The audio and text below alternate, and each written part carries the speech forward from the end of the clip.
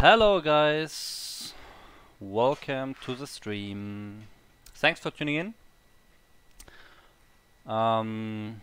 Yeah, the time of the stream is a bit unfortunate, coinciding with the Let's Do It stream. So most viewers will probably be there.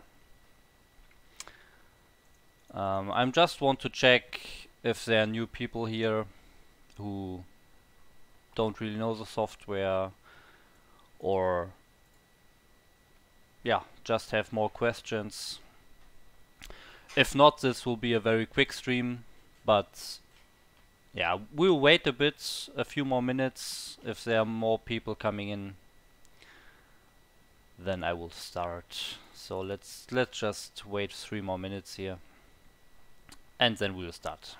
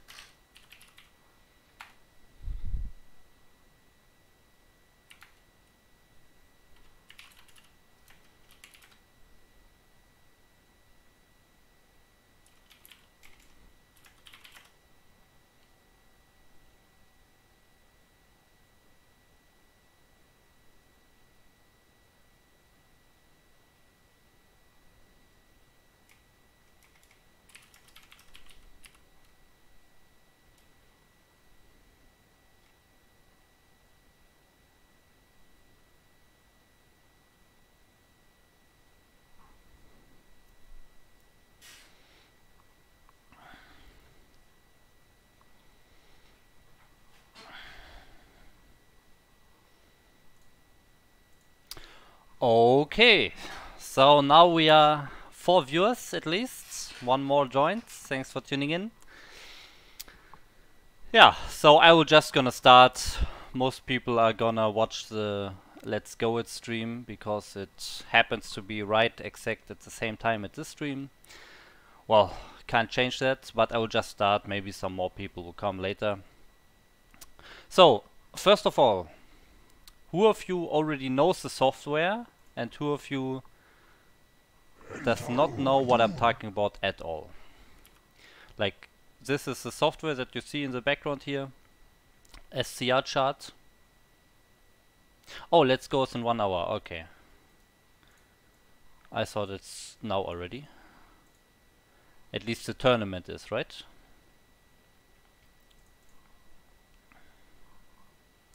Anyway, so who of you knows the software already, SCRchart, and who doesn't?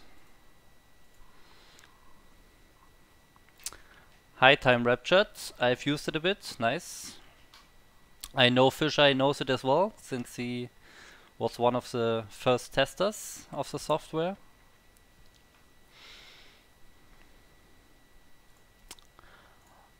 Okay, so let's see, who else do we have here? Jobi Essen, Polizei. Didn't see you on the stream so far. So I'll just start here and present the software anyways, even if everyone knows it. There's one more viewer, thanks for tuning in. We start now. Okay, so SCRchart, I will talk a bit about the history of StarCraft. So this is a program which you can use to analyze replays from StarCraft. So if you download some replays, you want to check some infos of some replays, it's sometimes a hassle to start StarCraft, start a game, create a game, join a game of a friend or whatever, and watch it in-game if you just want to check one single information. So this program helps you to get some of the information in the replay just anywhere without having to start and log in into StarCraft. It also works without having StarCraft installed, so you don't need StarCraft to use this. You can do it on a work computer or whatever. You just need StarCraft replays and you need this software. So in the history of StarCraft there were several programs like this, but the most known for everyone is of course the wonderful Brood War chart, or BW chart, which was used throughout all the years for many years, and it was just basically a software which almost any good player had. Any high level player who really wanted to improve in StarCraft and wanted to climb on the ladder and be a good player basically had this software, Brood War chart. And sadly the developer kinda disappeared. He didn't update the software anymore when new patches from StarCraft came out in preparation of StarCraft Remastered. The program just didn't work as well anymore because the replay format changed a bit, and the developer was not around to update it. And especially with the release of Remastered, it broke a lot. It still works for some replays, but it crashes often and it shows wrong information sometimes, so many people stopped using it. And this was my this was the start when I had this idea to create a new version of it, or not a new version, but a completely new software from scratch, which of course is inspired by Brood War chart. That's of course why I have the name SCRchart for StarCraft Remastered chart, of course, as well. So it basically fulfills the same idea. You can get some information from StarCraft replays without having to start StarCraft itself. So this is the software itself. I just started it. This is completely the same version that you can download on the Team Liquid thread, the Reddit thread, or the Discord. Oh, and by the way, Winnerware and I Love Mimi Forever, thanks for following. I really appreciate it. So there are 4 buttons on the top. If you know Brood War chart, of course you know already what's going on here, but if you don't, I will still explain it. So there's an about page, of course, with some information, some contact info for me, and so on. And then there's the settings where you can put in the folder of your replays. But since with StarCraft Remastered there's already a folder which is always the same, I could just put it in, and usually there's no reason to change that. Maybe you download some replays, maybe you have some download replays in a special folder somewhere on your computer. You can set that here and only get information from those, but usually you shouldn't have to change this. So the main parts are these two tabs, the replay browser and the replay details. So the browser, if I click this, well, maybe I don't have the right version. 1 second. Of course, I'm always developing the software all the time. Oh wow, it's... Give me 1 second. That's really weird. My streaming program does something. 1 second. Okay. Okay, well, now it works. Whatever, so here you have it. I click replay browser and it automatically loads all the replays you have. So in my case, that's around 4K replays, 4,000 replays, I think. So that's really a lot of replays. And if you want to search for a specific game, you have some filter options here. So you can really find any game you have in mind really quickly. For example, if you know the map it was played on, you can just search here for example, Circuit Breaker, the map. You just enter Circuit, for example, and it will only show you the games on Circuit Breaker. Here above my webcam you can see it. And of course you can see here there are also different versions. For example, here is Circuit Breaker 1.0 and here is IC Cup Circuit Breaker. You just search for the map and it will show every map which has that word in it, of course. And then you can of course search for players. For example, let's take Fisheye here, which he has an account Walter White. So here you can see all the games from Walter White in this case, on Circuit Breaker. If I delete this again, you find all the replays from Walter White. And of course, if you also sometimes you save a replay after you played in a game of StarCraft, you think, oh wow, I really have to save this replay and I want to watch it again in the future. And you manually set another file name. There's also a file name feature here. So for example, you played a nice 3v3. You just and you know you named it like that, so you can just search about it here. Or for example, Epic, you can find the replay that you named like that. And then there's one. Of course, there are also you can filter by type here. Sadly, I don't know why, but I can't show it on stream. Like there's a list here. If I click this button, there's basically a list here with all the game types. So like melee, top versus bottom, use map settings, all the game types that you know from StarCraft.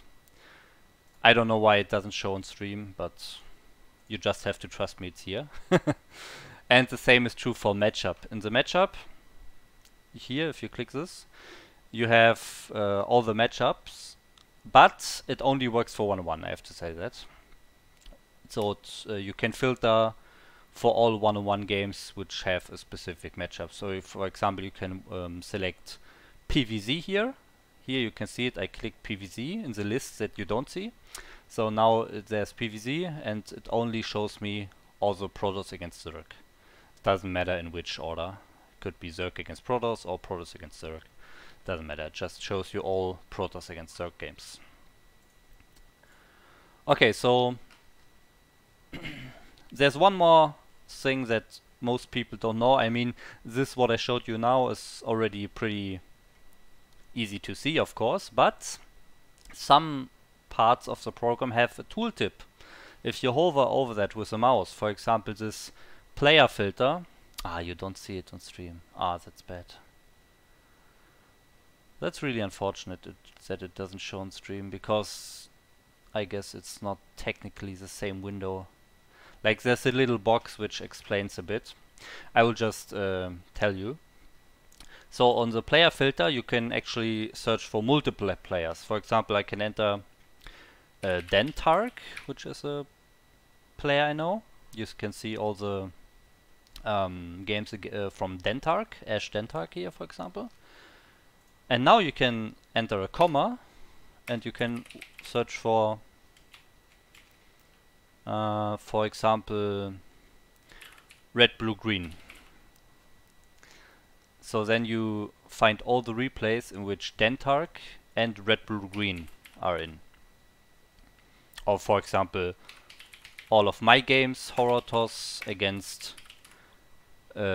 popular German Terran Kryok. So I find all the games from me against Kryok. So you can actually put in multiple names here, separated by commas, and it will only show you the replays in which all of those players are. So this is a feature that most people don't know. Yeah. There's a tool tab, as I said. If you hover over there with a mouse, you will not see it on stream now, but it's there, believe me, and it explains that. So yeah, I will add more tooltips in the future for basically everything that you can interact with here, so that everything's clear, and you can always, if you don't understand anything, you can always hover over that with a mouse and it will show you the tooltip. Okay, so now we search for some games here, and we can actually double click that, and then it will automatically open the details of that replay. So let's do that here. So this is the details. On top here you have, of course, the usual things that you just saw on the list already: the start date of the game, the 2 players, the map, the duration, and also the colors now. And the most important part, the really interesting part, is down here. You have all those different tabs, which also all have tooltips, by the way. If you hover over that with a mouse, there will be a tooltip. You can try it yourself in your version if you downloaded it already. Sadly, it doesn't show on stream. I don't know why, but that's just how it is. I can't really change that now, I guess. Maybe this changes anything? No.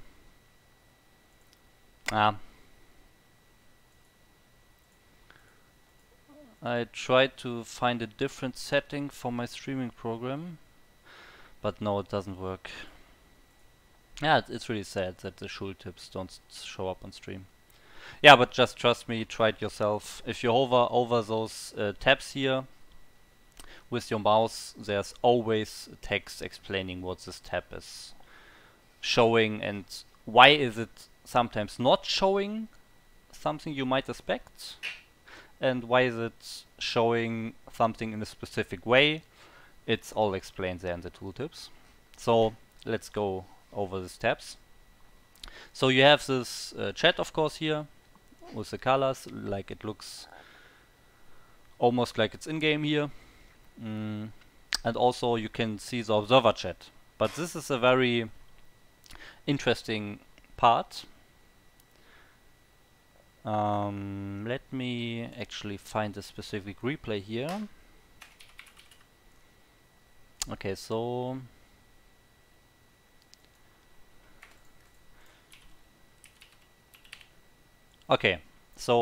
I have certain games here, and you can see this is basically the same game. So this game 1 here and game 1 saved by Lucky is the same game. I will open this. You can see this chat here. This is a one-on-one between me, Horotos, and Lingepumpe. And you can see there's only my chat, right? Only my chat.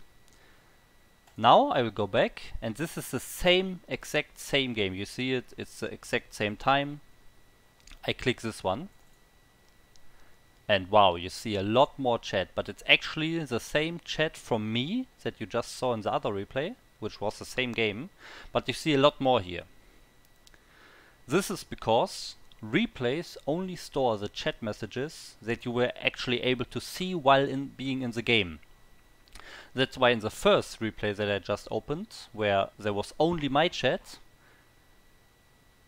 because that's the only chat I could see. Lingepumpe also used some chat messages, but he wrote it not to everyone, but just to his allies, so I wasn't able to see that in game, because I saved that replay and I didn't see it.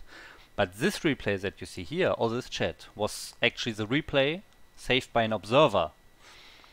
And he obviously sees the chat of both players and of course also of the observers. So you can see a lot more chat here than in the other replay saved by myself. So this is a very interesting part. And that's why this button is here. You can just toggle that. Yeah. So that's just how it works. There's nothing I can do to influence that. The replay only stores the chat messages that you as the saver of the replay was able to see in the game.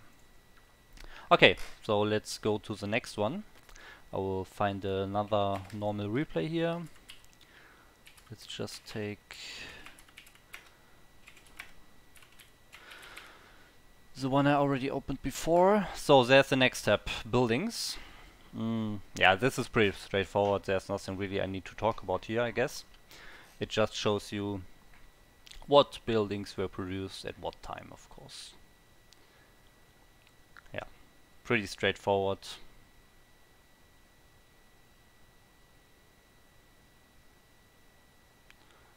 And that's it. So this is a pretty normal tab, nothing more to see here except the buildings. The same is true for upgrades and units. So I show the upgrades here first. This is also, both of the upgrades. The game makes a difference between upgrades and tech. So upgrades are usually just your weapon and armor upgrades that you have for every race, like for example for Zerg, ranged attack and melee attack, or armor, or flyer attack, flyer armor. Those are the upgrades. And then there are some abilities you can research, like stim for example. That's called attack. But I included both of them here, of course. So you can see, for example, here Protoss ground weapons, but you can also see singularity charge, which is of course Dragoon range. Spider mines. Here. See, this is the first thing that is maybe kinda confusing, kinda weird. Spider mines were researched twice. So you might think, how is that possible? Okay, wait, there's a question in the chat. Does the building tab work similar to the... Yes, I'm just gonna talk about that right now. So you can see Spider Mines here was researched twice, which is obviously not possible in game. That you might think, but actually it is, because the first time he wanted to research Spider Mines, but he didn't have enough gas or minerals. So this first entry here actually did not work, but then the second one did. So he probably didn't have enough minerals. He already clicked that button here at 3:15:8, and then at 4:06 he had the minerals and the gas and was able to research it again, or correctly the first time, I guess I should say. So this is something that it's sad, but I can't really change it. Like, this is how it's stored in the replay. There's no way to tell what command was actually successful and which command is not successful, because the resources that the player has in that moment in time is not stored in the replay. So I have no way to know if this spider mine research click of Cryok was actually successful or not. So yeah, just keep that in mind. For example, here you can see the same with recall. I probably clicked that button, didn't have enough yet, then clicked it again 2 seconds later when I had the resources. Yeah, that's just something that you have to keep in mind. And now I'll show the units tab. This is of course the tab, most of you already know who used it, which has the most duplicates of that kind. So you can see, oh, in this game it's actually pretty nice, but for example, you see here right in the beginning, I built 3 probes in a row in 1 second. That's obviously not really probes, it's just that I clicked the probe button 3 times in a row before I actually had the minerals. I guess I had the minerals, yeah, not even here. Yeah, it's like there's pretty much no way to tell. Probably, yeah, I don't know. Probably here at 15 seconds or so, I don't know. Yeah, so there's still no solution for that problem. I'm still trying to figure something out, but it looks not pretty good. That's just how it is. By the way, because I get those questions a lot, SCRChart is doing the same mistakes, by the way. Like, this is the same in SCRChart. It also shows every unit multiple times in its commands, so that's just how the replay works. Maybe I can find a way somehow with some other information from the replay to somehow work out what command is successful here and which command is not successful, but right now that's how it is, so just keep that in mind. Okay, then we have the next tab here. After building units upgrades, we have APM. There you can see a lot of APM graphs here. So, okay, now we only have 2. Of course, color coded to the player colors now. Wasn't always the case, but now it's very obvious which graph belongs to which player. For those who follow my stream, know that I'm the bottom graph anyways all the time because of my low APM. But yeah, you can see the APM here, how it developed during the game. In the beginning, most people spam a bit more, and then it goes a bit down. Yeah, that's how it is. So you can see all the APM here, and on the right here you can see it's a bit. Yeah, okay, now you can see it. It's a bit small like this, but you can see it here on the right. There are the average APMs and the average eAPM. I have to say I cut out the first 2 minutes from the average because as most people know, as everyone always tells you, in the beginning of the game people are spamming APM intentionally to warm up their hands. So that's not really the APM that matters in the game, that is used for useful actions. So that's filtered out here. The first 2 minutes are filtered out, well, because there's nothing really happening. There are some specific people who just hold down one hotkey in the first minute of the game or so and get APM of 2000.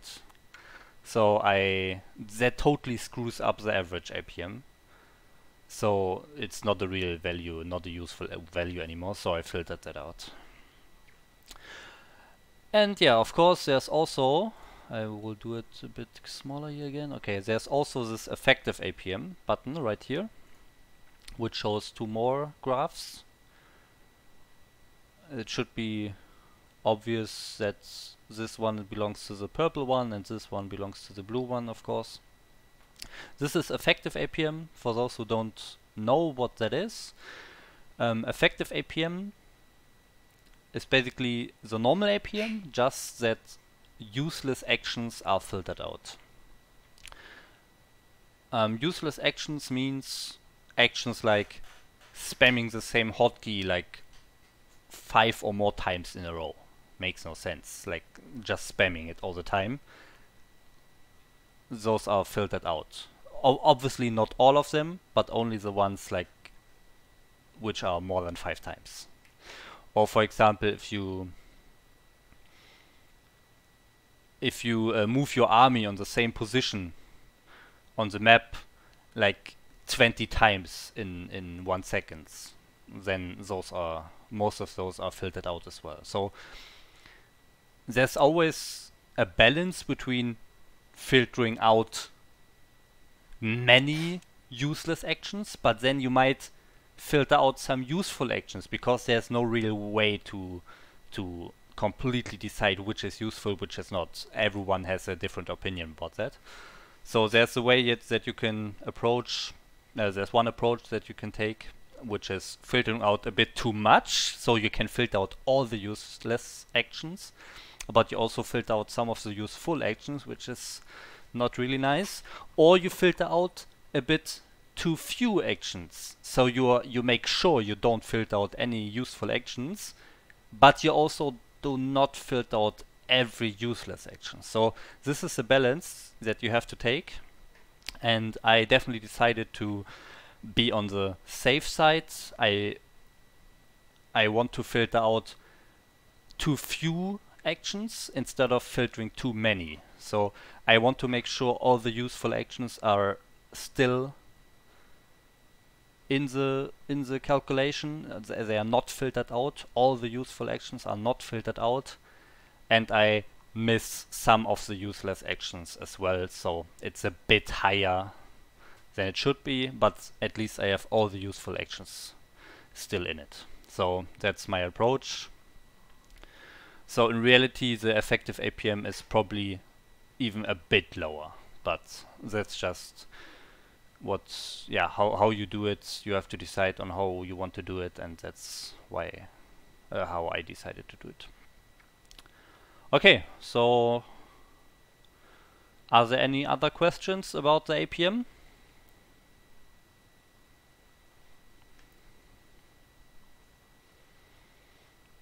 Let me check one thing here.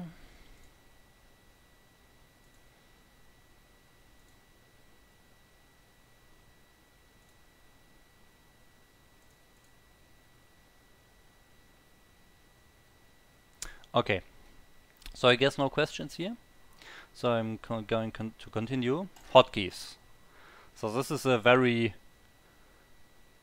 discussed topic.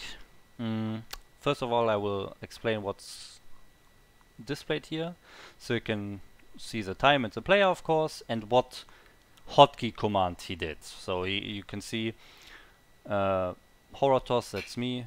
I assigned something to hotkey group 0 at 3 seconds. And then later, I probably select that one as well. I just assign it here multiple times. Here, for example, I select it. So first you assign a hotkey group, and then you select the hotkey group, of course. So here you might say, which is completely true, what bonus information do I get by just knowing what hotkey groups he's using, but not what he's actually assigning to the hotkey groups? Yeah, that's a feature that I have not figured out how to do yet, but I will in the future. This is one of the few things, maybe even the last thing that BruteWatchChart has that SCRChart does not. So I'm still working on that. It will be in the next or the next version. That you can see what units are actually assigned to which hotkey groups and what units are selected by selecting a certain hotkey group. That's of course very useful information that's missing, and I know that, and it will be in the future versions. So this tab is not really useful yet, but I just decided to include it anyways, just what I have, and I will make it more useful in the future by adding more information to that. Okay, then we have the map tab. Fighting Spirit, not the best map to show this. You can see how it looks. It looks very ugly. Let me first find a map where it works quite nicely. Overwatch. Let's check Overwatch. No, Overwatch is not working nicely as well. Cross game. Okay, let's just take big game hunters here. So I will talk about what you just saw, but first let me explain what's going on here. So you have the picture of the map on the left side. This can help you, for example, you played a game 1 year ago and you see the map name, but you're not quite sure what map that was. You cannot really make the connection between the name of the map and the actual map. So this can help you to just think, oh, that's the one, that was the map. Okay, now I know. So that's the point here, to have that image tell you what maps that are, and usually you have it in your memory and it just helps you to really remember what map it is. And the other thing that really is important here is the starting position. For example, you can see here I'm white here and I'm on the left side on the 9 o'clock position, and my opponent, the German Ghent Brute in purple of course, on the 3 or 4 o'clock position. So that's quite nice if you have a lot of replays, for example on Fighting Spirit, and you're searching for a specific one and you remember the positions but you don't remember which time it is or so. You can check this one and then you might know what game it is with the colors and the positions you might remember. So this picture of the map and the starting positions are just a little help to help you remember what game it was. Now I will come to the things that you just saw. For example, here we have cross game, and you can see there are many black lines. First of all, as I just said, the picture's just here to help you remember what game it was. It doesn't need to be perfectly in every pixel to do that, so it's not that bad that the picture is not working here correctly, but I will explain you why that happens anyways. So the replay obviously stores the map data, otherwise I couldn't put it here because I only read the replays. I'm not downloading any pictures from the internet, from the maps or so. This is just stored in the replay. And you might know there's a map editor in the SCRChart directory which is called StarEdit. And when you create a map with StarEdit, like for example Big Game Hunters, it's all perfectly fine. I have a friend who made a map, it's called Dome. Also perfectly fine. You can see all the maps which are made by the default normal standard map editor are working perfectly fine. The map data stored in the replay is correct here. Oh, by the way, you can also, if you have a smaller window, for example like this, now I made the window small, you can just hold your mouse and drag this image, by the way. You don't need to have the full picture of the map on your whole screen. Okay, but back to topic. So all the maps which are done by the normal map editor, which is included in StarCraft, will work perfectly fine. But then there are some maps which are done by special map editors, special programs that Blizzard did not intend to be used. Circuit Breaker still fine as well. Let's check Colosseum. Still fine. Overwatch. Overwatch is also funny. Just the bottom part is just missing here. Just like that, it's just missing. But yeah, cross game is a good example. There's many black lines here.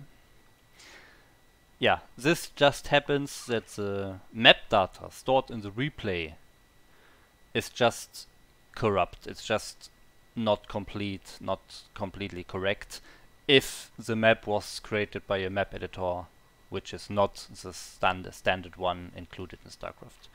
So the most popular map editor is SCM 2, if you know that one. Most of the people making maps know that, SCM 2.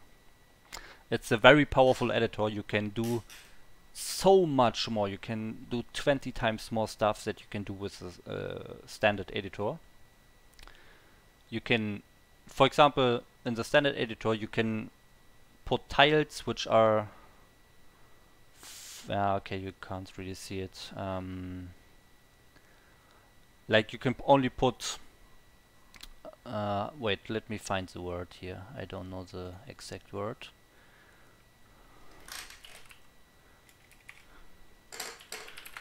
Let me just find this word in English. Yeah, I guess a diamond or rhombus.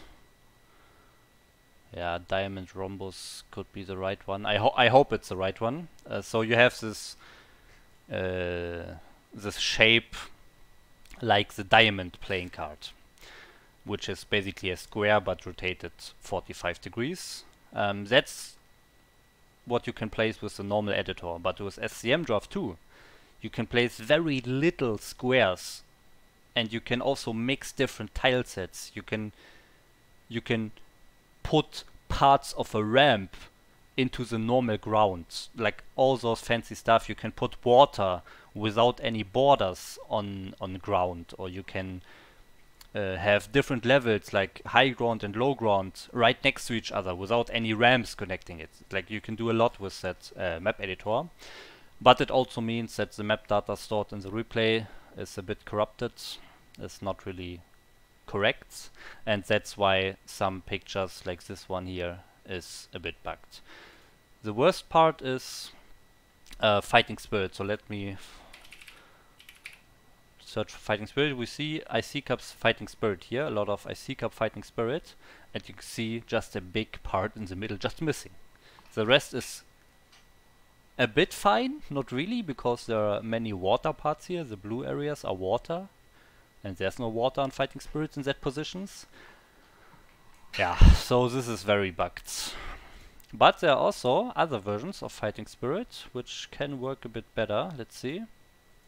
Okay, no, that's here, but a good example, fighting spirit rebirth is pretty fine. Like it's almost completely correct. There are just some black parts here in the middle, and here, but overall looks pretty fine. Do I have another fighting spirit? No, I don't have another version. Everyone's just playing that IC Cup fighting spirit version, which is sadly a bit bugged. Yeah, that's just how it is. So that's the reason for that.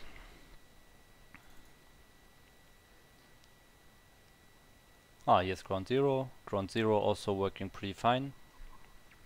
Okay, so that's enough for the map tab.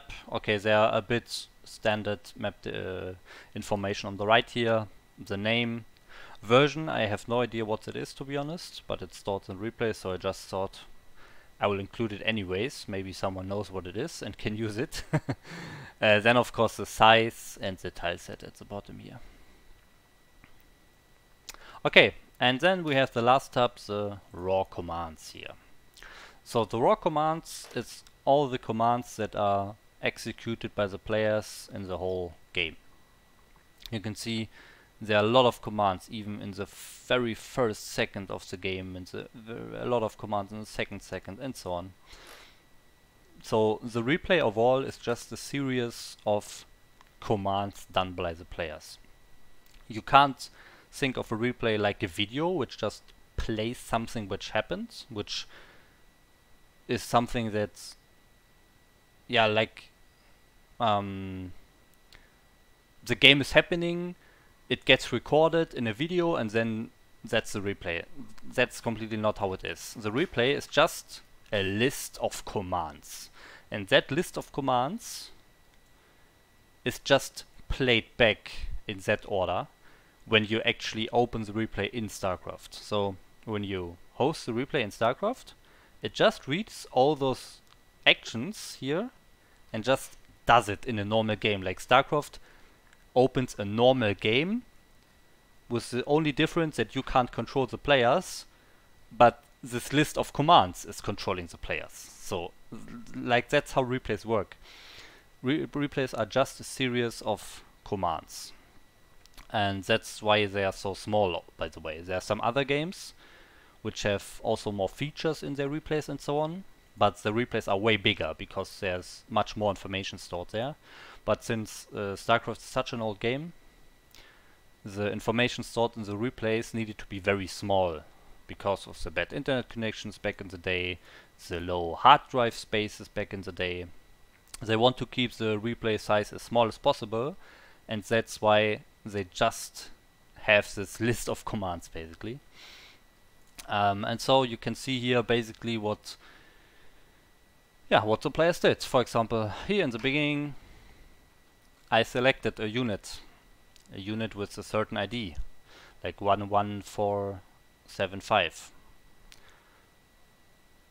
That's probably the Nexus. But yeah. And then I use a command to train a probe, so to build a probe. So obviously, yes, the selection in the front was before was Nexus. And then I do another selection, but this time I actually select multiple things. There are multiple indices here. So I selected my probes and sent them to the minerals. Here, for example, I give the move commands. And for some commands you can see very specific information. For example, the build command, train unit probe. It's pretty obvious. Yes, that's a build command of a probe. Let's see, what else do we have here? Let me scroll down a bit. Here we have train unit dragoon, of course. We have some hotkeys. Oh, here we have a build command, and the point of this build command is to place a Protoss building on map position 121 and 18. And the building I placed here was a pylon. So you can see that this command, for example, like, I know how this works. Every command is stored by bytes in the replay. I will not go too deep into that, don't worry, but bytes are pretty much this, what you can see here. Some random set of numbers and letters, and those can be read as numbers, and every number has a special meaning. And if you try to figure out that meaning, you might be able to get that information like here. But I haven't done that for all commands. Many commands obviously were done years ago by multiple other people for other replay analyzers. So the format of those bytes and how to interpret them as information is already known. But there are some new commands added with remastered, and that's what you can see here. For example, I called it move 121 for StarCraft version 1.21. And I have not figured out what those bytes mean yet. Like, that's why I just put the bytes here. Yeah, I will not go too deep into that, but all the things that have this raw data here are just commands that are just unknown. So, like, nobody figured out how those commands really work, what those bytes represent. For example, move, there's probably somewhere the map position in here. Like, somewhere in here is the map position where something is moved. Like, if I move a probe, for example, I have to move it to a certain point, and this point is stored somewhere in this bytes. And also, the unit that I selected is not stored in here because that's also already stored here. But the move command has to have the map position, for example. So yeah, that's how it works, and some commands are just not figured out yet, and I will probably be able to figure out all commands in the future. And then we have a lot more information and I can present a lot more information from the replay here. Maybe have more tabs even displaying specific information which are just not known yet. Yeah, and that's pretty much it. Did I forget anything? Yeah, I can just repeat myself. All these tabs and some other parts have tooltips. So hover over that with the mouse and you will see a tooltip if you do it on your computer. You will not see it here on stream. But yeah, do that and then you can read some text if you're not completely sure what a tab is doing and so on. Okay, so that's it for me. Yeah, that's it for the presentation of the software, I would say. Except you have any other questions about this, about any feature I should present here, but I think I did everything. Yeah, okay, the settings, I can I can mention this one, the theme. Yeah, if you already tested this, it's not working, but it's intentionally not working. Basically, was pretty much one of the first things I added, I included in the software, because I planned to have different themes, different looks of the software, because I wasn't really sure if I get the look like it is in StarCraft. I wasn't sure if it looks good, basically. If I'm able to have it look good in a StarCraft way. So I added the option to have it looking normal, like a normal Windows application. But then I think my StarCraft look is quite nice here, so I never really implemented the feature to switch the look, because the look I have, the StarCraft look, is already pretty nice in my opinion, so I just left it this way and did not remove this option here. I just forgot to remove this option, so it will be removed in the next version for sure, because it doesn't do anything. Oh, and this right lock I have to mention as well, down here. If you have any problems, any weird things, any bugs in the software, any crashes, you can always put this enable this option down here, right lock, and then everything you do here, everything the software is doing in the background as well, will be recorded to a text file. The text file will be in the same folder that you have your application in, and then you can send the text file to me if you have encountered a bug, and it helps me to analyze how this bug happened, and maybe I can fix it with the help of this log. So that's why this option is here. So if you have any problem with the software and you want to ask me anything, you want to report the bug, it really helps if you enable this write log option down here and send me the log located in the same folder. Yeah, but if not, you should disable this feature again, so that the application itself runs a bit faster. Because if it has to write everything it does in a text file, it takes a bit of time, so some features, some clicking here might work a bit slower, so make sure to disable that if you're not really want to show me a bug.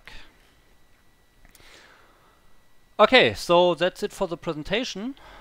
Yeah, the about page, yeah, not really anything here. Some contacts. If you want to contact me, there are some informations here. You can copy this, you can click this. And if you want to support me on a different, like in a different way, there's also a donate button down here. But I have to say, the best support you can do is basically following my Twitch stream and watching my Twitch stream, because I like the interaction with the community. I like chatting with you people, I like talking about stuff, talking about StarCraft, of course, talking about the software. So this is the best way you can do to support me, joining my Twitch channel, watching my stream, and talk to me on stream. Just help me have an active stream, basically. That's my favorite way if you want to support me. Otherwise, of course, provide feedback on the official Discord from the software. And if you don't really like watching streams and you don't have Discord or whatever, and you still want to support me, of course you can use this donate button down here. Yeah. Okay. So let's go to the questions here. Yeah, Time Ruptured, you ask, what did you make the front end with? Looks nice.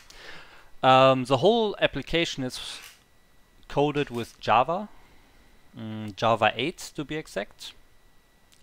And the front end, the user interface, is created with JavaFX, which is basically a part of Java.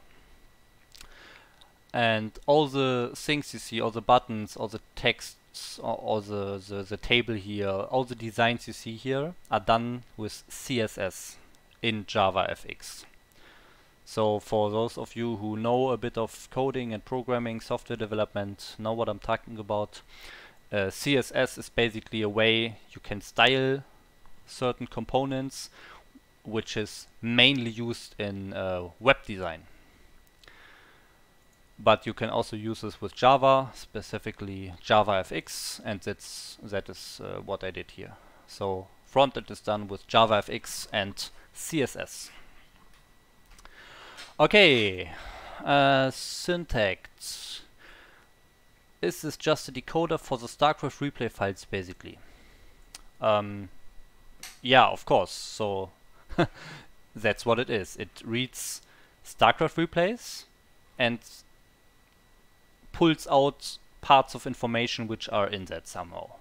Like the whole replay is a big bunch of thousands of numbers, and you can read them, and if you know what numbers mean what, you can actually interpret them as information, which you can display in software like this.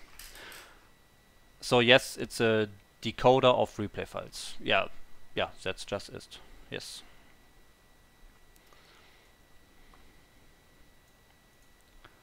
Like there's no information, I have to clarify this.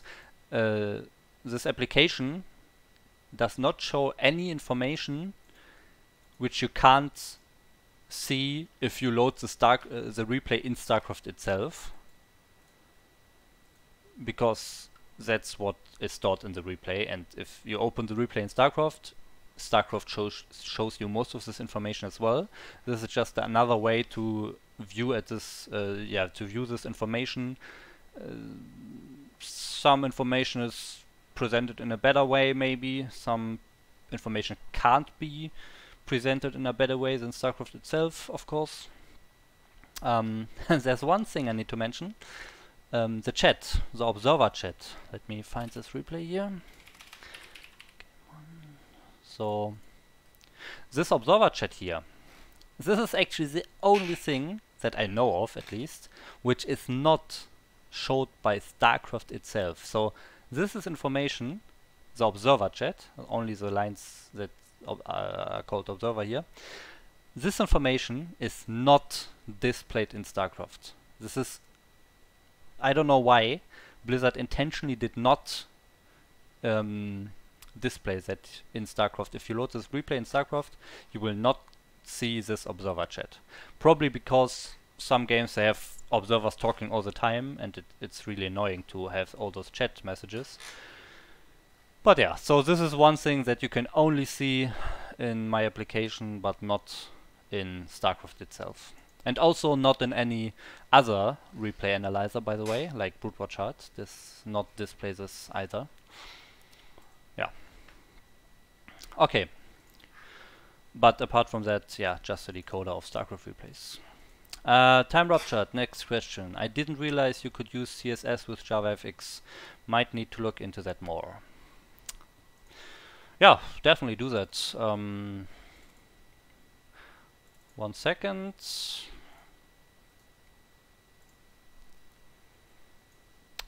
So I can show you a bit. 1 second.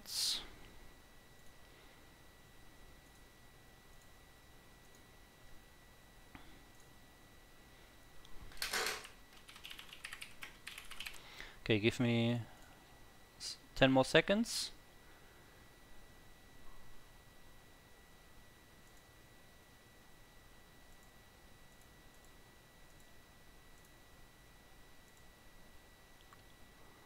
Okay, and here we go.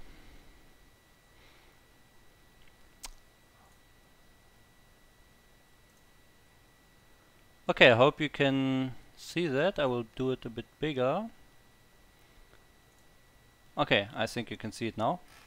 So this is basically the CSS, in case you know what this is. If you know what CSS is, this is the CSS of my software. You can see I define some colors here, for example.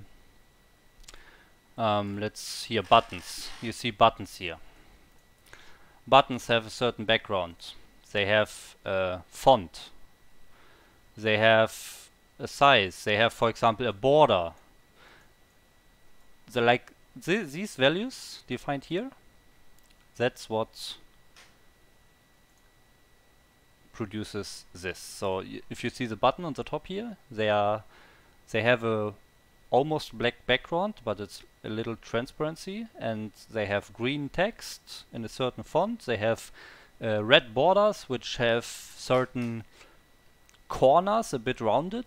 They have a certain color, the borders as well, and if you hover over that with a mouse, it changes the color and so on. That's all defined in this file. So that's how CSS works, and you can see it's a bit longer. Like, yeah, there are almost 600 lines of CSS if you don't include some comments here. Let's say 500 lines of CSS. Here you can see I styled the tooltips. They are there even if you don't see them on stream. Just believe me, they are tooltips. Yeah. So that's JavaFX CSS. Okay. So are there any more questions?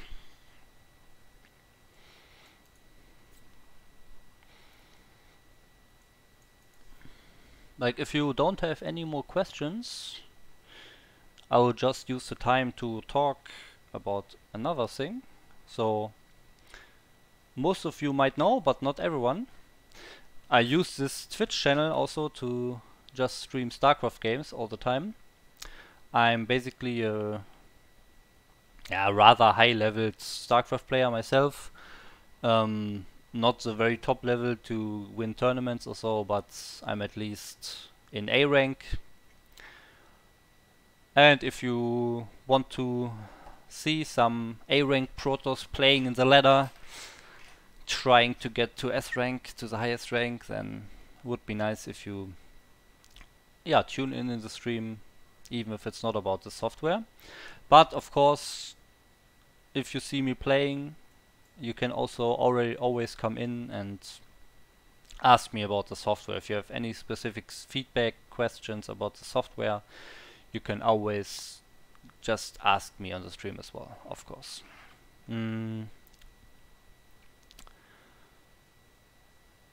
Yeah, so I want to talk a few seconds about or a few minutes about the development of the software. So there are many tools, many projects in the StarCraft community which were created by a single person, and they are very nice, they work well, they are great for the community, but then the single person disappears at some point. And that's very sad, because then the project just stops because there's nobody else to keep continuing it. So that's basically what happens to SCRChart, and why I made this application, because the developer of SCRChart is pretty inactive and is not updating the software anymore. If he was updating the software, there would be no need to create this, but that's how it is. He did disappear, and I think it's a nice software anyways, and I wanted to make my own software, and that's why I created SCRchart.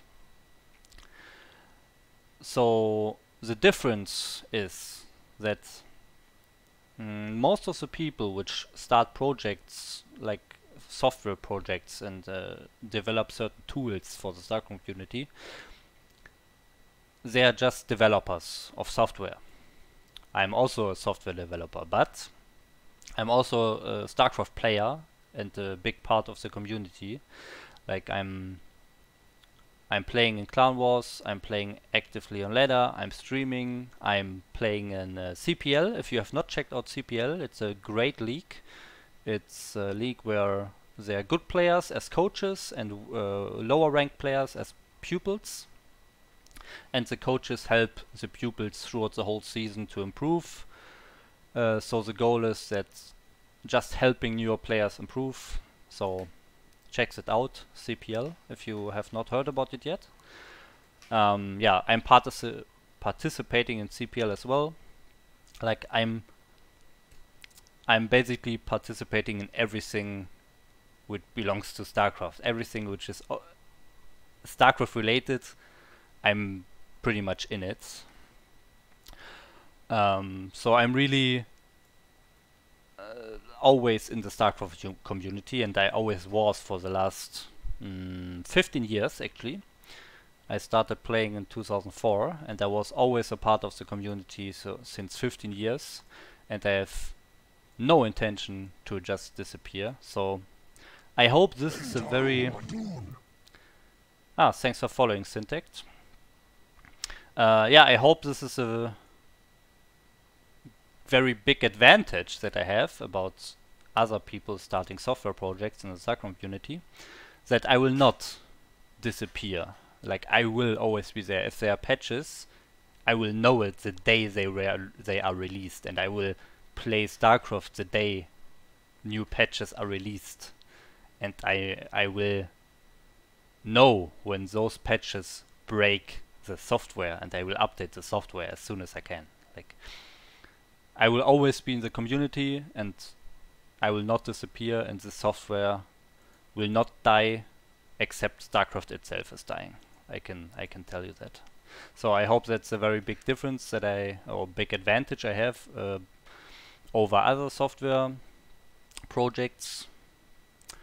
Yeah, and my main goal for the software is of course helping everyone who's playing StarCraft, helping the community to have a tool which helps them getting certain informations, just improves their StarCraft experience in general.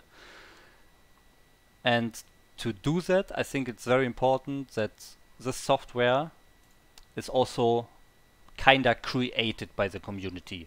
Like I'm the developer coding the software. I'm writing the code. I'm checking the replay format. I'm crawling through the bytes of the replay and trying to put that information in a nice display here in the program. But all the ideas, all the opinions, all the features of the software are basically suggested by the community and wished for by the community. And the software is completely not finished yet. This is just one version of the software. The main goal of the software is to continue to develop, continue to improve throughout the next years because of the ideas, the improvements, the suggestions, the criticism, the feedback of the community. So I release the software, but the development is not done, and I'm always open for any feedback. That's why I'm doing the stream, by the way, and I created a Discord.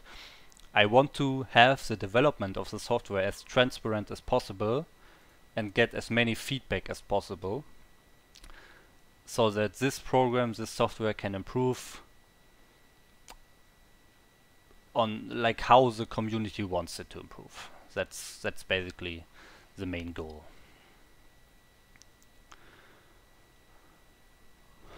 Okay, so still no other questions, so I'm using this last 2 or 3 minutes for to show my Discord here, the Discord I created for the software. If you have not joined this, please do so. So this is the official SCRchart Discord here, and there are a lot of information. Here, of course, you have a lot of channels on the left. This is the information channel, just has the current features. This information is stuff you already see when you use the software. But there's also, for example, the FAQ. The FAQ are all the questions that I get all the time. Like, why is there no mineral gas or supply graph? Why are there so many duplicates in the units tab? Like I showed that earlier in the stream already and explained it. Why is there no information about the winner? Like, this is a question that I got a lot. Can't you show the winner in the replay browser so I can see who won the game and I can filter my replays after the winner and so on? So the information why that is not included in the software, you can read it here. Yeah, I will not read it here now. You can read it yourself if you want. Will the source code be hosted on GitHub or similar platforms? This is also a question I get a lot. Just short answer, yes, it will in the future. Not now, but in 6 or 9 months. Yeah, I will host it, I will open source it. So there are a lot of important questions that a lot of people have, and the answers, of course, are presented here. So then there's obviously as well the feedback and the bug reports channel, where you guys can give me some feedback, give suggestions, or report bugs, obviously. The thing with the write log that I explained earlier is also displayed, explained here. Here you can see the write log option. It's all explained here. How you report bugs in the best ideal case. You don't have to do that if it's not needed, but yeah, it can help me with certain bugs. Or you just want to put out any feedback, any suggestions. I'm actively talking about the stuff here. I'm not just reading it, I'm also answering every suggestion, as you can see here. I'm already, yeah, I'm always answering any feedback that comes in here. And then also very important, the known bug list. So if you have a bug, it is might already known to me, I just haven't found the time or haven't found a way to fix that bug. So those are listed here. And you also have a list of planned features. I just said the main goal of the software is to improve by the with the feedback of the community. So here are all the planned features that are part from me, part from the community already. Yeah, those things will be in a future version of the software if they are possible. If the information to have that feature is actually in the replay. Like, you can, for example, camera hotkeys. Let's take that example. I haven't checked camera hotkeys yet. I have not checked the replay if it contains camera hotkey commands somewhere. I don't know. So if it is, I will include this feature in the next version. If it's not, I can't do anything about it, and it will not be included, of course. But these are all the things. 80% of those are possible, and I will include them in the future versions. And the rest I have to see if it's possible or not. But you can see all the things that are already suggested by the community already listed here. Yeah, that's basically it. So you have a lot of information here in these top channels. And then there's just a normal discussion where people also provide feedback or just talk about specific features. And of course you have the download and a changelog. Here the changelog of the current version. If you scroll up here, there are a lot more versions. Starting with 0.6 in the beginning of April. This is when I created this Discord. I worked on software for around 6 months, by the way. I started in end of November, I think. So yeah, and then I created this Discord in the beginning of April, and I put all the changelogs here because I already tested the software with a smaller amount of testers before I released it to the public. So there are changelogs here already.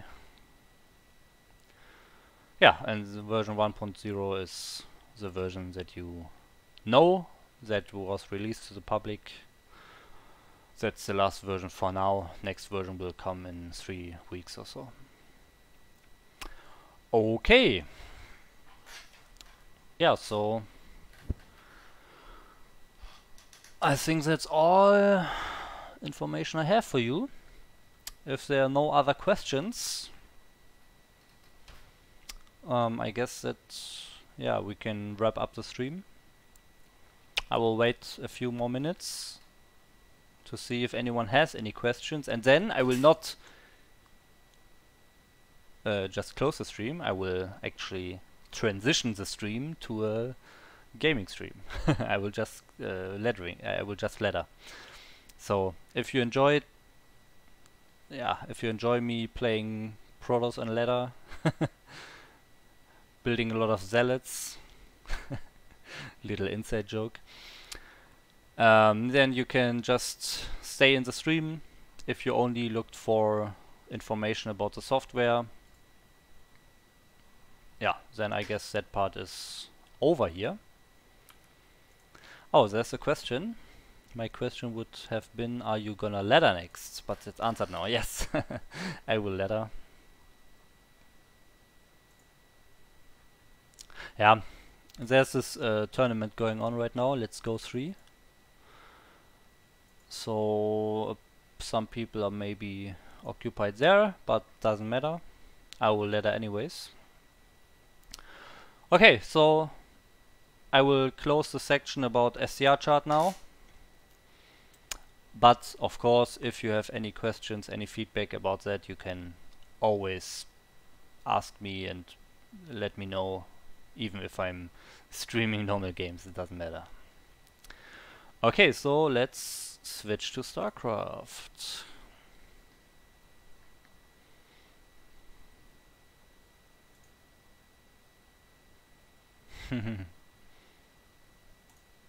Yeah, I wish I could have participated in Let's Go. I really wanted to, but they decided to do it on the exact same day, same time. Yeah, than my stream here. And I didn't really want to change the date and time of my stream. Yeah, because that was already known for a long time, for almost a week or so. Okay, so let's switch to StarCraft.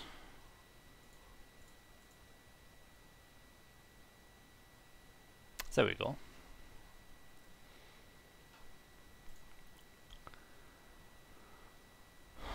Yeah, for anyone who's still here from the SCRchart section and never watched a stream of me playing StarCraft, my goal for the StarCraft playing stream is to really help newer players, talk about all the strategies I do.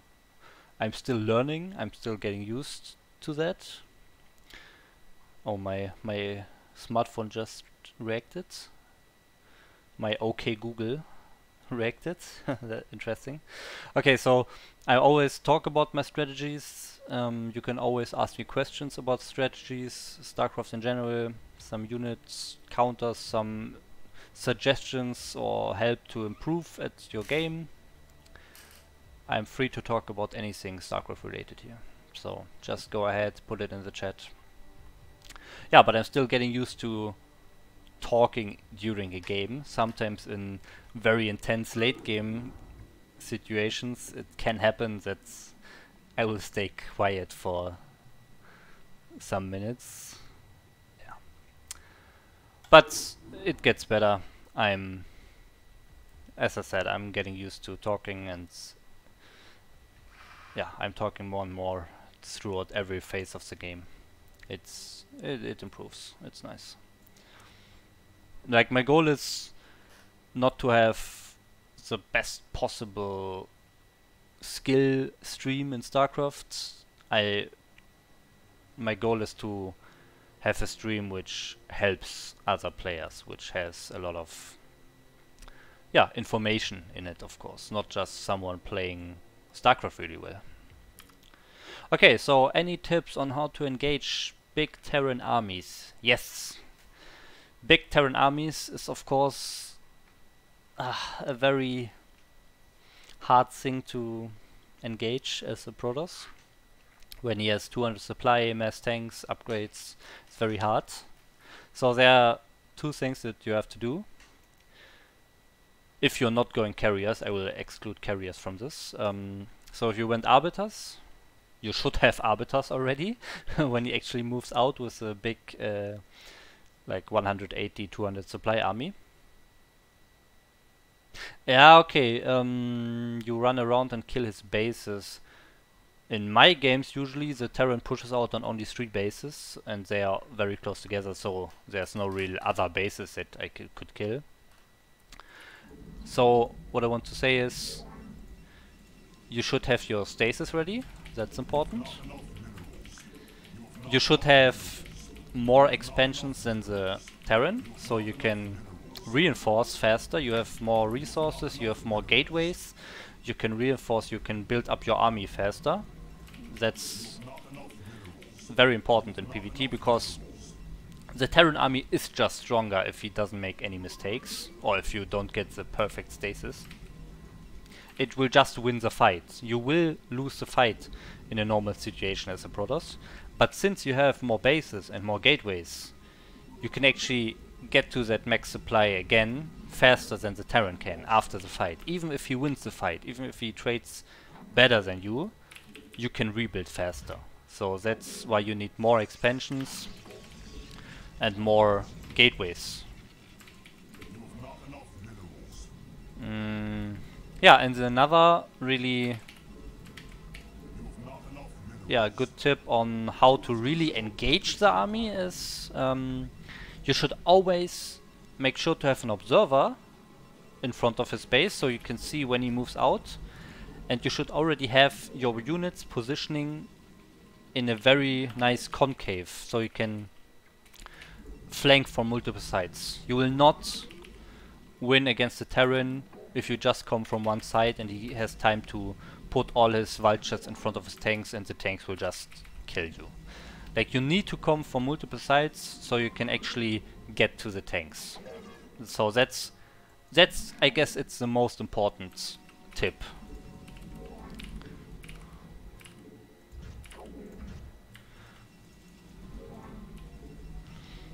Have your units positioning on the left side and on the right side of his exit. So you can... Oh, this is pretty hard. So you can flank him when he moves out. That's very important. Most important part in engaging Terran armies.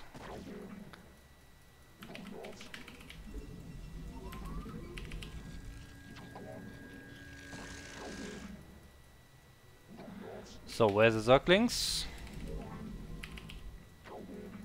Okay. I should make a cannon.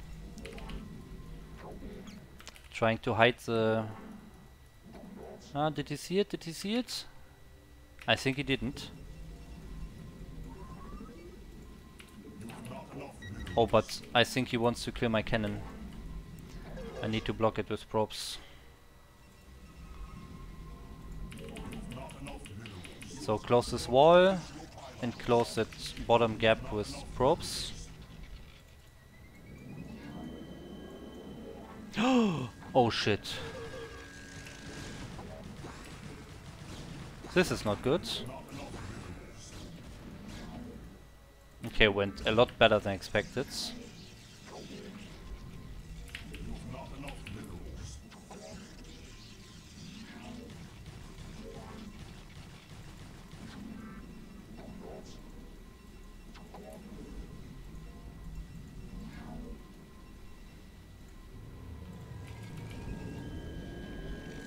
Okay, second cannon is on the way.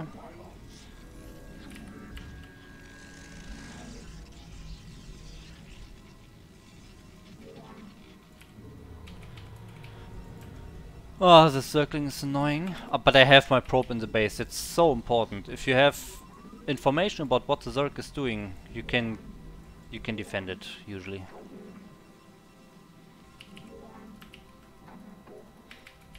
But I will not show it too early here.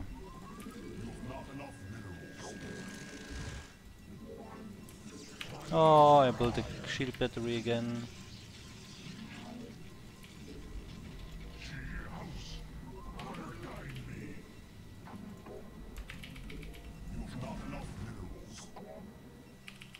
Okay, let's see. Okay, lair. A lot of drones. Keep making units, keep making probes while you do that, of course. Let's see if he has a third base.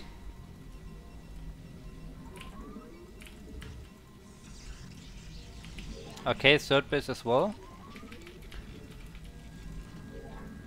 So I think I have all the information I need.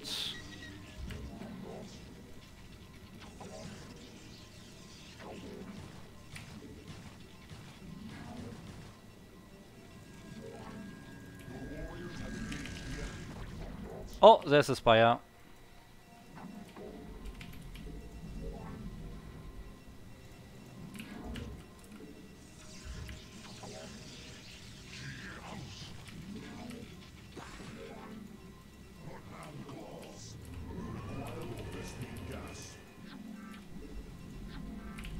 Okay, so since he's going spire, I need a pylon on my middle line to build cannons.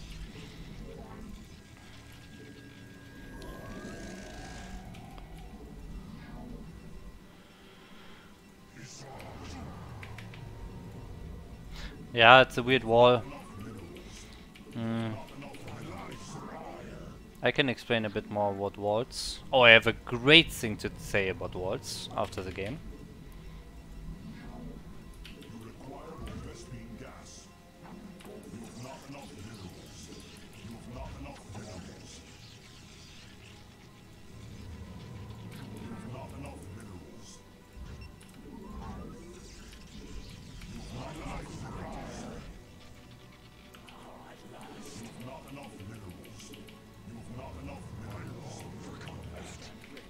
Okay, let's check what he's doing.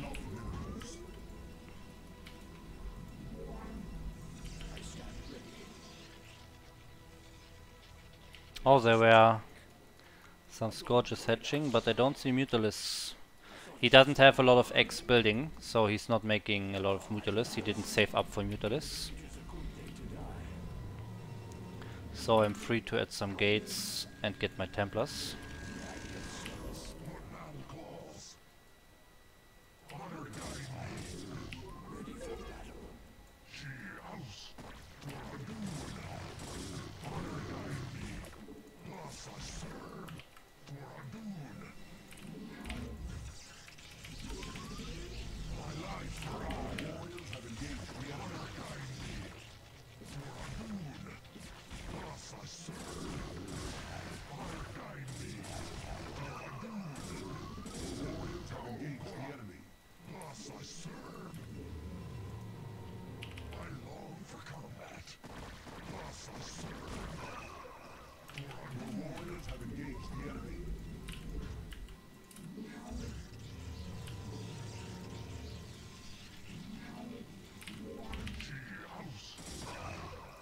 Okay.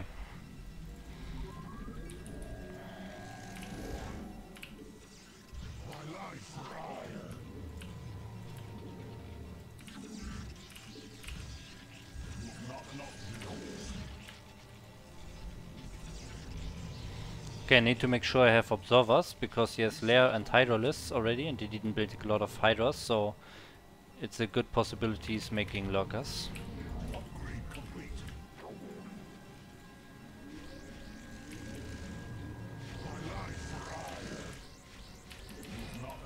My upgrade's complete. Maybe I can get this overlord.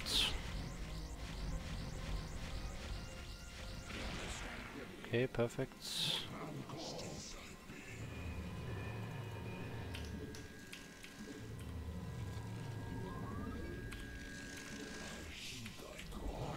Okay, my storm is finished, my speed is almost finished.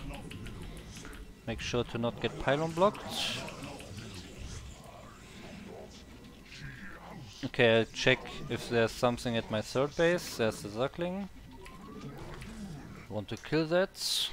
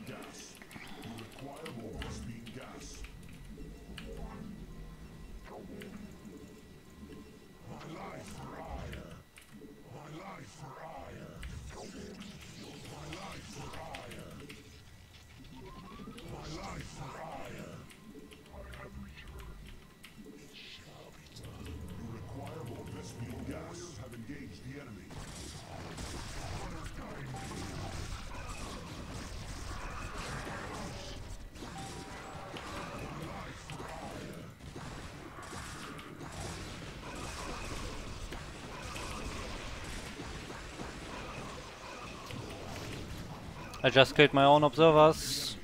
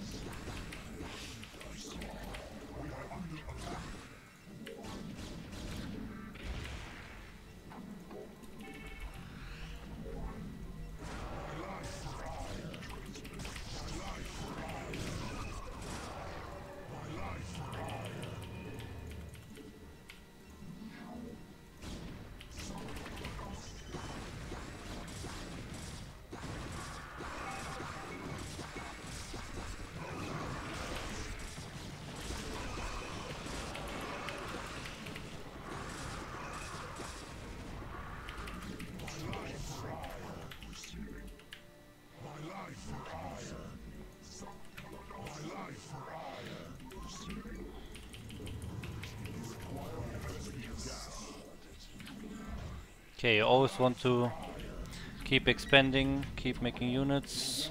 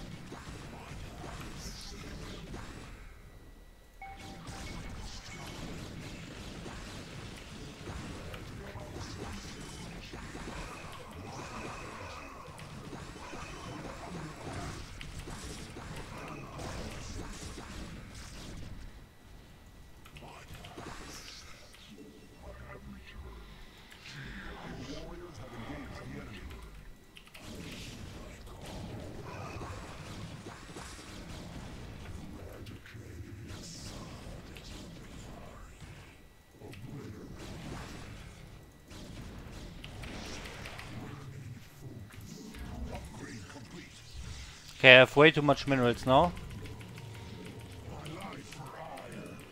I need more gateways.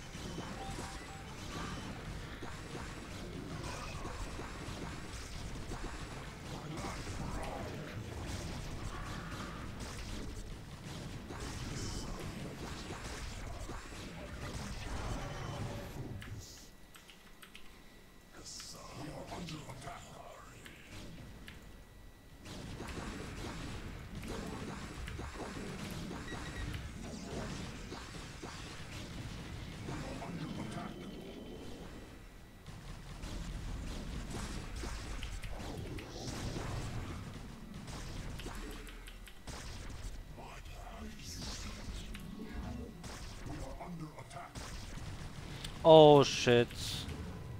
Now I lose the game.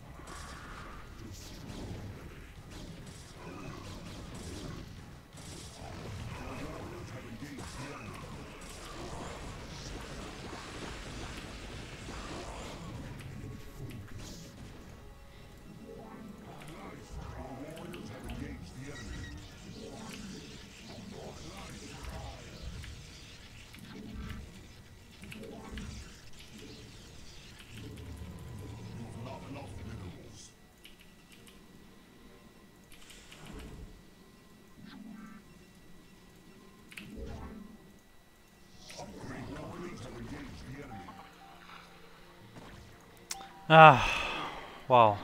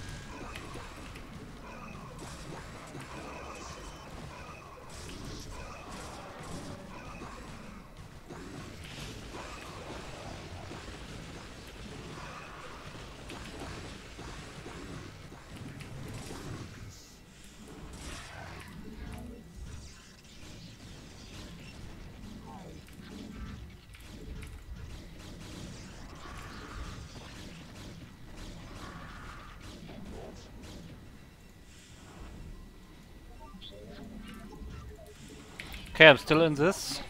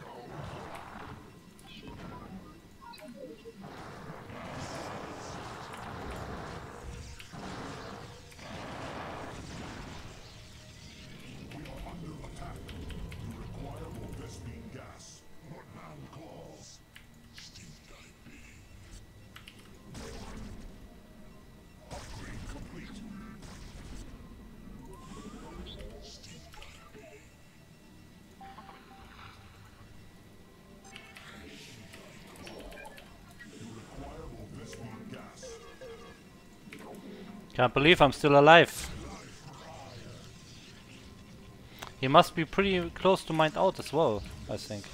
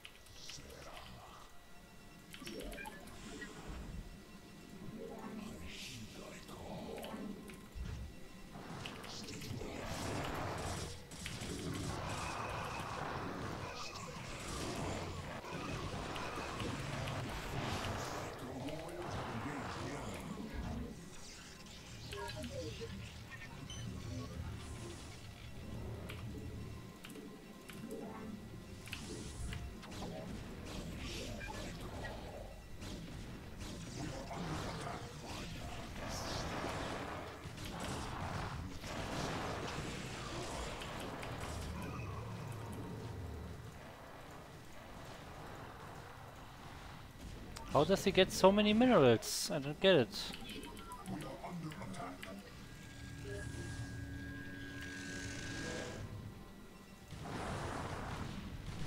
Oh, he's so rich.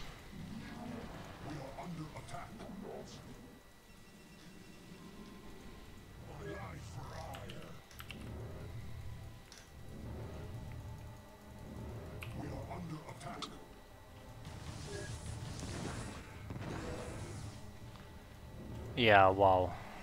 Can't believe it.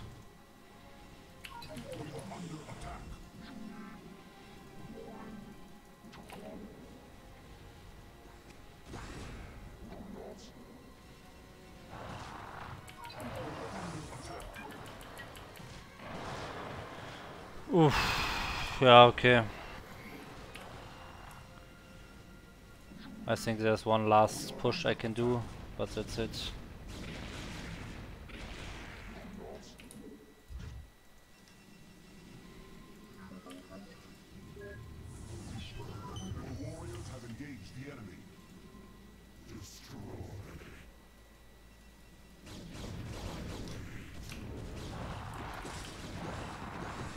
Oh my god.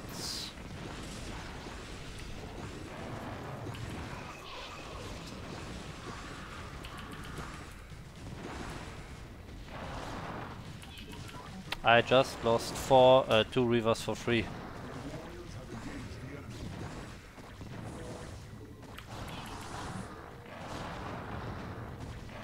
Those 2 rivers.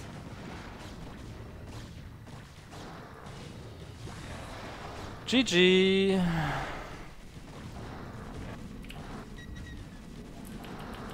The rivers fighting!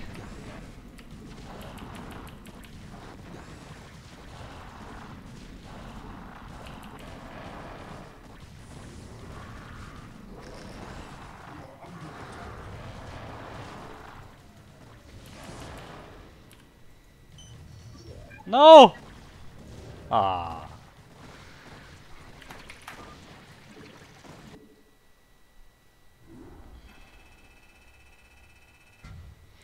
Okay.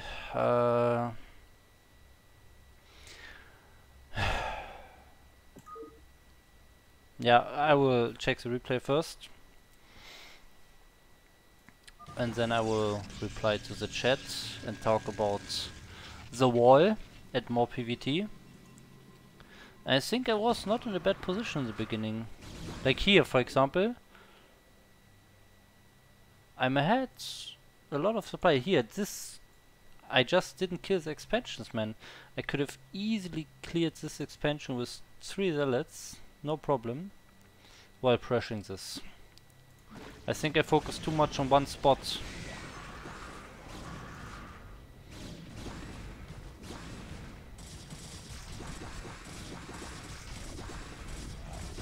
Ah, those 4 lurkers here finishing.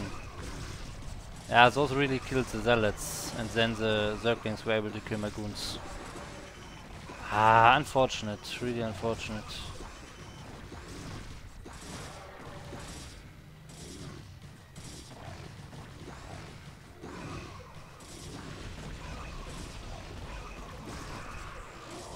Yeah, now the supply is a lot closer.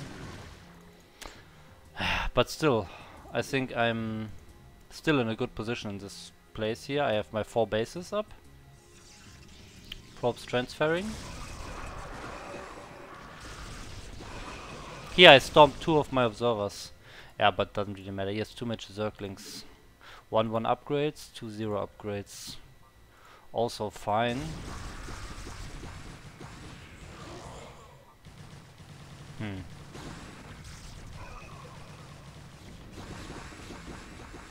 Now he threw away some units. But yes, I'm still ahead 50 supply. I have my 4 bases running. I'm taking another one now.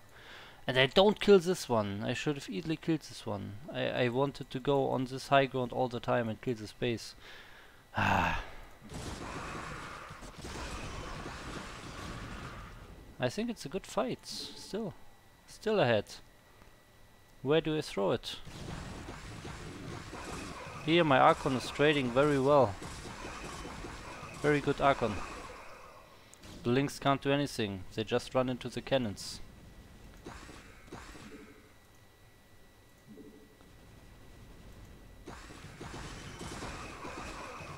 I think I had too few Archons, I think that's the reason.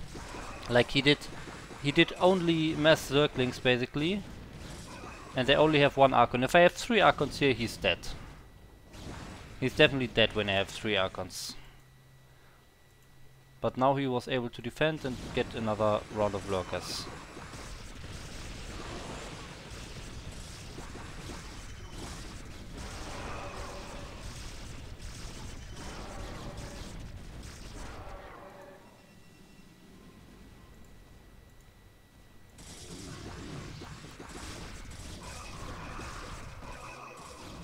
Yeah, just Zerglings all the time.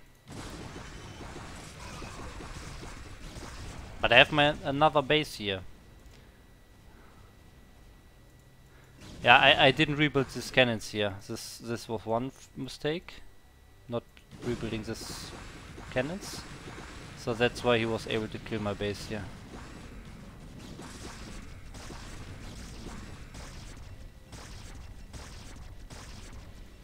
Yeah, now it starts to go down for me. Ah, more Archons and rebuild cannons.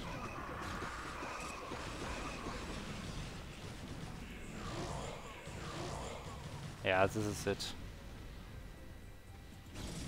And I didn't check this here. I lost 3 high energy Templars for nothing here, because I was busy defending here in my main. Ah, you basically make only Zerglings and I didn't have Archons. That's the main reason. Okay.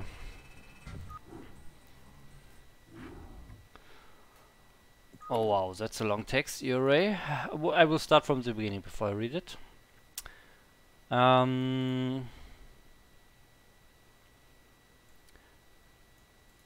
about the Arbiter use? I feel like I'm really lacking here. Depends on what you mean. I mean, I said earlier you should have your Arbiters ready when he's moving out with his max supply or 180 supply army. That's usually a very popular push that Terrans do. They get 2-1 upgrades and then push out at around 180 supply. And you have to have your Arbiter ready there. If you're not going carriers, of course. How to land a good stasis, basically. One mistake that you could do is having all your Arbiters in one control group with the units, because then all the Arbiters stack up, and if there's one vessel, you lost the game. If he hits 1 EMP on like 3 Arbiters of you're dead. So you want, the first step is having Arbiters in different control groups, and combined with the tip I already gave earlier, you always want to flank. You don't want to engage the army from one side. You always want to run around and flank from multiple sides. Let me show this here. 1 second. No, I just closed the... Oh no, I closed the chat. Oof. I literally just closed the chat by mistake. Oh wow. Yeah, array, sorry, you have to copy paste your big text again. But first of all, about the Arbiters.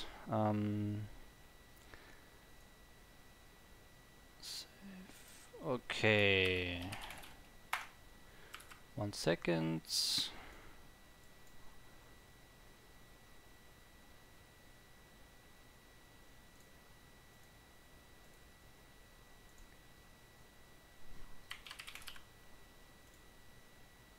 Okay. So this should work. Almost have it.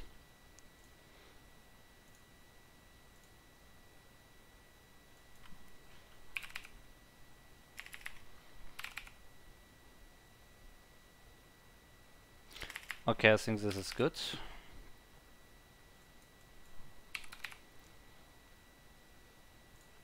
Yeah, this is great.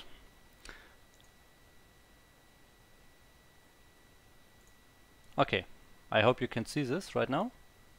So let's say the Terran is here. Let's say this is the Terran, okay? This is the Terran.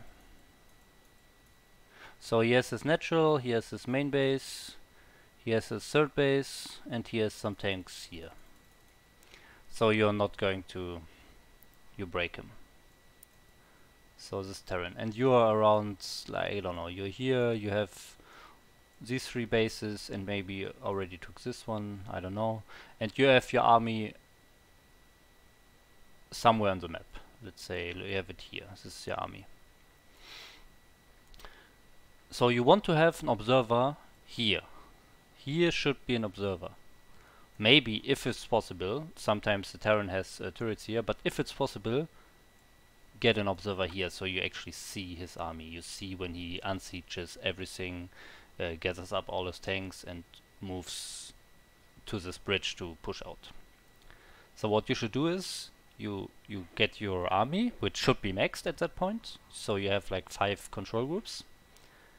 You want to position them around basically this area. This is where he pushes out. So he will push out here and have his army around here. So where your army should be is like 1 group here, 1 group here, 1 group here, 1 here, 1 here, for example. So then you can engage like this. So you always want to come from one side. If you don't have these 2 and you only come from this left side, you will lose. You always need to come from 2 sides at least. And then if you have some arbiters on this side, red is the arbiters here. If you have 1 arbiter in this control group, 1 here and maybe 1 here, he will not be ready to EMP 3 arbiters coming from 3 different sides. Like, he will only look at one side, and this arbiter will most definitely get a stasis off. Yeah, so that's basically how you engage Terran armies. And you also want to engage as early as possible, but not when he's only moved like 3 tanks here, and most of the tanks are still here, and he only used a small group here, for example. This is not good, because then you kill the first 2 tanks, and then all your army is bunched up in front of the bridge and you lose. You always want to wait until he moved his whole army here, and then you want to engage as fast as possible, because you will lose the fight most of the time. And then you need time to rebuild your army. So the far away from your base he is, from your gateways, the better for you. So you want to engage him as early as possible, so you have most time to rebuild your army.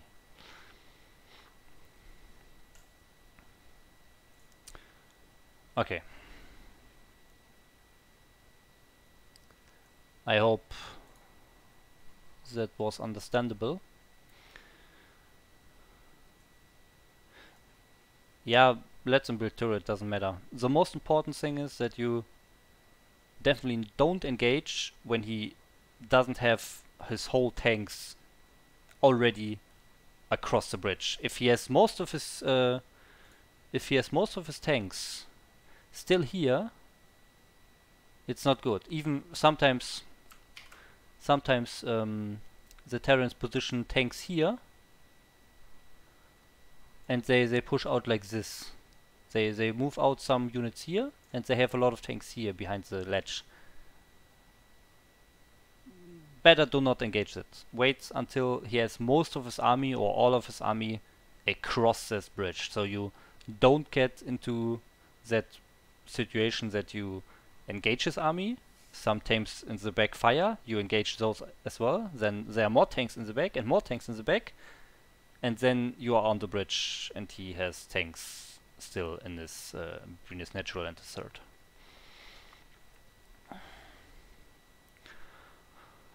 Yeah, and as I said, especially if you're close position, I will remake this picture. Okay, so for example, if you're in this position, down here, you're here, Terran is here. If he moves out from his bridge and his army is here, if he wins that fight, which most of the time he will win, there's a very short distance here, very short distance, and then he's in front of your bridge and you can't get out. Like if you lose the fight here at the top, which as I said, most of the time you will be stuck in your natural, you will lose the game because you can't push across this bridge if the tanks are already sieged up there. So if you're close position, it's important that you, when you take your fourth base, so you have your main, you have your natural, and you have your third. Sometimes you take it on the left side. I usually prefer to take it here because I want to expand far away from the enemy. Otherwise he can just push like a few centimeters out of his natural and he's already at your base. So you want to have another base, your fourth base here. And another main, that's important, another main or natural. So then you can make some gateways here. So you have still a way to reinforce and flank his army. So when he's really positioned here, like if you lost the fight really badly and he's here, you have a lot of units here. You will not push across this bridge. This is not working. You need another gateway, like a number of gateways on another main position on the map. So you can gather a small army here and push out like this. And this, for example, so you can flank this army still. Or you can deny his force base that he will try to expand when he actually won the fight and is in front of your natural, for example. He will expand to the top right. So you want to have another army on the map to flank or deny expansions. That's very important.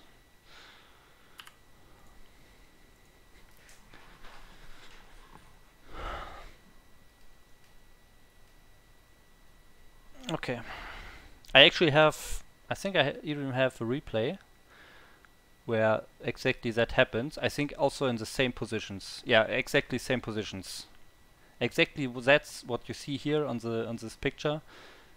I have a replay which is exactly this situation. And they barely won in the end. So if you want, I can show that. Okay. So there was another question about, or not a question, but a comment. Weird wall. Yeah, the wall on fight on Circuit Breaker is a bit difficult. I should have had a pylon as part of the wall. That would be better.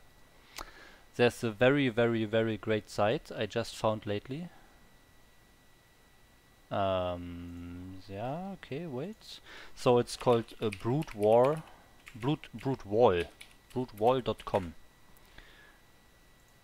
So here, check this, broodwall.com, okay? No idea who did this, but it's a very great site. Rhodis and Bourbon, okay, I don't know them. So here you can just click any popular map or search for a map. So let's take Circuit Breaker. Then you select a position. It's a bit cut off for you. But yeah, if you enter the... Oh wait, actually, let me fix it.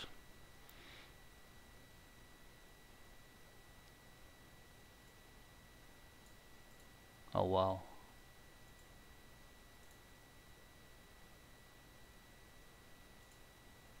Oh no, I can't fix it now.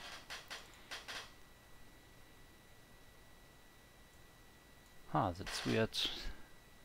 Yeah, okay. I guess we can fix it like this. Yeah, okay, this is good, this is good. Okay, so you select your starting position. So I select the bottom left here. And you can see different kinds of walls, but I'm Prodos. I want to select Prodos on the top. So yeah, this is the perfect wall. Or a very good wall, not the perfect. I'm not saying this site is displaying the best walls possible, but it's very good walls. So yeah, here you can see it's a better wall. You have this gateway and forge. I had it a bit more to the top, so it's to the wall here. And then I had a larger gap at the bottom. And to be honest, I prefer that. I prefer if all those three buildings here were at the top, so it touches this wall. So because then I have this gap that you can see in the top here with 2 zealots. I have that at the bottom. And my units from the ramp can go out more easily. I just prefer that. But apart from that, the main mistake I did was not having a pylon as part of the wall, because this gap is pretty huge and you can't really have a good wall by just having the forge and the gateway.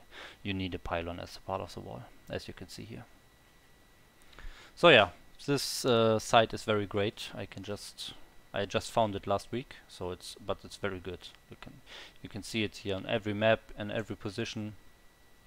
You can see good walls.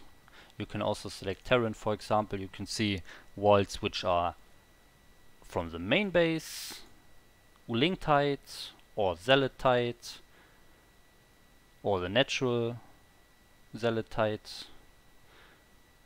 It's really great. And also you can have even Zerg walls. So, for example here, Zerg natural on top left of Circuit Breaker. You can see a wall here for Zerg, which is Zealotite. Well, like almost Zealotite. Of course, Zealots can go here, but you usually have Zerglings or Hydras. But the Sunken is in very good position. Okay.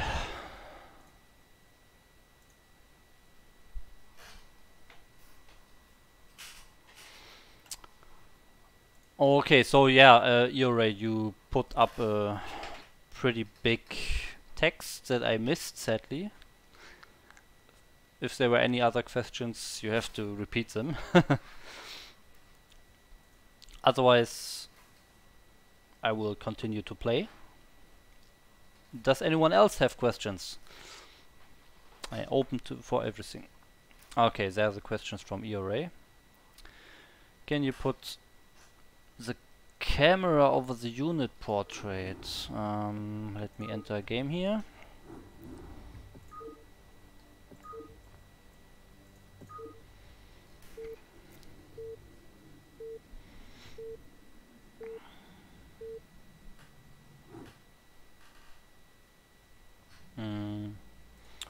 Okay, so you mean having the camera like this, I guess? I can do that. I just put it on the right, because then this space here, this space here is not blocked, because now it fits in the UI from StarCraft, and it like only blocks the keys, which is not really important in my opinion. If I put it like this, then it will block my units being here, for example. See, it blocks. I have a probe moving right now. It blocks it a bit. So that's why I put it on the right. I prefer that, to be honest. I can make it a bit smaller, I guess, so not as high, so that it fits here as well.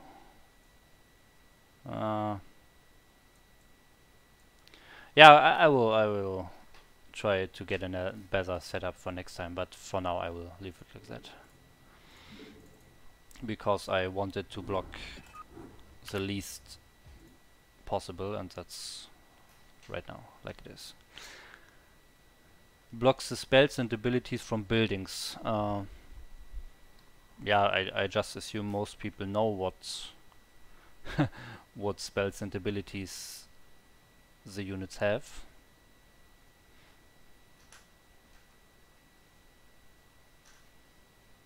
But yeah, I guess for new players, maybe it would be better if I don't block that. Yeah, okay, as I said, I will think about it for next time. Okay, next question. Do you use camera hotkeys? Only to re-rally my gateways. Yeah, I probably should get used to it, but I played 15 years without them. It's hard, but I know I should use them. But yeah, so far I only use them for to have my gateways and my rally point, so I can re-rally my gateways very quickly by switching between two camera hotkeys. Okay, any tips on fast re-rallying the gateways? Okay, yeah, that's exactly it. Using camera hotkeys is the best way to re-rally your gateways. So you have, for example, your gateways on F2, your rally point where you want to rally the gateways on F3, and then you just go, you click a gateway, press F3, click the ground. F2, gateway, F3, ground. F2, gateway, F3, ground. Like this. Yeah, that's the only reason I use camera hotkeys right now. Like, I never use camera hotkeys. I know I should, but I never got used to it. But still, for re-rallying the gateway, because it's by far the best option you have, is using camera hotkeys. So that's why I'm using camera hotkeys. Just for re-rallying the gateways. Any justification for that wall? Seems not standard. Do you prefer this for some reason? But you mean, which do you mean? The one on brute wall or the one I did in game? The obvious reason, if you mean my wall in my game. Yeah, the circuit breaker, but the one on the website or the one I did in the last game?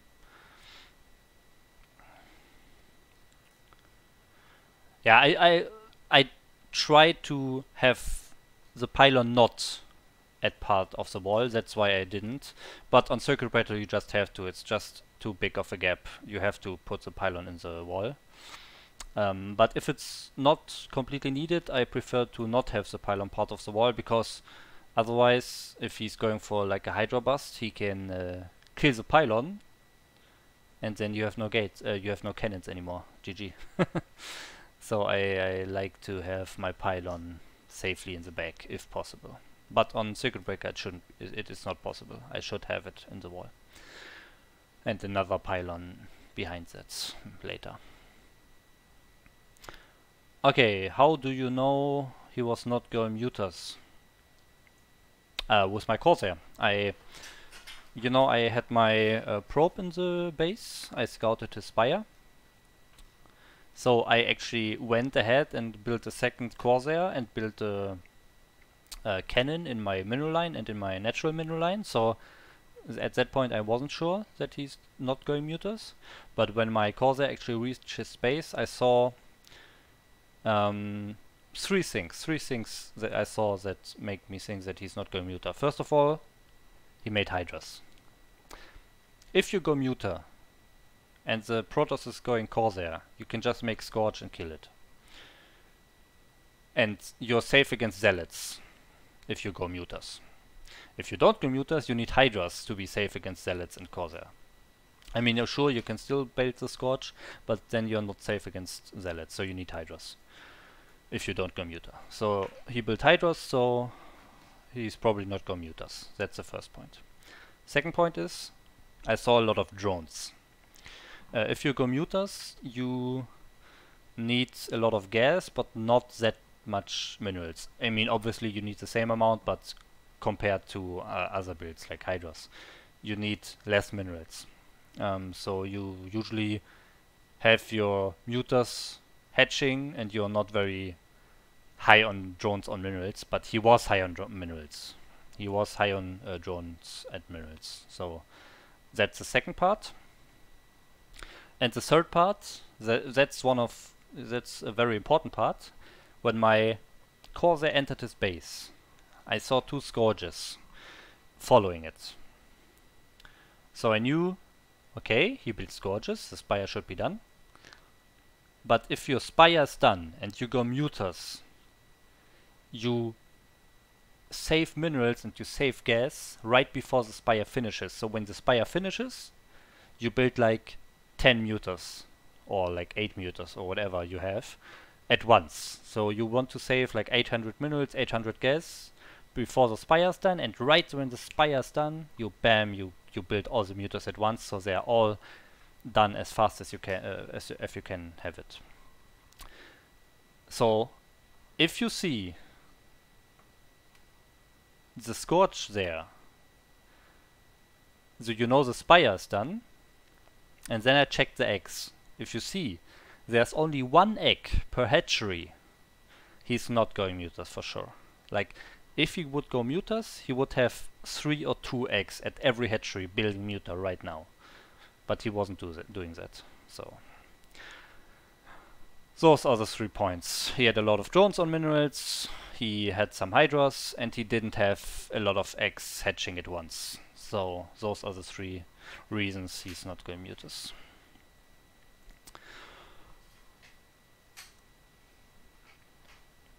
Yeah, okay. Question number 6. How to defend against doom drops like the one you had?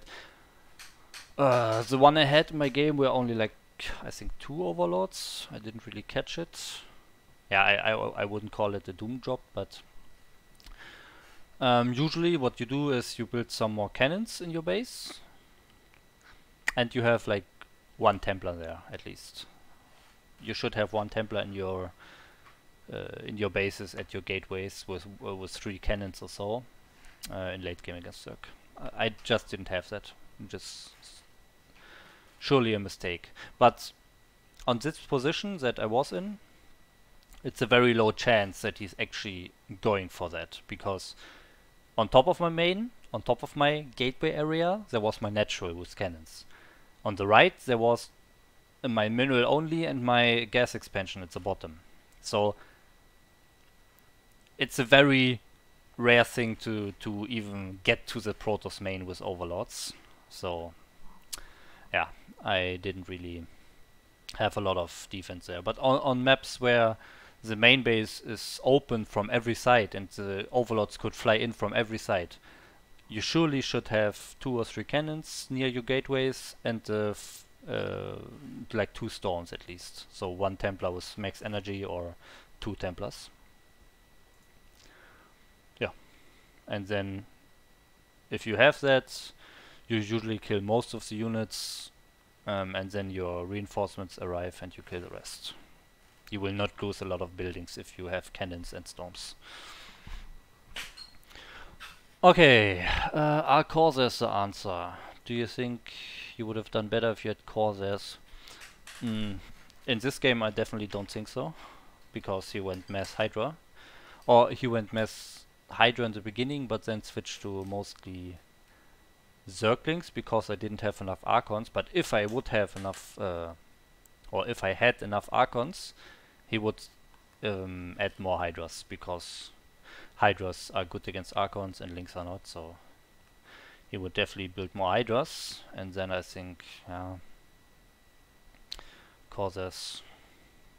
I mean, Corsairs can always be good if the Zerg is skipping on defenses. I think if you clear out the overlords all around his bases and on maybe his new base on the right side, and he only has like 1 sunken there, or just maybe no spore or just 1 spore, you can easily send a small group of some zealots and 1 or 2 Dark Templars there and kill a lot.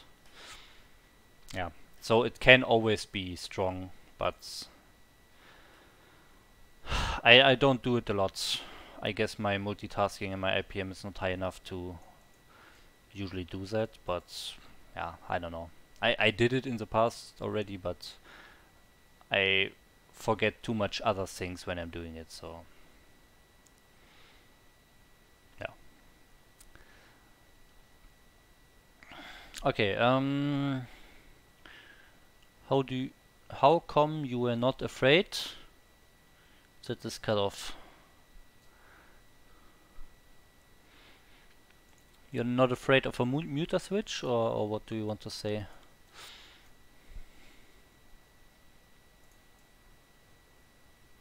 like the last part of your questions is cut off.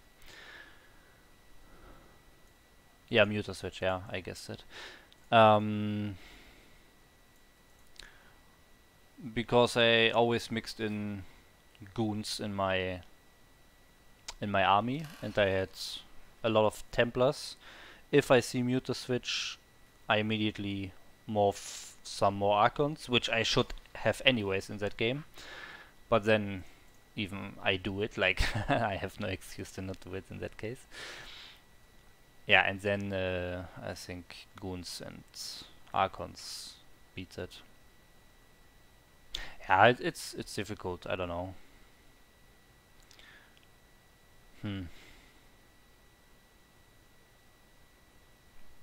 I mean, I applied pressure all the time, and if he switches to muters, he has not enough units to hold my aggression, I think. And if he managed to switch to muters, he needs to use that muters in the fight immediately to snipe Templars and so on. He can't like backstab my natural while I attack him. Then he doesn't have enough units at home, and I just kill him. So because I pressured him all the time and I saw what he's producing all the time, I wasn't really scared in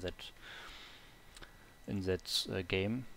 But in other games, yeah, I tend to make 1 or 2 more cannons in the mineral lines later on in the game. Yeah, I maybe should have done that in that game as well, but I wasn't really scared. Okay, so next game, here we go. Oh, there's another question by Bitsy. Can you play 1 match Zerg and 1 match Terran? Well, I can use another account, of course. What you hope I accomplish with that? Are you just like curious about my Zerg and Terran skill, or are you actually looking for any things that you see in my game that you can use in your game, or like what's the reason behind that? Okay, so just curious, yeah? I mean, I can do that. Who else want to do that? Vote P, put a P in the chat for Protoss, T in the chat for Terran, and Z in the chat for Zerg.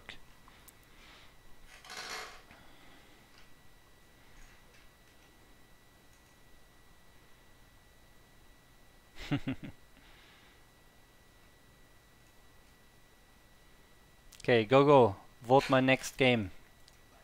T for Terran, Z for Zerg, P for Protoss.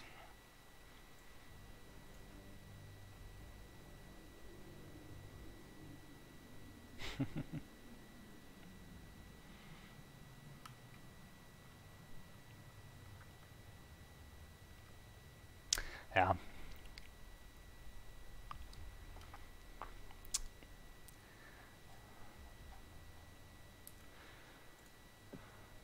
No other votes. A draw is not enough.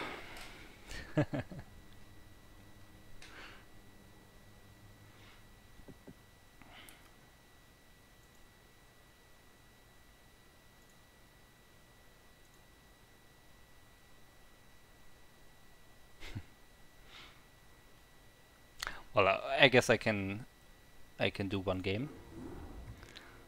What am I using here? Let's take my clan accounts.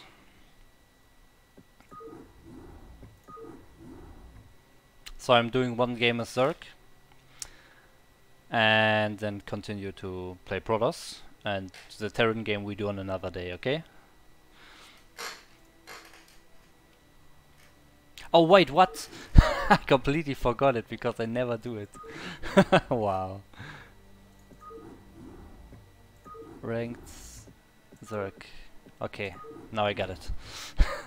That would be stupid if I just switch the account and still continue to play Protoss. Okay, so obviously I can play other races against Protoss way better than I can play other races against other races. So if I get like a ZVT, I will be completely done. Like, there's no way I can play well. And if I play a ZVP, I know how the Protoss is thinking and what a Zerg needs to do to kill a Protoss in a ZVP, of course. So let's see. So the matchup will decide a lot about my skill in the game. Okay, we found a match. Oh, just 4 pool. Oh fuck, it's a Terran. Not sure when I played the last CVT. The last CVT on a normal map, which is not like big game hunters or so, must be like over 5 years ago.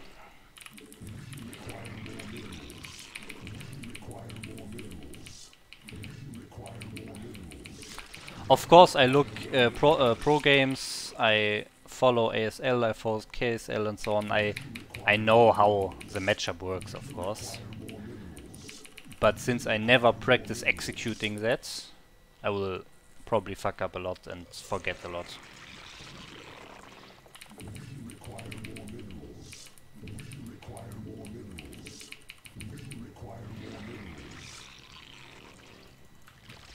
Yeah, this MMR is, MMR is a bit lower maybe, but my skill is a lot lower as well, so it's fine. What was this MMR? I forget that you can see it.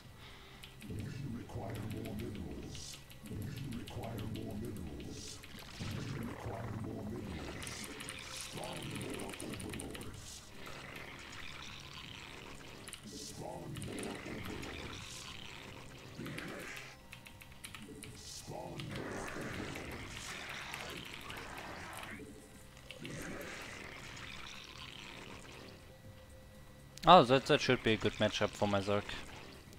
And ZVT is really very difficult for me. That's a matchup I never play, you know?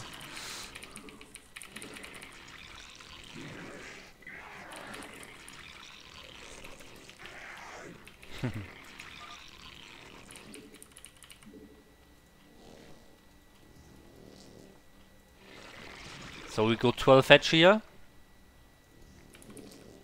Should I actually talk like I completely know everything and help others by explaining my beautiful ZVT?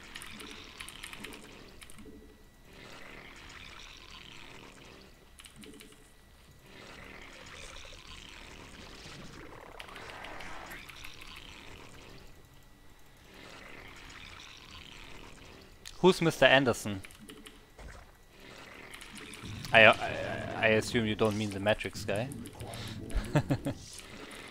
Is it like a known StarCraft player?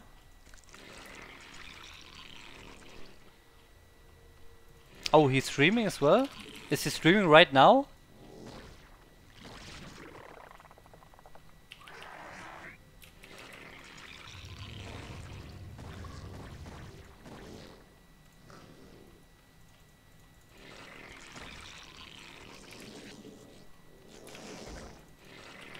Oh fuck, I scouted him.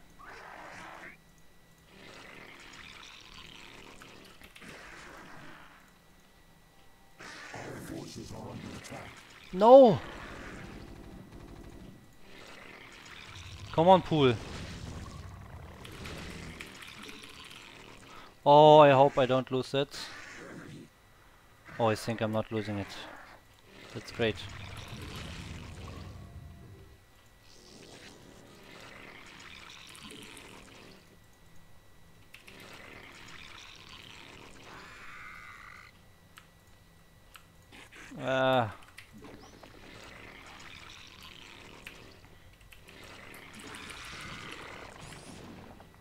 Okay, I killed the SCV. I heard it. Of course, going lair here. In ZVT, you always want to go lair on 2 base with actually no drones at your natural. That's the plan here. Very important ZVT.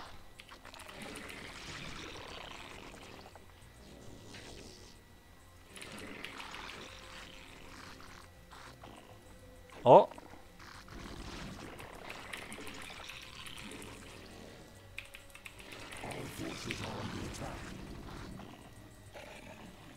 No unit lost so far. You can see I'm the greatest Zerg.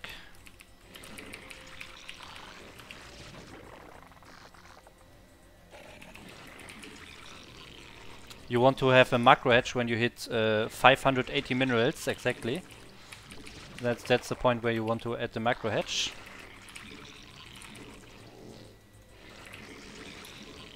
And then of course when your layer's done, you want to add the spire as soon as possible.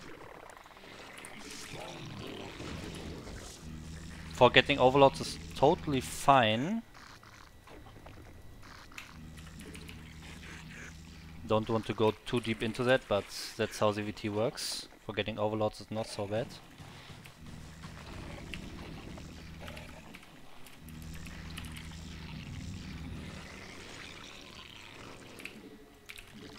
And then you want to add the second gas for the Mutalisks, of course.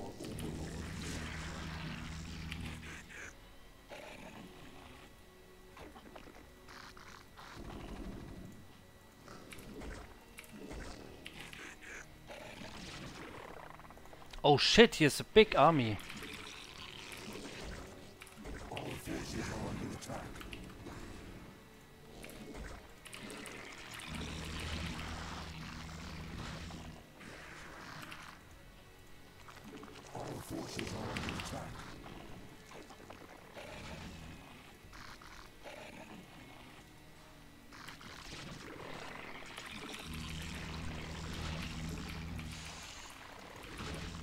Oh.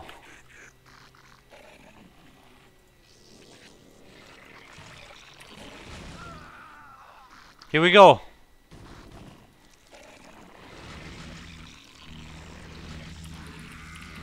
Okay, Spire's done. Where's the Zergling speed?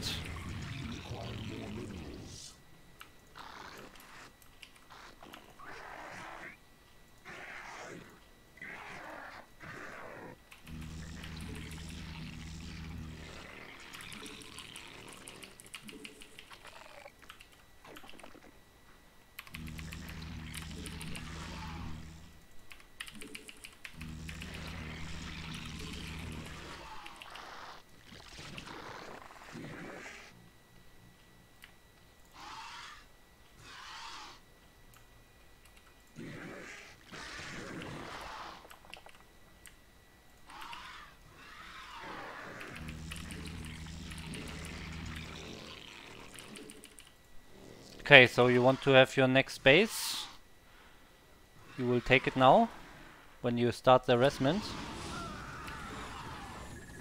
Oh, there's a lot of turrets already up. Oh, a lot of turrets up.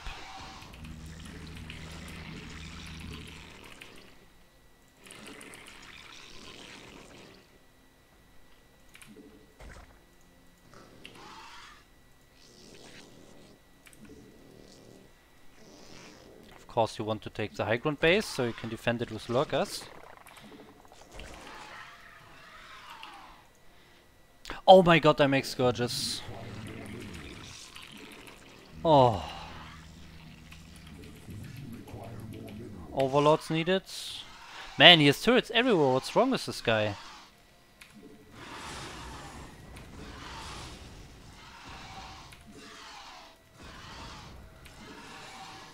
Go on the stream and tell him to build less turrets. He spends way too much minerals building turrets.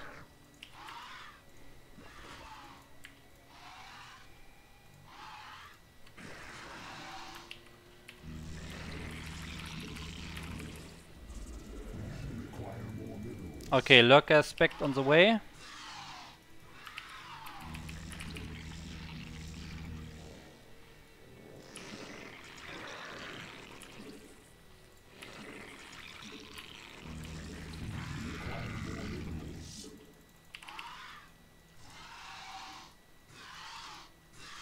Okay, let's do this, guys.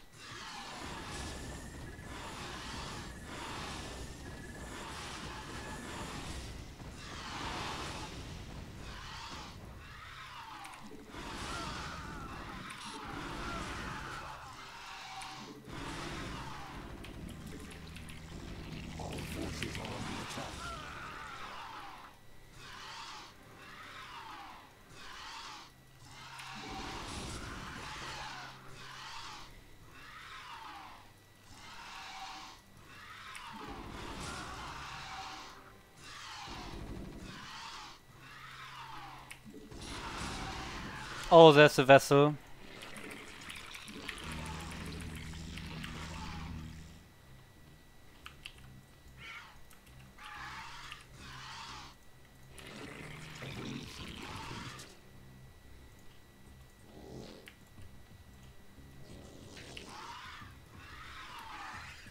I wanna snipe the vessel here, that's the plan.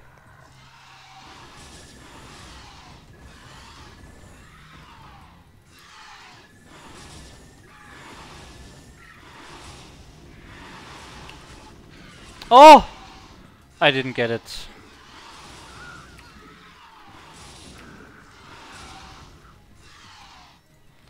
I did not get the vessel, that's a problem. And they also have no gas, and they have too many minerals. I need zerglings and hatcheries.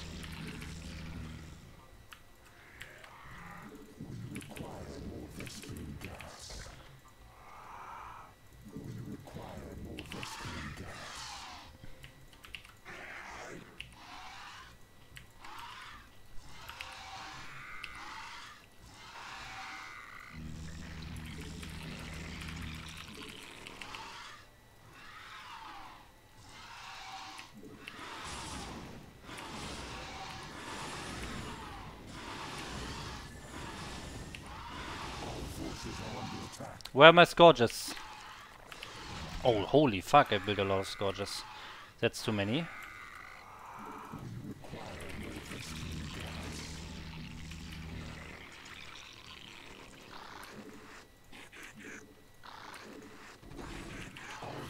Oh my god, he's in front of my base.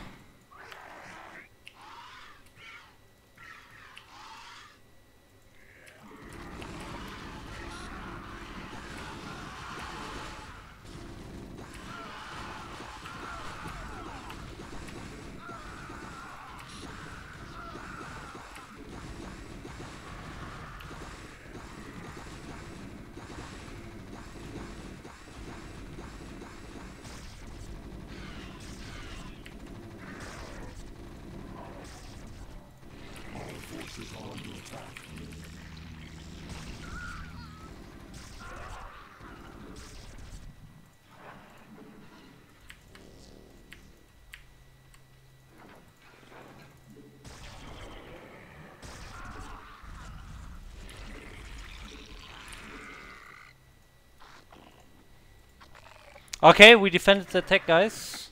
I lost everything, but that's fine.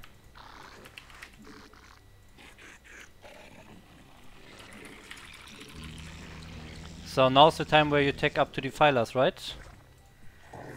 Oh shit. Oh god.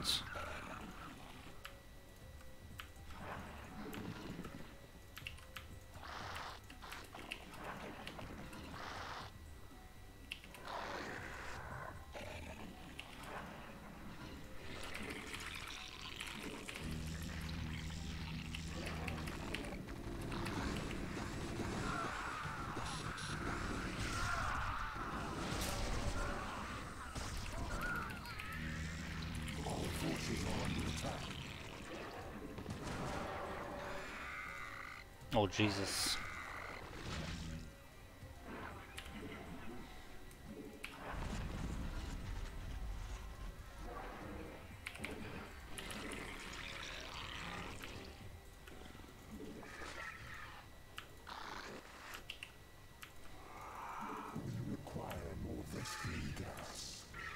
Forces are under attack.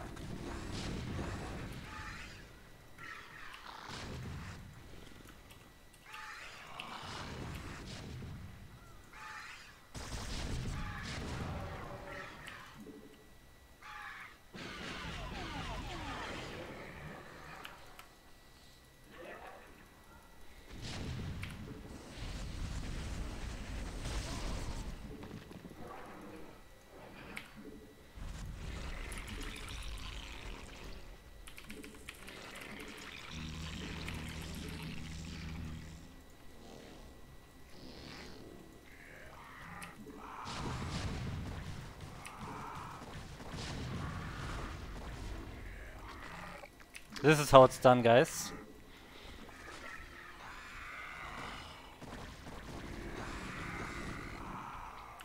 Oh my god! I built 1,000,000 of scourges.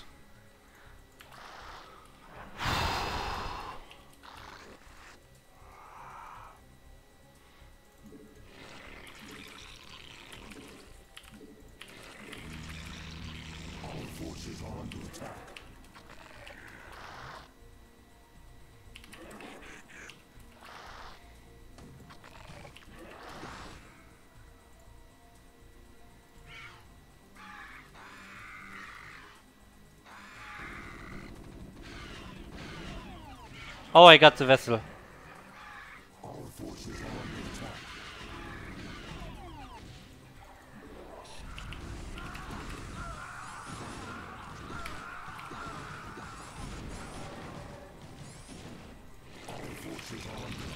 So now you get the Defiler, right? Oh, that's the Ultralist. Wait, what sword key? Defiler mount, there we go. Oh, I forgot upgrades. I forgot upgrades.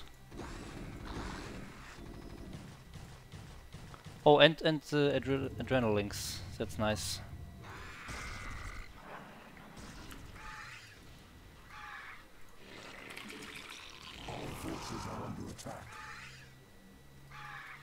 So we will have more vessels coming to this base, so I'm already intercepting them with Scourges.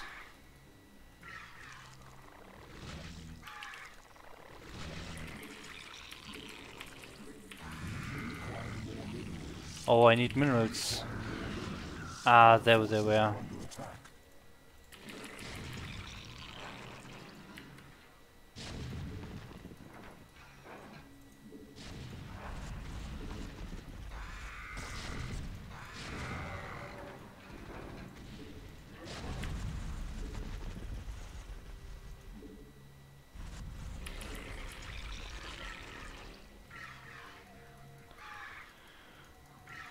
Oh, consume. I need consume.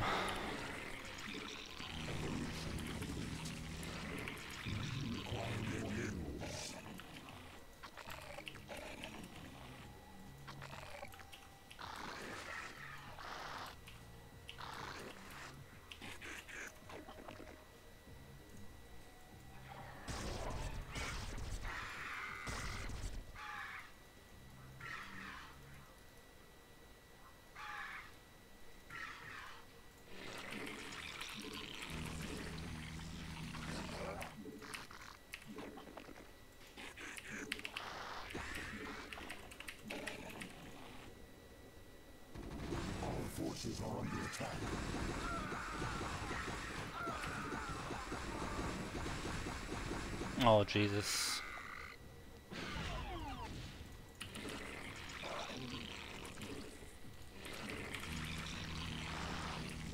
Our forces are under attack.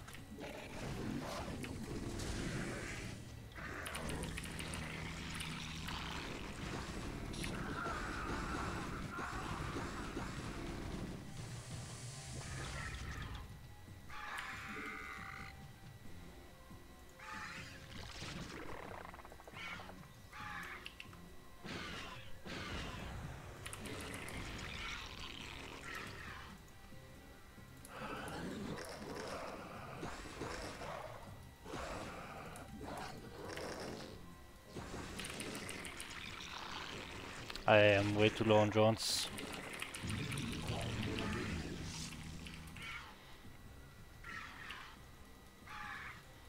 Where are his units? He has already a base here. Can't believe this. Our forces are under attack.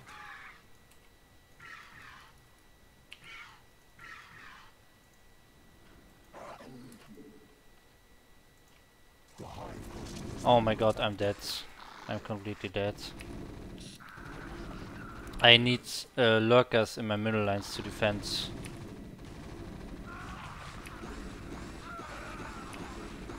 Oh my god, and I have no upgrades and he has 3 upgrades. Oh my god. Yeah, I'm dead. I got my defilers, but I'm dead. Oh, I got the space at least.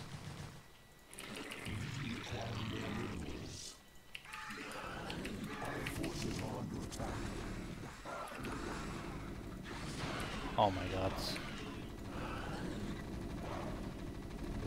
Well, this is not good. The hive cluster is under attack.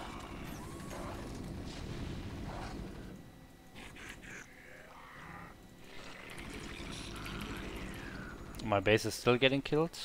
Nice.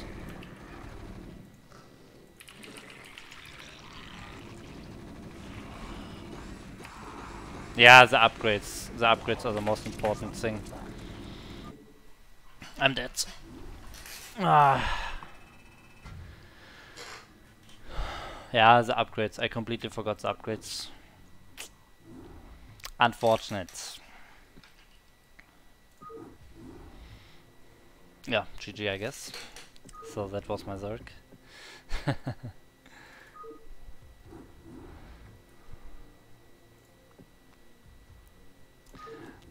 Okay, let's continue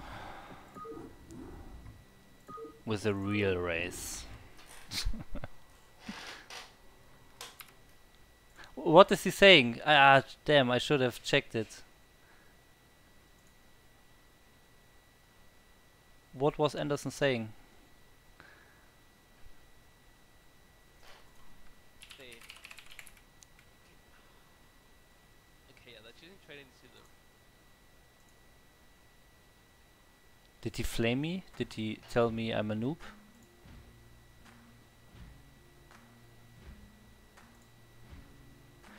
Mr. Anderson SC. Oh, he's really live, okay. Oh, but we found a game. PVT. Damn, I can't check what he's saying about me.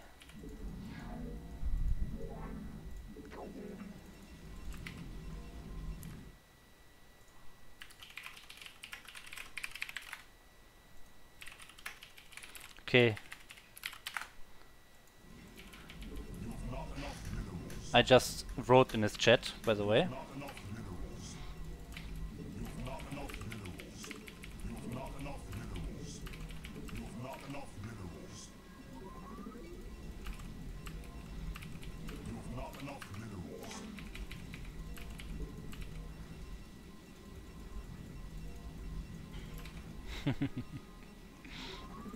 Is he not replying? I don't have a stream running. I just see his chat. So tell me if he said anything about me, okay? If he replied to me. I can't check it right now. I'm in game. So I need to concentrate now. This is PVT on Colosseum. You must construct additional pylons.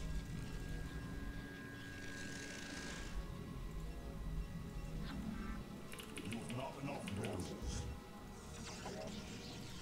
You have not enough minerals. You have not enough minerals. Well, I'm not serious. Even if he said something bad about me, like, I don't care. Obviously I was just fucking around. It's all good. I'm just curious if he said anything at all about me. Good or bad, doesn't matter. Oh, hey. Hi, Sudden.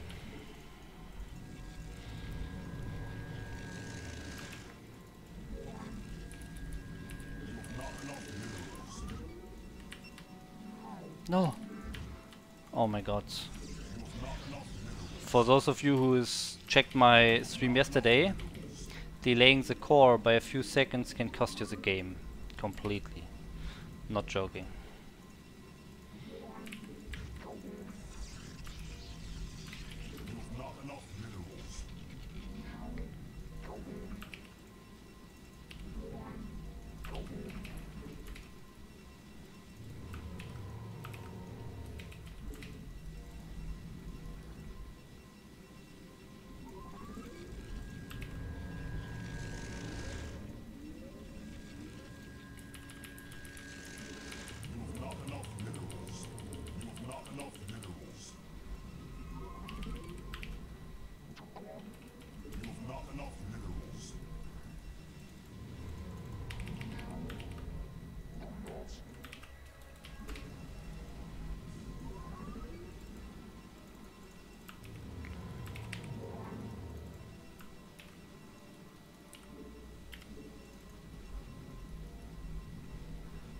Okay, so I'm going for expansion here.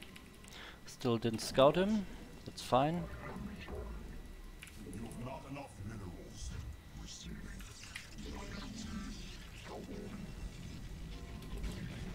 Oh, there's his SCV. That's nice. To scout that.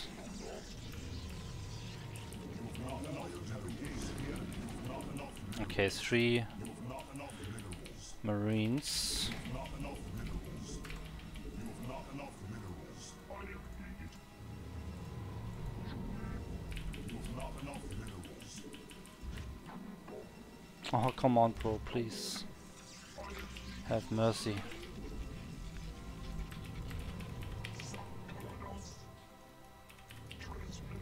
Okay, so where's my range? Now's the important part. I could already damage these marines if I have range now. But I don't because I built the core a bit too late. This is so important. You've not enough minerals. You've not enough minerals. Okay, range finishing. Come on. Upgrade complete.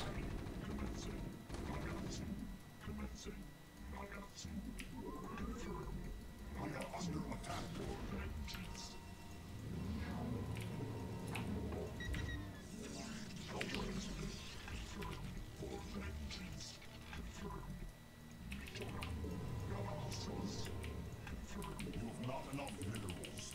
You've not enough minerals. You've not enough minerals. You've not enough minerals. Instructions for vengeance. I am needed for vengeance.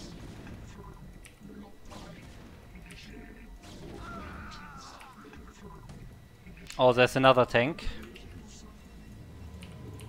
You've not enough minerals.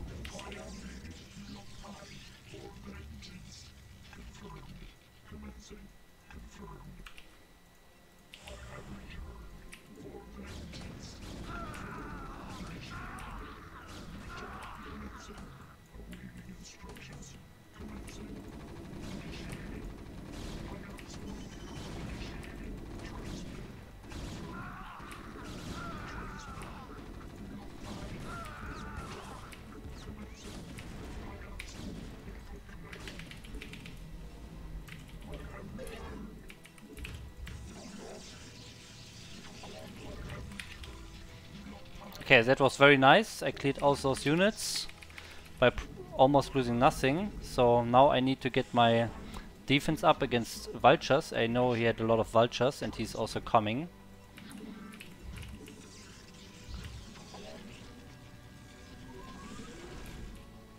Come on, where's my observatory?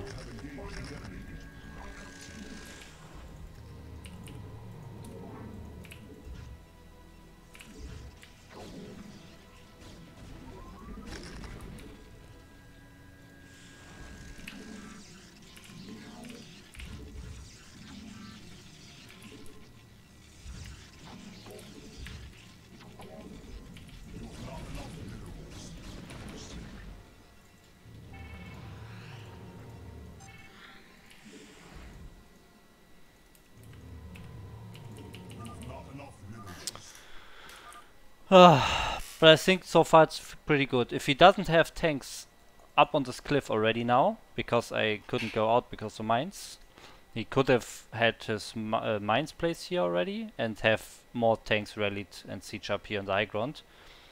If that didn't happen, if there are no tanks here, then I think I'm pretty good.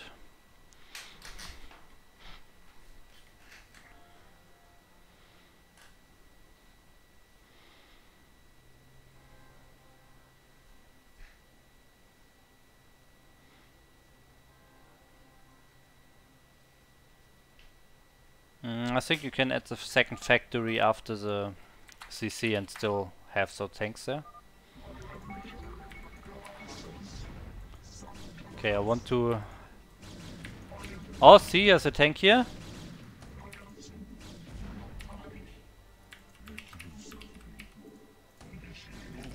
He's doing it.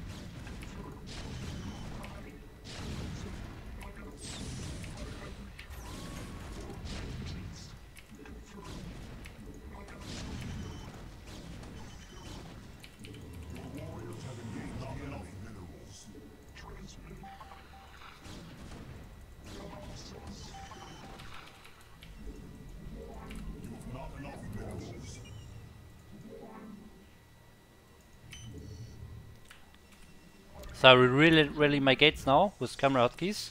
F2 here, F3 here, and then go like this.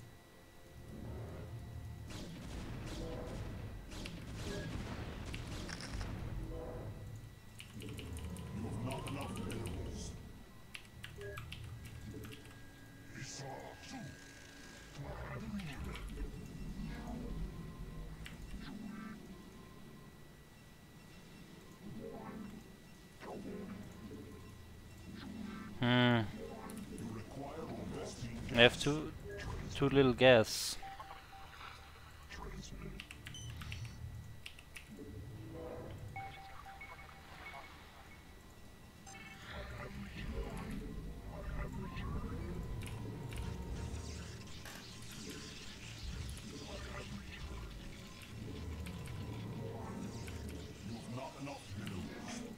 This explains why.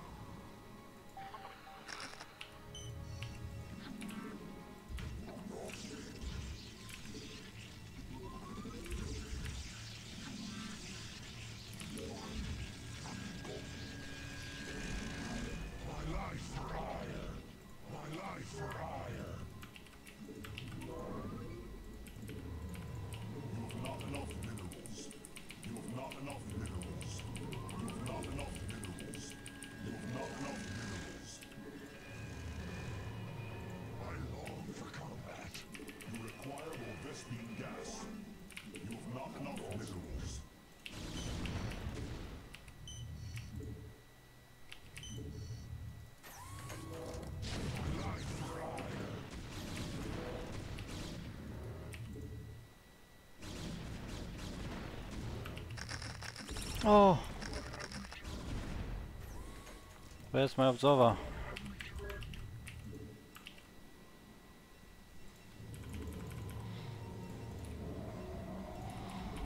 Oh, my gas is way too low.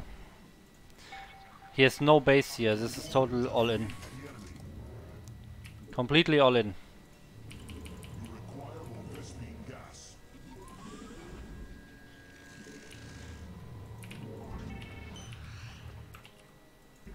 And I have no speed. That's bad.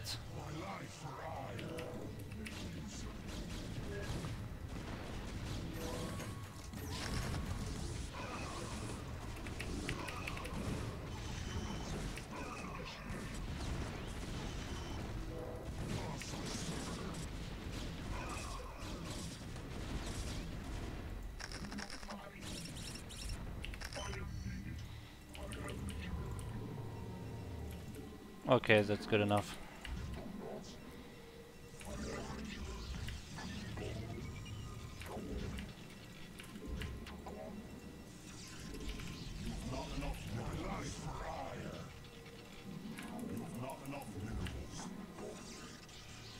Okay, now he's making that expansion.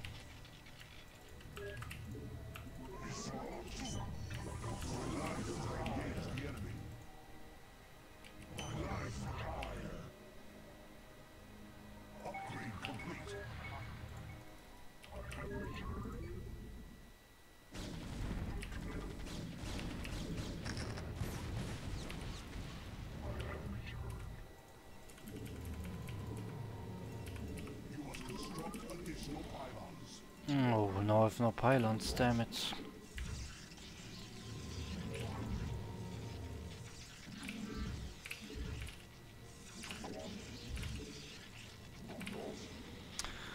Oh, my base layout is very bad.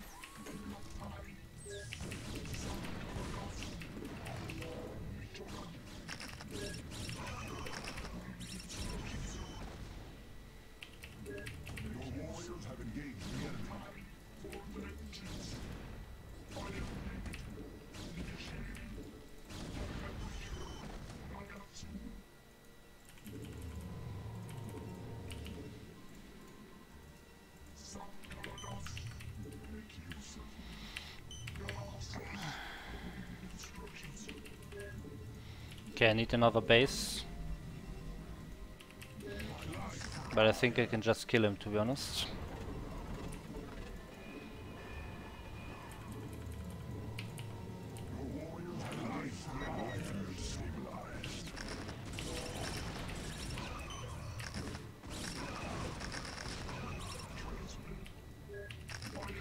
Oh! Hate mines.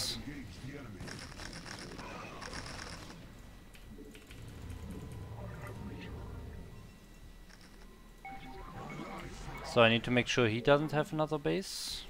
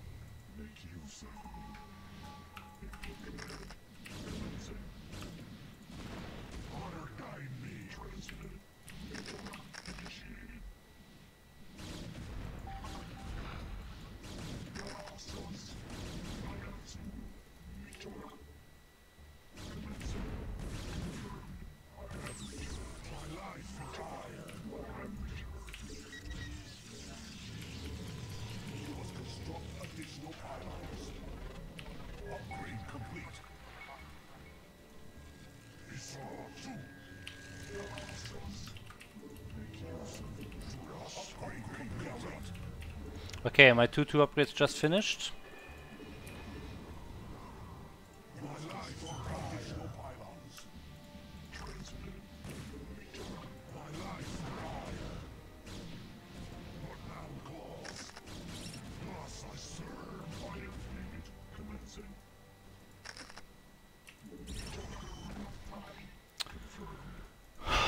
Okay, very important part of PvT is having a group of pure goons with an observer.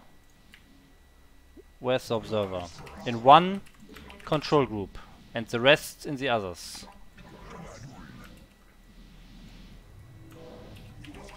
So you can actually safely clear out mines.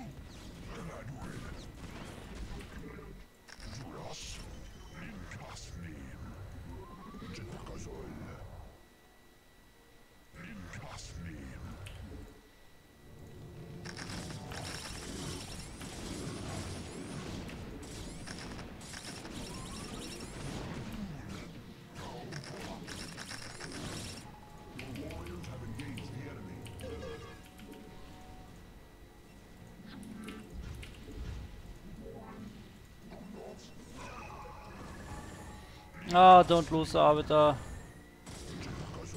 Oh. My life for hire. Instructions. Fire needed. Your warriors have engaged the enemy. Receiving. Commencing. My life for hire. What now calls? Gladwin. Receiving. Fire needed. Your warriors have engaged the enemy. Vigilant. Dross. Gala. My life for hire.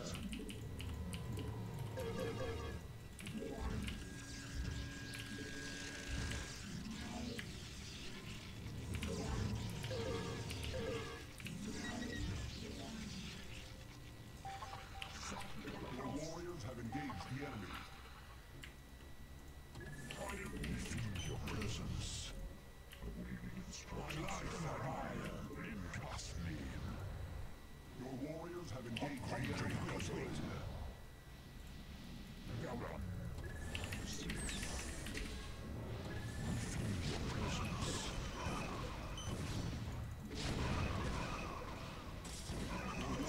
Okay, what are my units doing? Why are they not all attacking?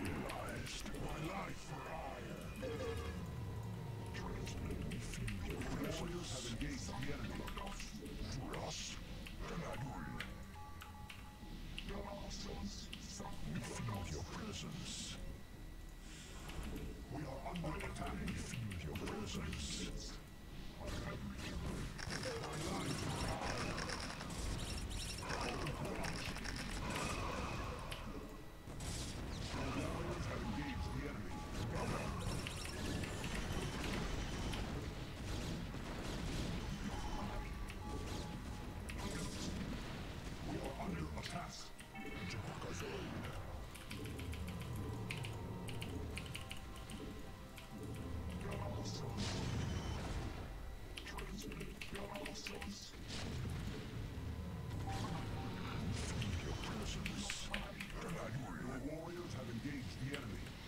This game is so bad, can't believe it.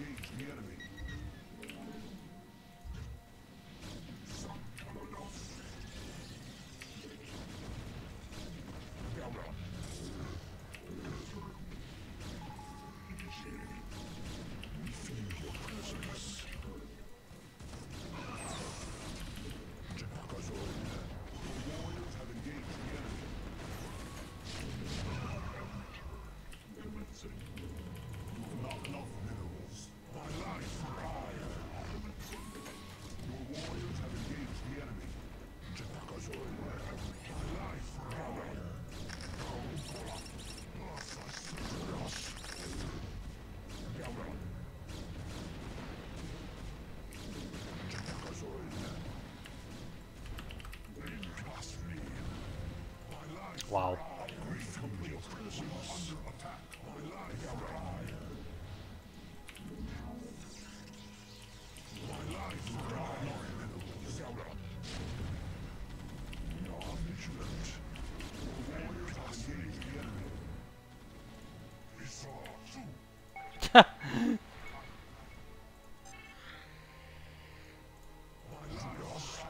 Oh my god, my units are so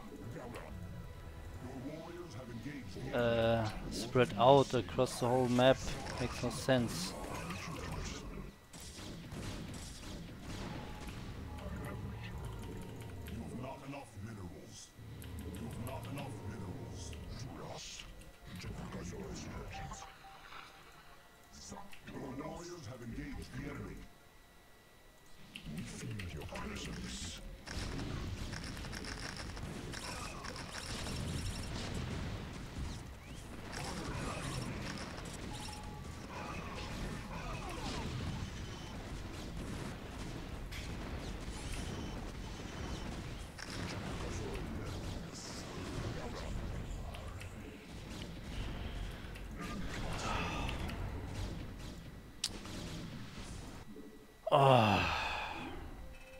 Wow, I played so bad, but still got it in the end. I had so many units dying to mines. Incredible. That was really not good. But it was enough in the end. And I think he wasn't that... I think he was not that bad, right? He was higher in MMR. Higher than me. Or maybe like even. Okay, so what did you write? Oh, you had good PvT practice, nice. Just by yourself, or did Anko, did Anko help you?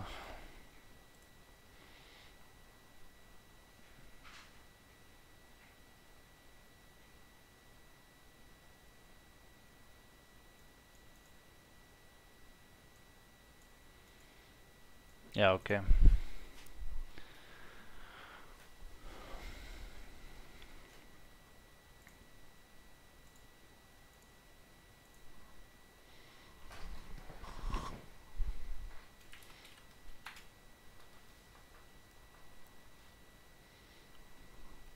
Okay, so I guess we go to the next game. But I need a 3-minute break. So don't go away. Next game starting in 3 minutes. So yeah, be right back.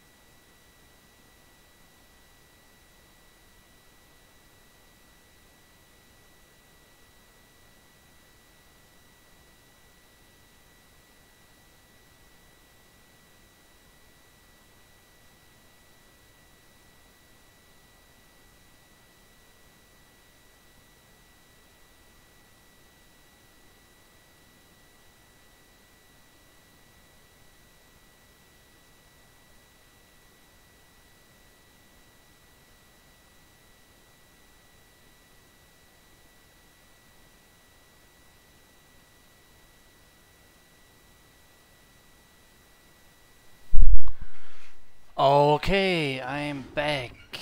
Yeah, it was slightly longer than 3 minutes.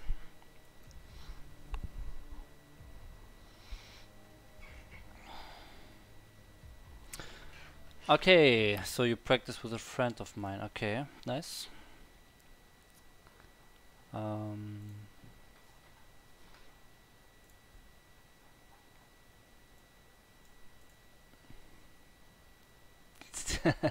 Did I say slightly longer? Slightly longer.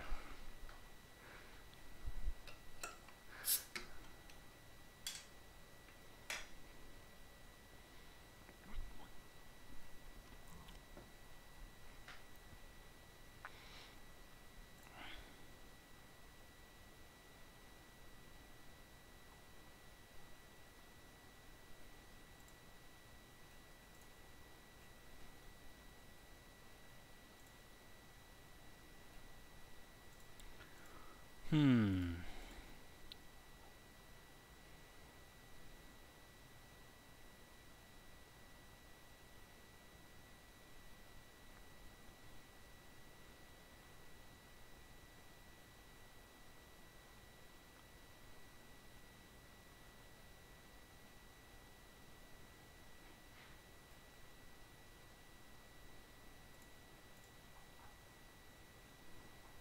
Okay, we have a match.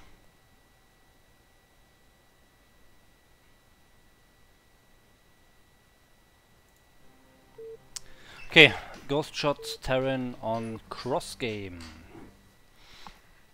Let's go.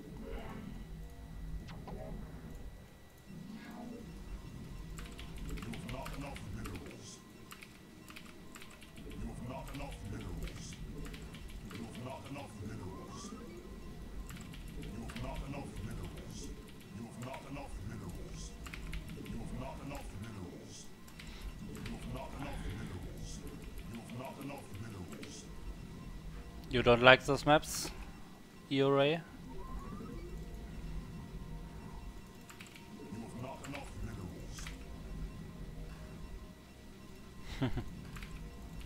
I didn't veto any map. I just want to play all. You've not enough minerals. You've not enough minerals. You've not enough minerals. You've not enough minerals. You've not enough minerals. You've not enough. Oh, thanks for hosting, Bitsy. You must construct additional pylons.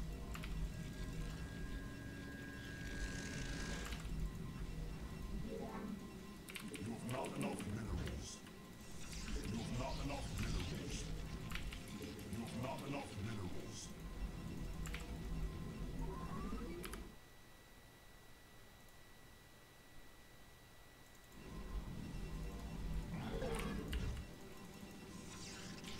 not enough minerals. You've not enough minerals. Okay, so let's focus. 21 Nexus again. So far my build is fine. Don't delay the cybernetics core too much. Build it as soon as you can.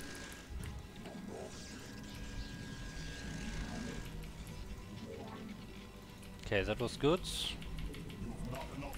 Yeah, I misclicked my probe here. As in the Nexus, was started a bit too late.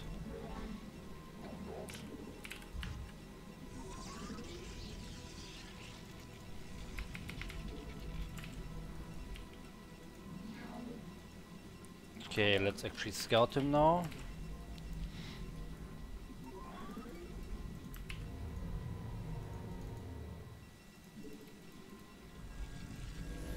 Okay, range first.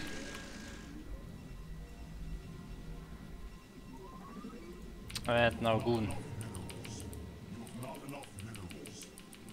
Okay, probes out of gas. 2 at least.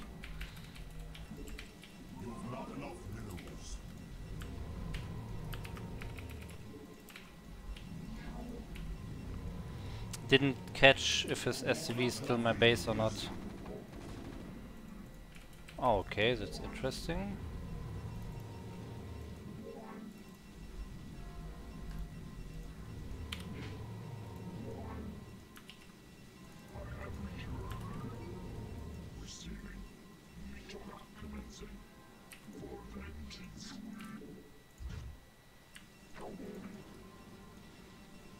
My Nexus was a bit late.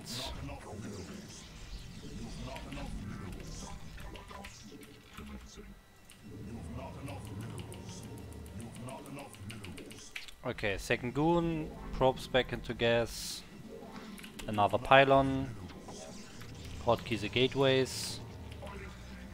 Okay, can't find the SCV. Continue probe production.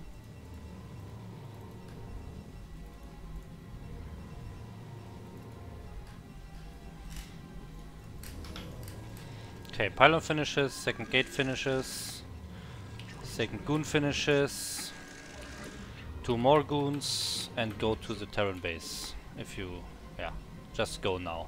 Now the time is over to search for the SCV. And now I need the robotics.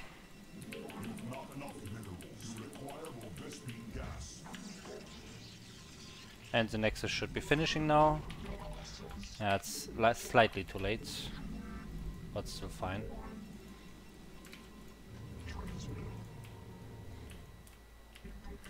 Let's see what he has. Oh, there was a vulture. I did see it. He probably has mines. Yeah, okay.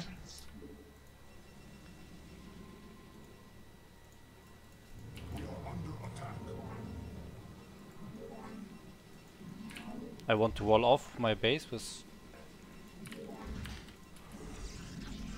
pylons.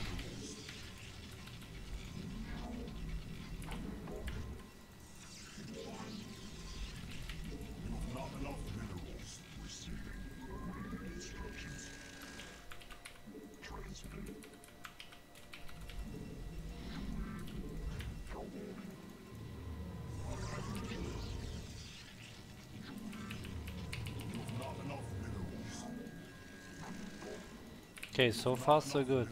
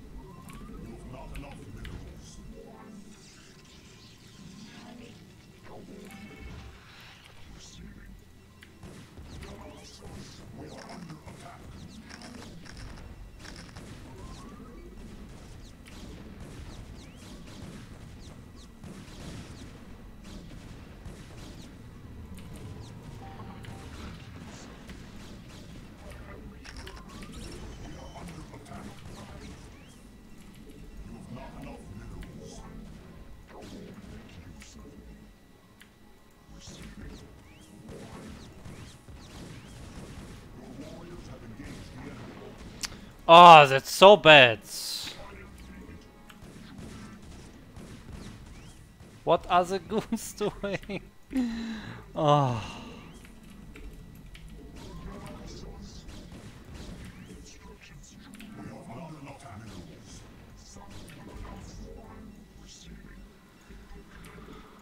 Oof. That was so bad.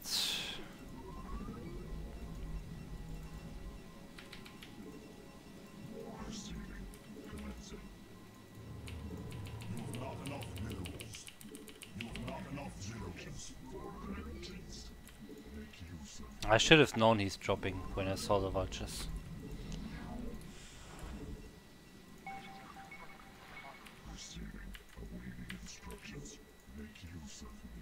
Oh, there was the shuttle.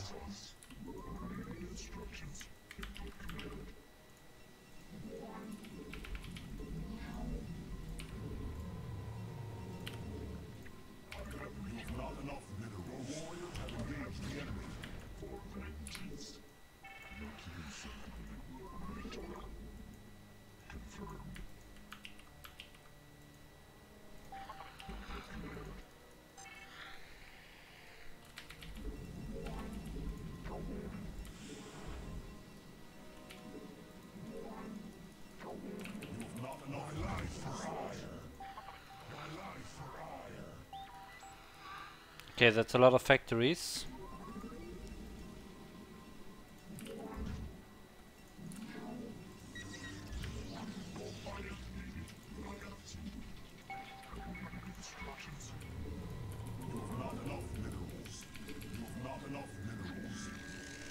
I will cut probes now.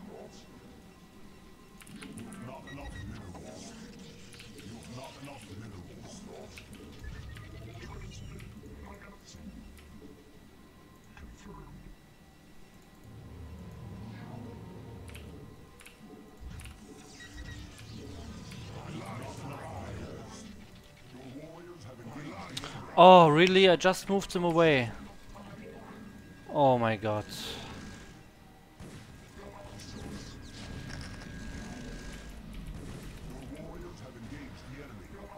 Oh, this is so bad. Oh, can't believe it.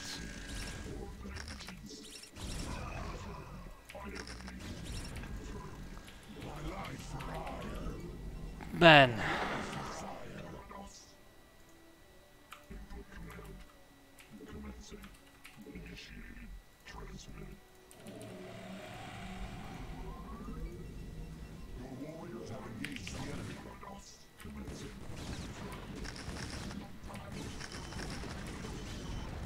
Yeah, this is game over.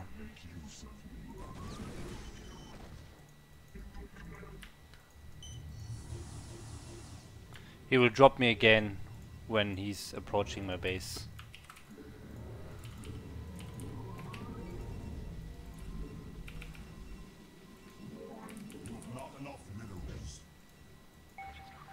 Oh, there's a dropship, okay.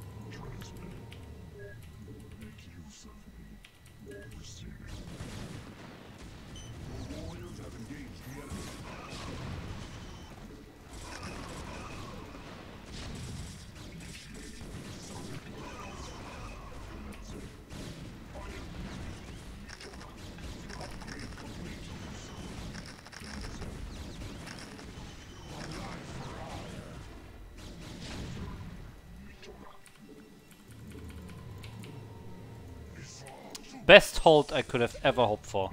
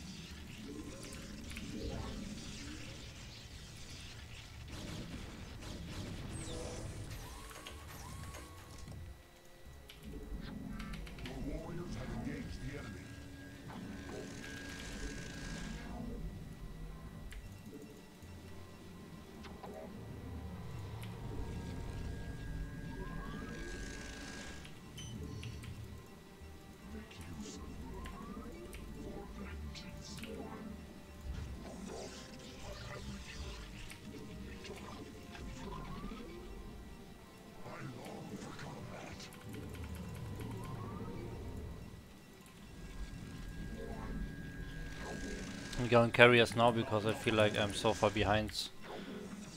But I'm not right now that I saw that the third base is just building now.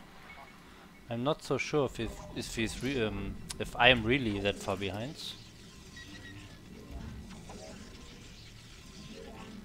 Maybe I'm not behind at all. Not sure.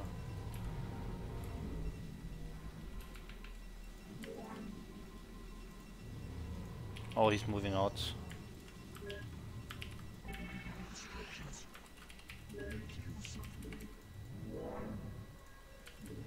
Warriors have engaged the enemy.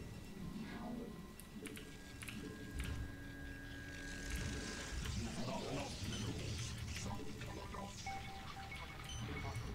Instructions transmitted. Initiated. Transmitted. Instructions. Warriors have engaged the enemy. My life. Transmitted. Not enough minerals. SCRChart. SCRChart. The warriors have engaged the enemy. The warriors have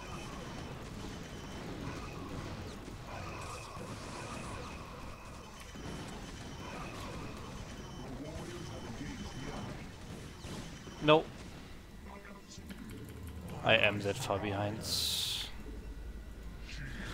Ah, sad. Carriers are a bit too late.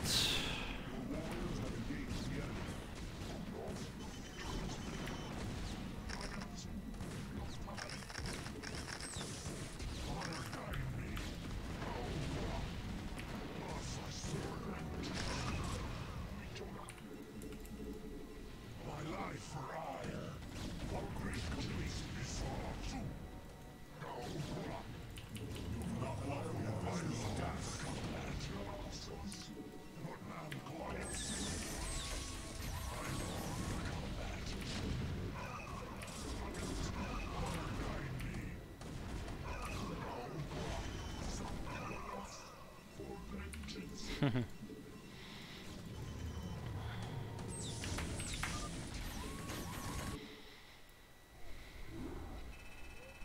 Yeah, you don't need siege if you have so many more units. Also my... yeah, never mind. My angle wasn't good, but that's just because I didn't have enough units to flank. I was just so far behind. My resources were... I lost like 30 probes that game. I can watch the replay, but there's not much to see. I just lost too many probes. Like far too many probes. This was the reason. Also, I should have even known because I saw the vultures, but I still didn't react.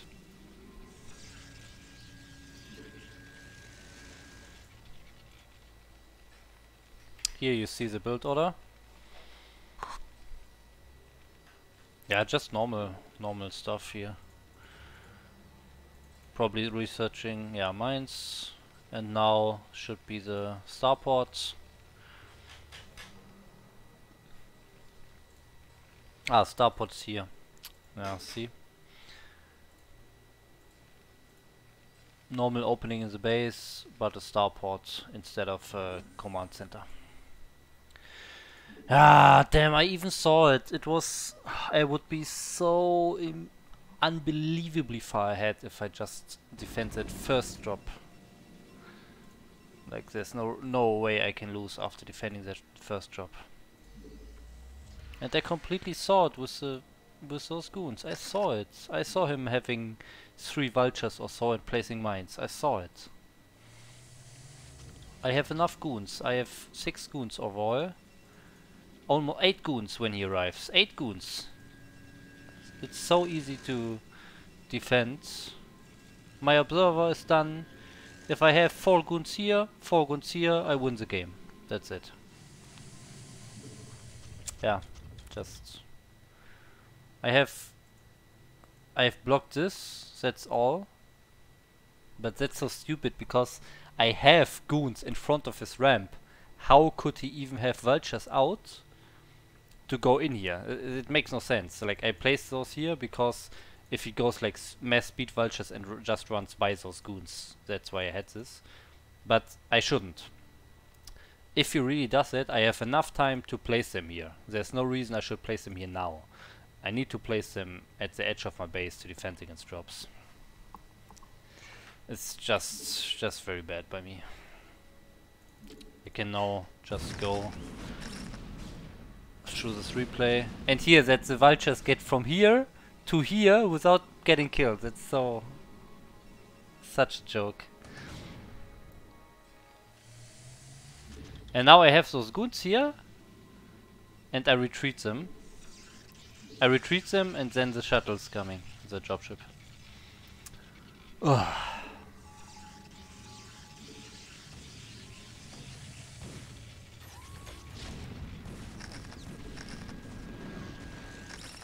I'm so sad.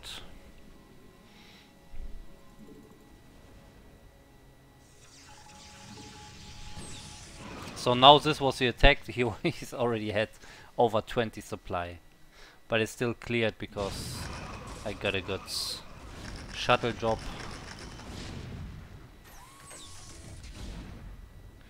But still, I'm just too far behind. I'm way too far behind. I'm still down 20 supply, even after clearing all his tanks there. Yeah, and here's his base started now. So like, yeah. I was just way too far behind. So this Mr. Twerk guy, what is he doing?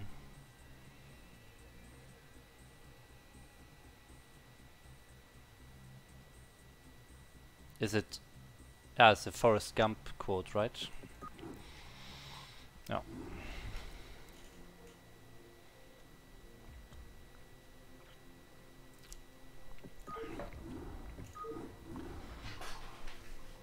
Okay. Let's do better this time.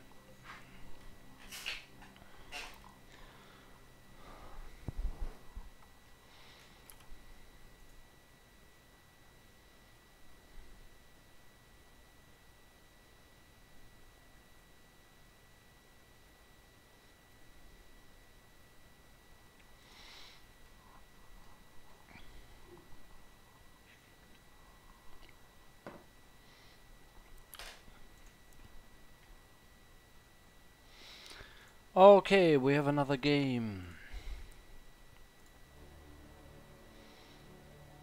Against a random, okay.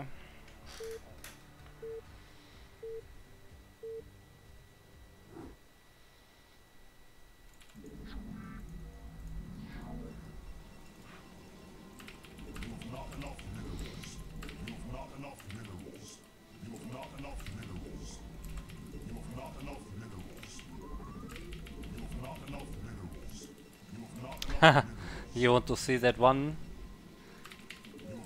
base PvZ again? The super strong Reaver Goon push? I mean, it's incredible it worked 3 out of 3 times when I did this week. It's really incredible. It's not that good, but yeah, that's just how it goes. Sometimes you're lucky and it just works 3 times in a row.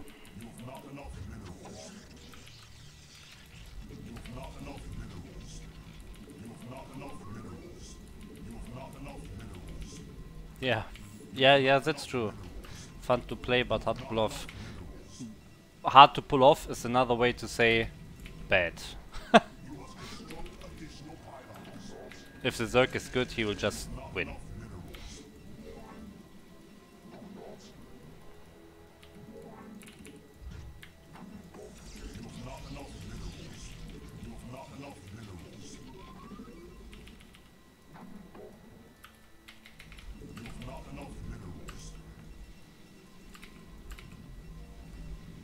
Which build? My build? My Goon Reaver build?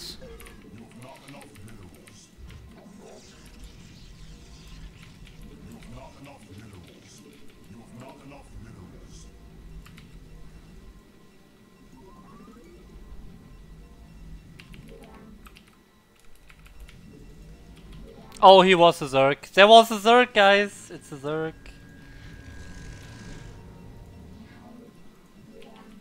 It's actually a Zerg.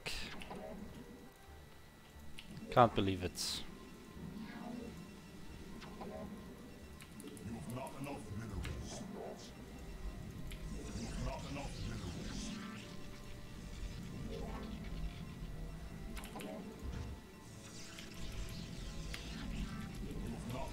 minerals. You've not enough minerals for combat. You've not enough minerals. You've not enough minerals. Cheers. Honor guide me. Thus I serve. You must construct additional pylons. You've not enough minerals.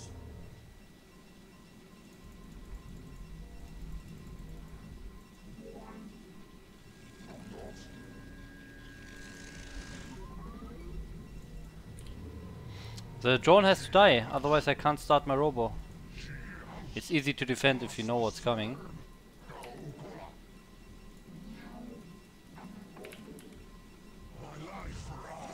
Oh! Oh, you need special tricks if you want to kill it with the zealots.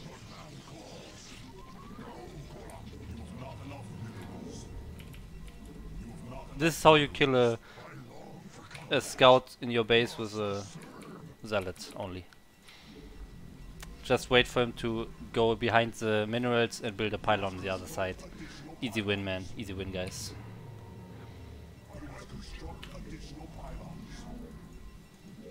Okay, build pylons around the edge of the base. Build another gateway.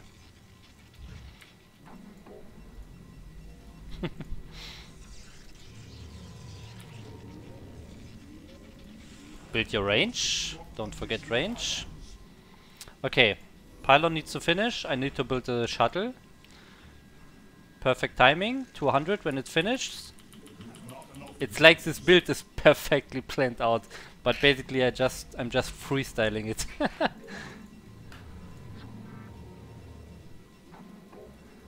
Now we need another pylon in preparation to build the Reaver, and of course the robotics support bay. Oh, and make sure to check the edge of the base for an overlord flying in. But since he's crossed, it's not happening.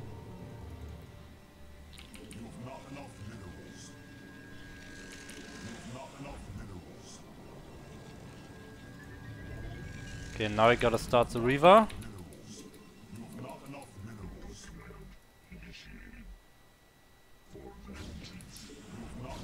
Oh, he's losing his overlord.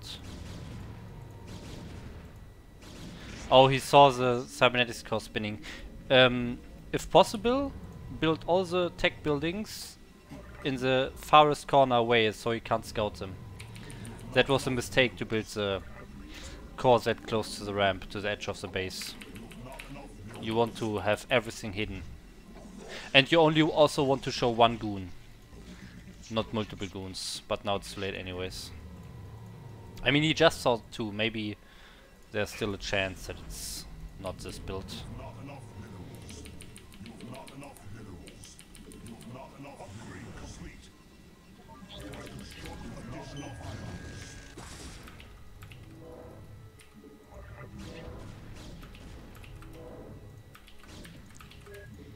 Okay, let's go. Build another Reaver. Don't forget the Reaver. Oh.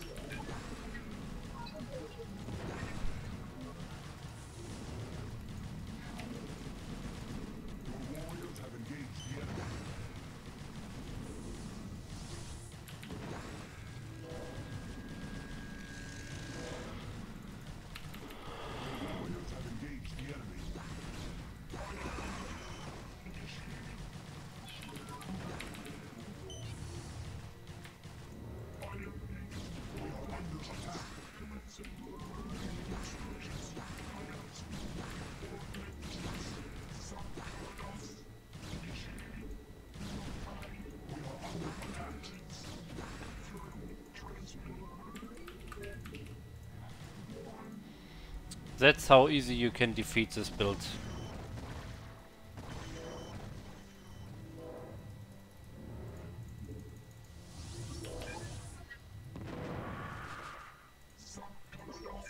We are under attack.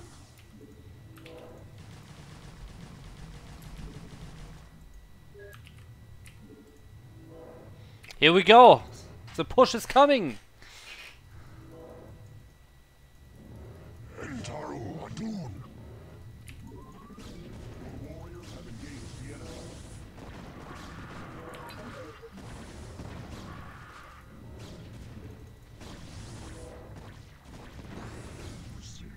warriors have engaged the enemy.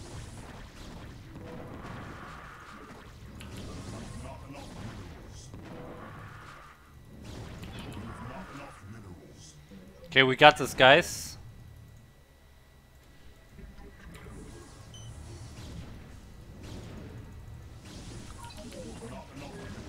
Under attack. We got it!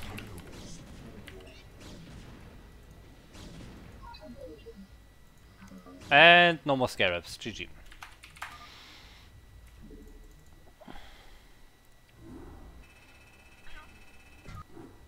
See? That's how easy you beat a strat like this. And now I'm B.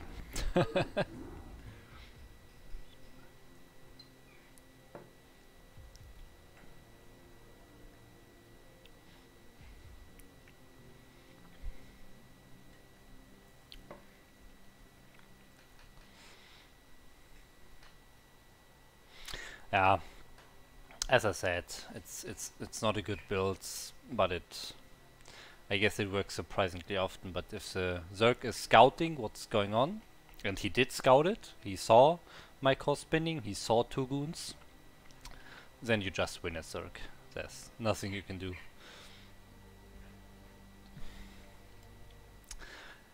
Yeah, block the ramp. Okay, maybe I can leave the 2 zealots at home, okay? But cannon is not possible. You saw the build is so tight, I'll need every single mineral I get.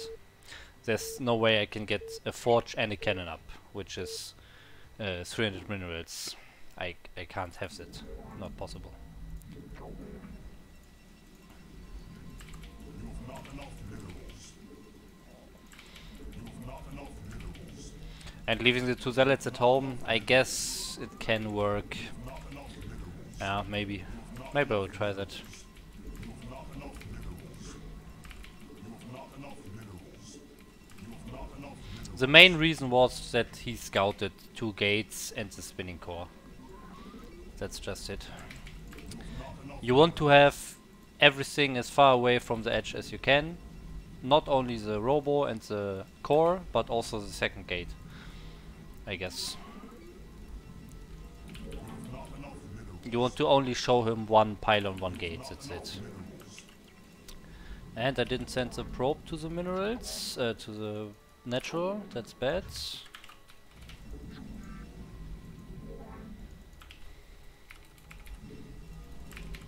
not enough minerals. You've not enough minerals. Yeah, of course, it doesn't have to be an all-in, but like every single thing that you show him makes him realize, or the higher probability to counter what I'm doing, you know? If he only sees 1 gate in the beginning, in the front, he's more in the dark than if he sees 2 gates. Like, he knows I will have a bit more units and not tagging super fast to, I don't know, Mass Corsair or Templar or whatever. It makes a huge difference to deny any scouting that you can deny, or you only deny half of the scouting. It makes a difference.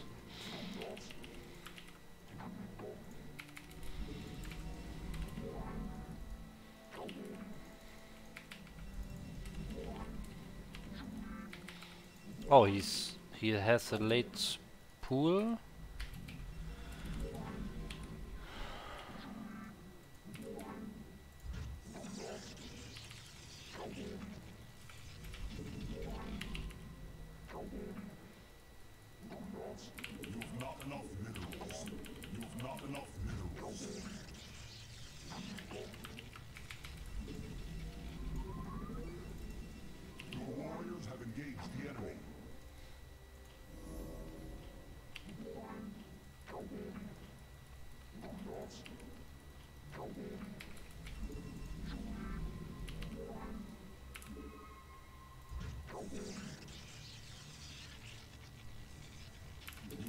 enough minerals.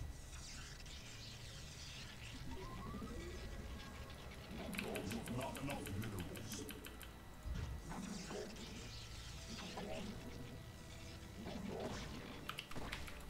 You've not enough to engage the enemy.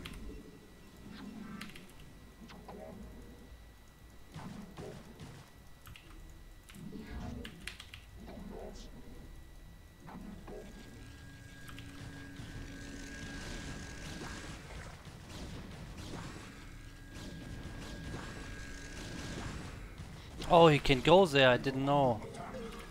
Oh, that's bad. Oh, I didn't know this is not a wall. Oof, I guess now I'm behind. You really surprised me there. Yeah, I surprised myself by not knowing this is not link tied.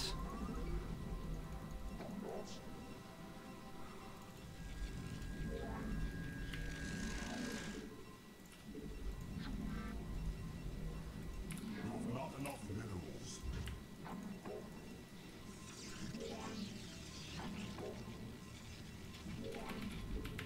You've not enough minerals.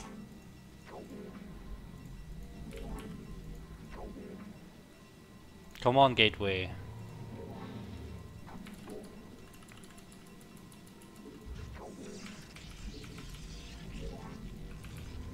You've not enough minerals. You've not enough minerals.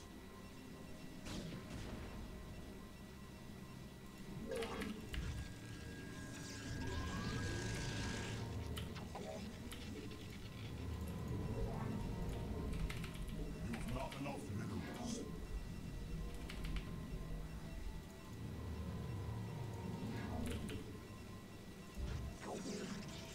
My life, Ryan.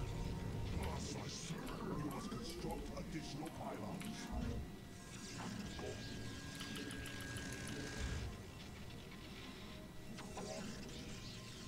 You've not enough minerals. You've not enough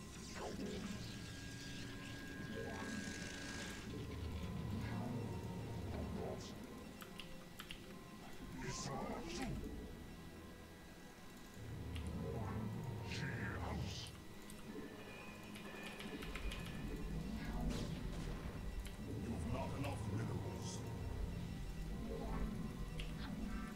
You've not enough minerals. My life, Ryan. You've not enough minerals. You've not enough minerals.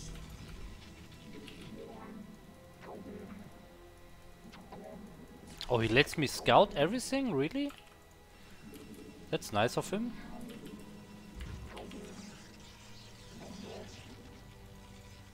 Okay, wow. My life, Ryan.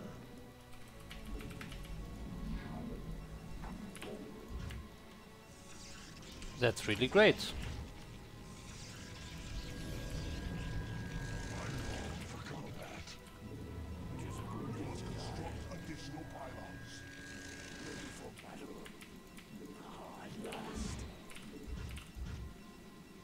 You must construct additional pylons.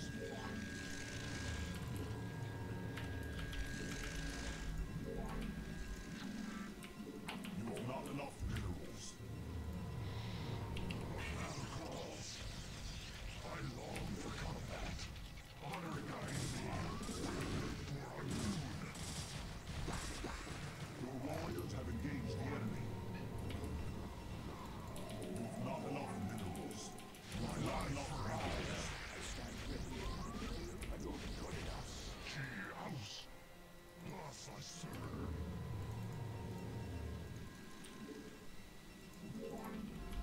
You've not enough minerals. You've not enough minerals. Let us attack. I don't good enough.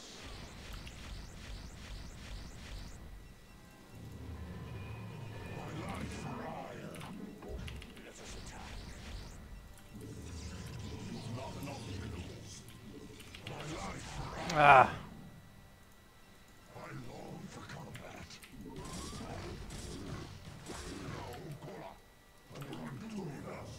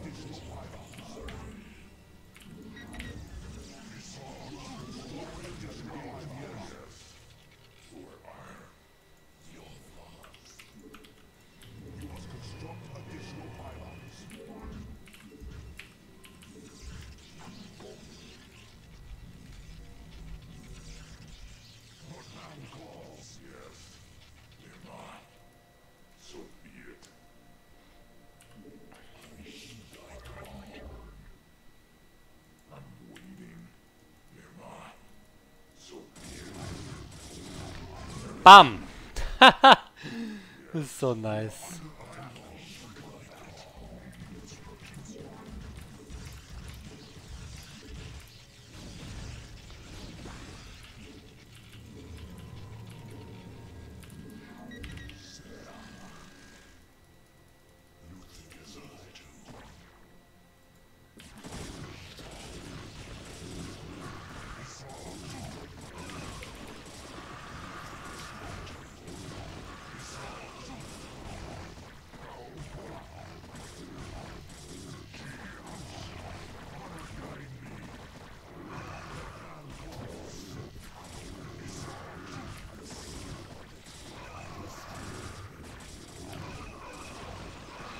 Oh my god.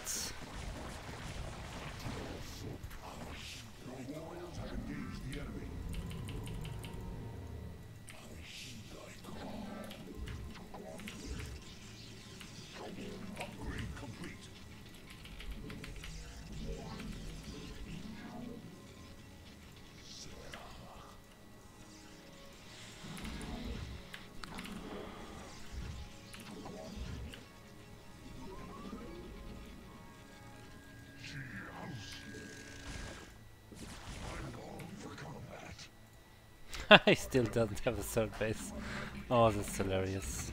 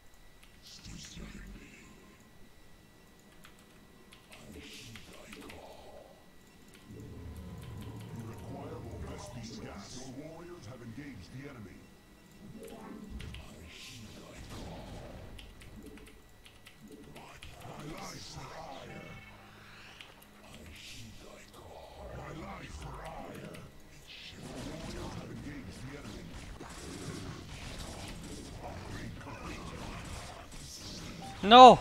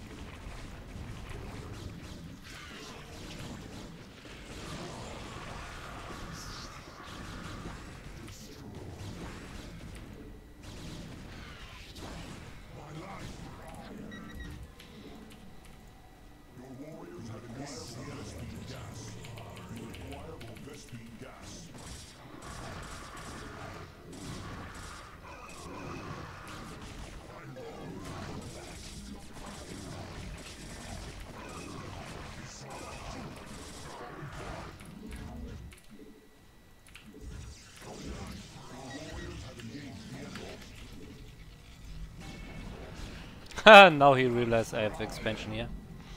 That's nice.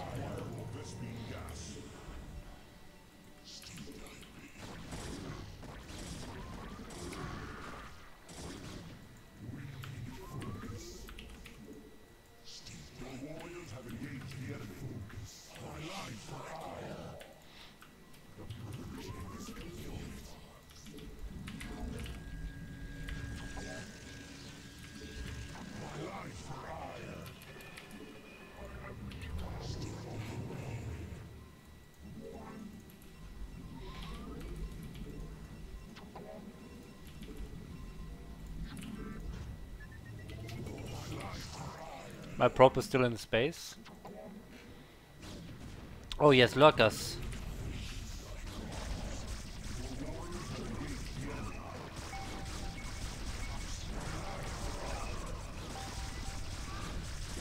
He has a lot of lurkers.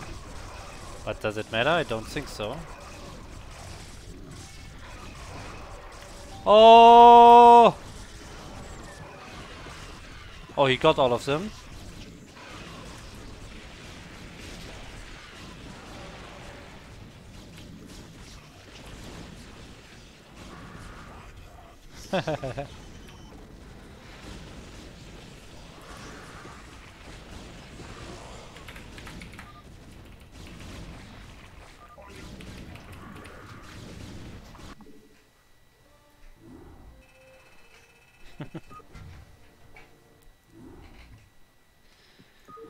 Back to A, way. Yeah, thanks Psychold 91 and Wang Me. Thanks for following. See, you made Anonymous happy by displaying an Eevee on the stream.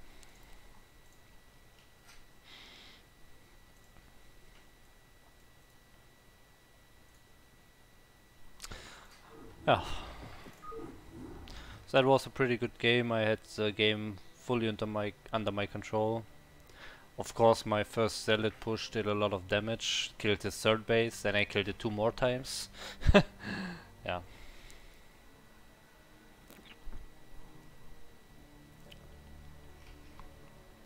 But I should still do a bit more. For example, I should have made a shuttle way earlier and Storm drop his natural, for example. Or just DT drop his main or something like that. Like, I was so far ahead and I just made units and attacked him, made units, attacked him. If that, for any reason, doesn't work, the game is even again. But if I harass his economy while doing that, I make sure to stay ahead and even get more ahead.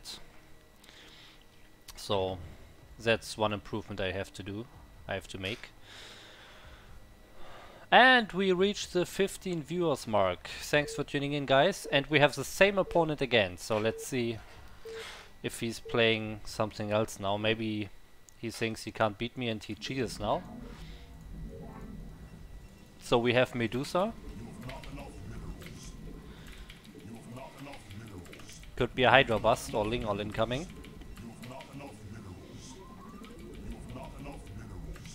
Mutalisks are very strong on this map as well, because you have this ledge everywhere around your main base, and Mutalisks love that. They can just run in, snipe something and run out again, and you don't see where they come in, from what angle. It's very, very strong. But as I said, I think he will just go for a Hydra all-in also.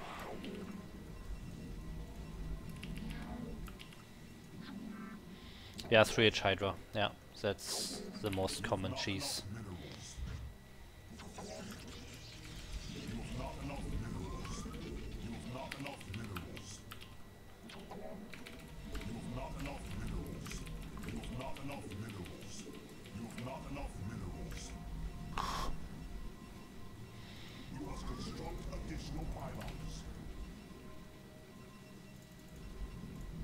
Maybe it's 4 pooling as well, so I have to make sure to get that forge.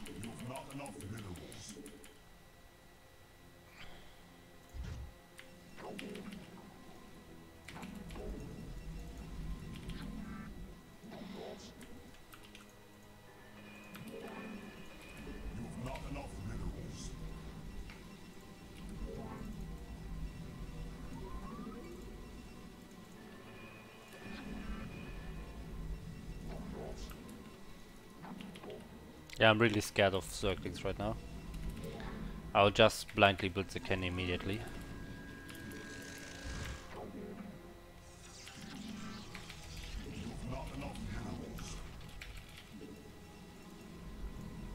Okay, no hatchery.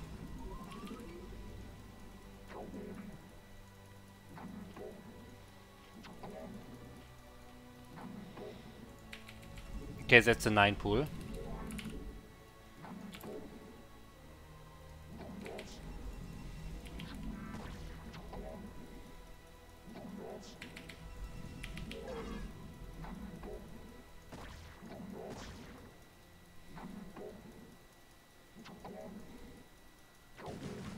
Ah!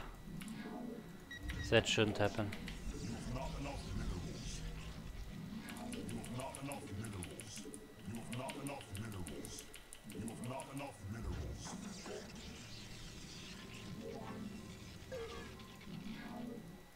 Ah, that's bad.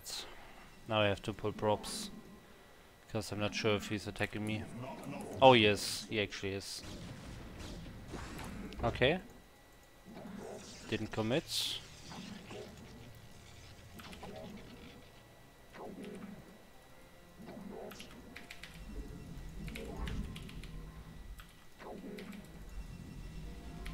You've not enough minerals.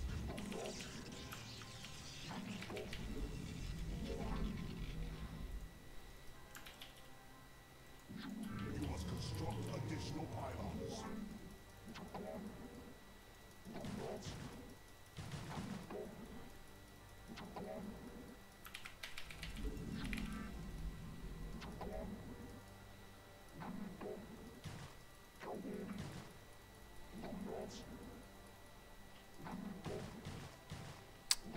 Can't get in.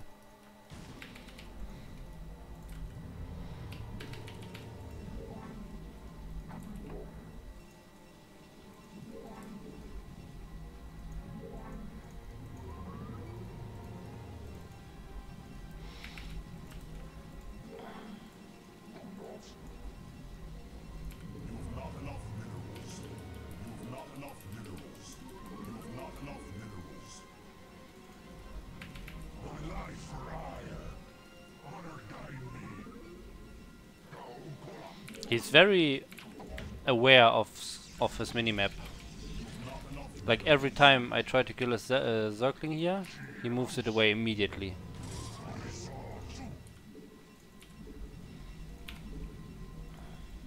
You've not enough minerals. You've not enough minerals. My life for hire. You've not enough minerals. I long for combat.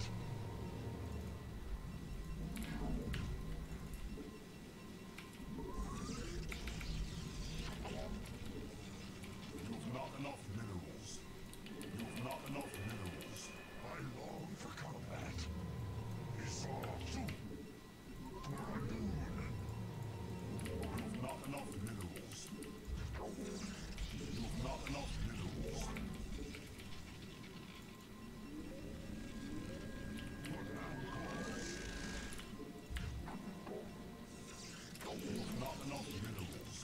You've not enough minerals. You've not enough minerals. You've not enough minerals. You've not enough minerals. My life for hire. I long for combat. Okay, I need to scout what he's doing.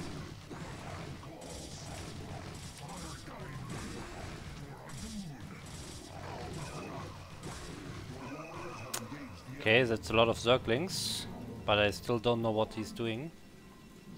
Could be Mutalists, of course.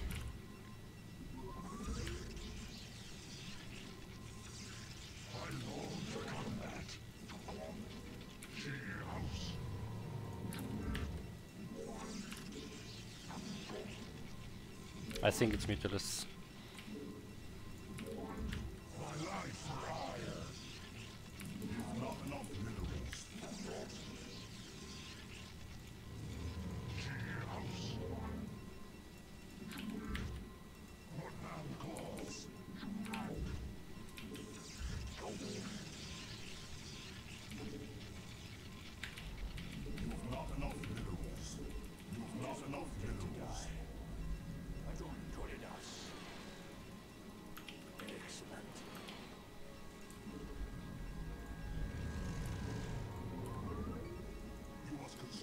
Additional pylons. You've not enough minerals. You've not enough minerals. Ready for battle. Yep, Spire. And 4x building. Ooh. Okay, 4x building. Yeah, Mutus, you saw it. See? That's how you see if he's going Mutus or not. If he has a lot of X building, it's Mutus.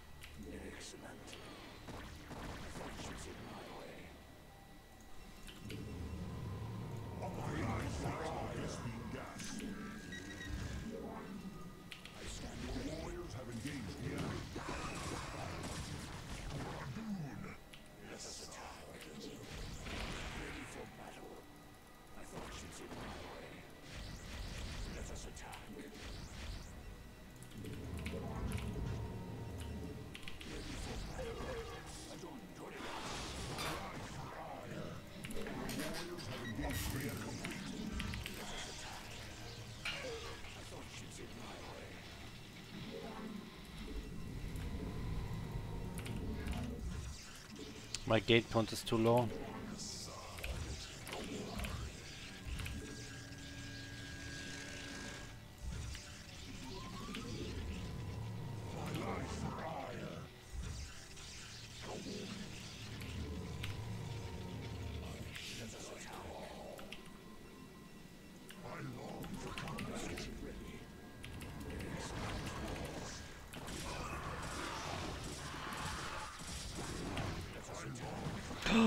My Psystorm didn't research. Holy.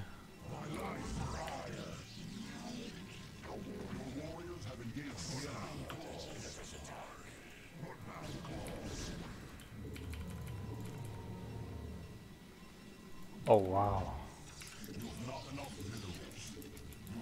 My Psystorm didn't research. If he has lurkers now, if he manages to get lurkers before I move out, before my Psystorm is done, then I lose this game. Oh! Hi Nick.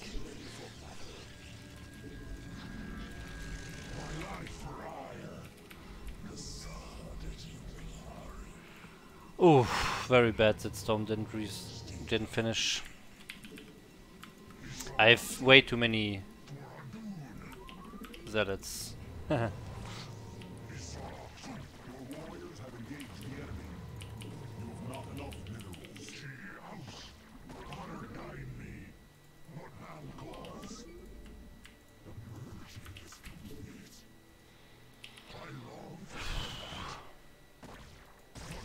Yeah, there's the lurkers, damn it. And that's how you lose the game.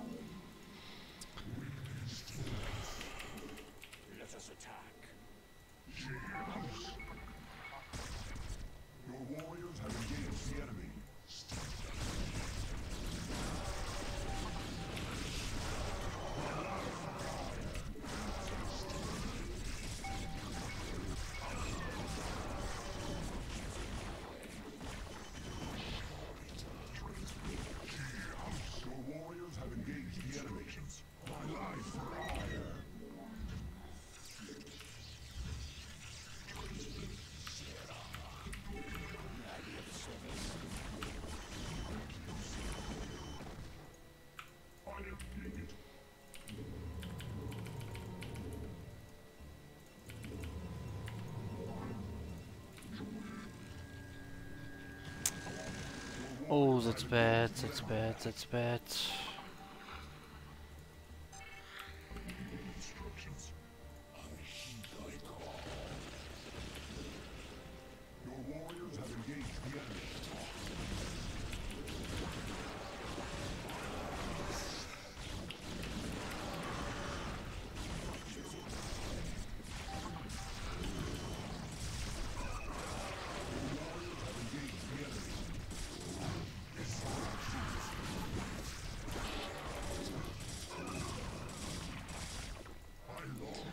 Okay, I can break him.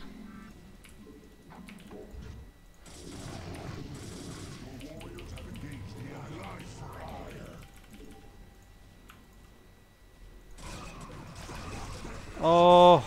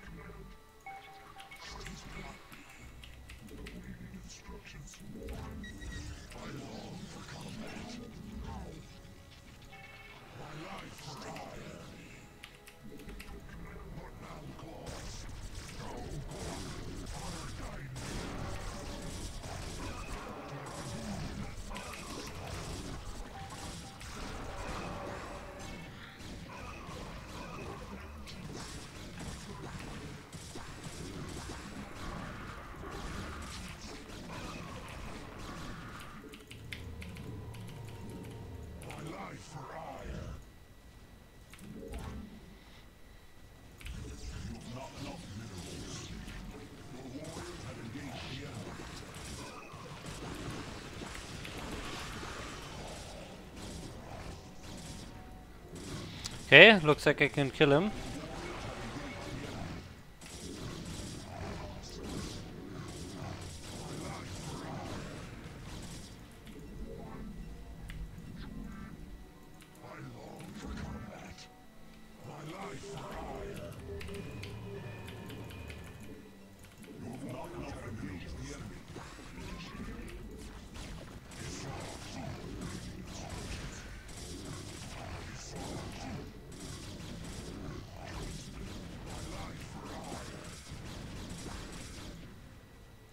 Oh my god, those probes.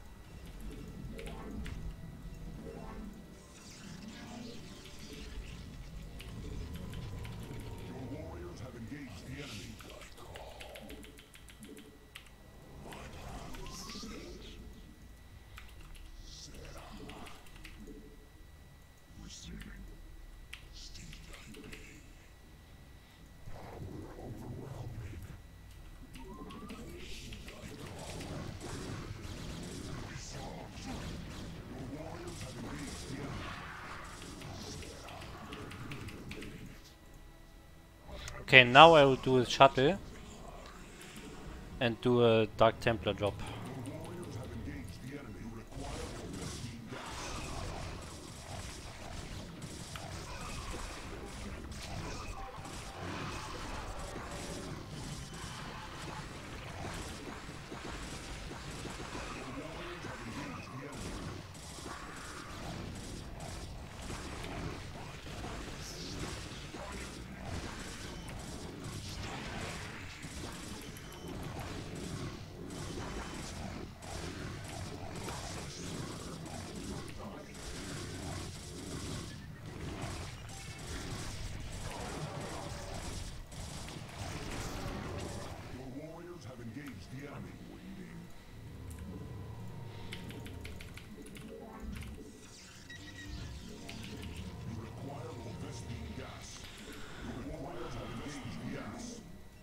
I need another base.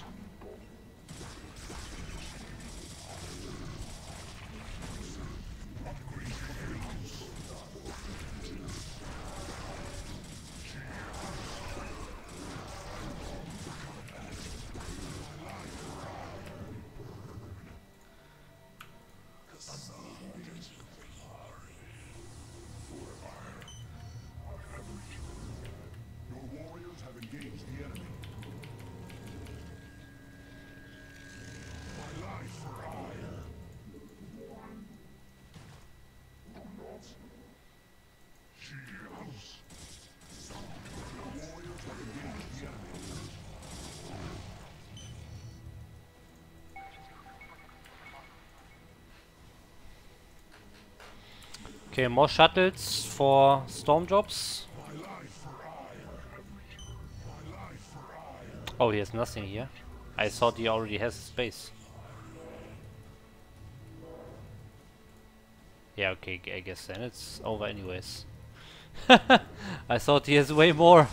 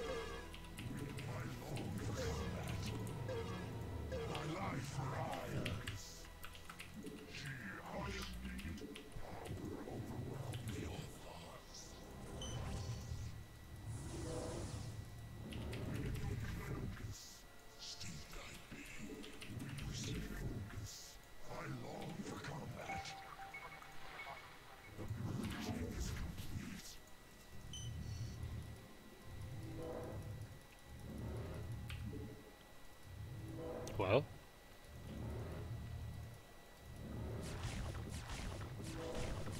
Well. What's going on with him?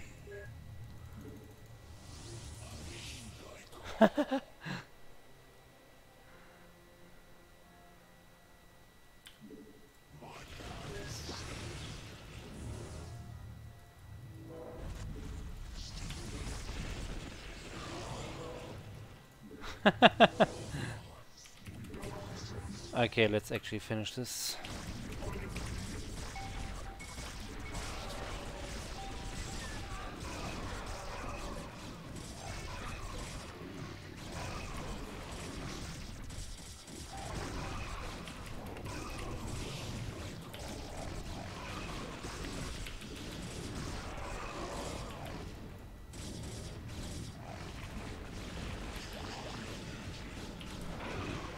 Oh, what is he doing? Why is he not leaving the game?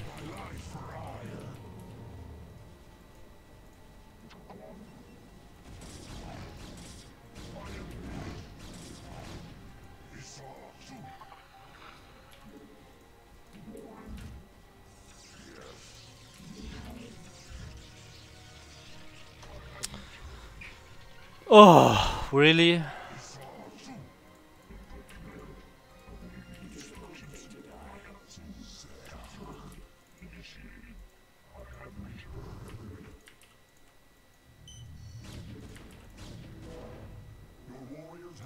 Oh my god.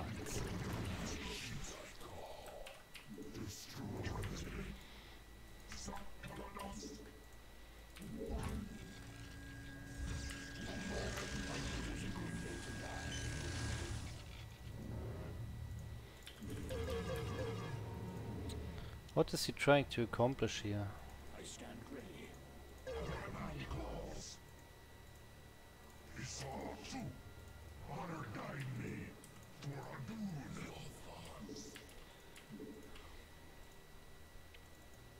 I am needed. It is a good way to die.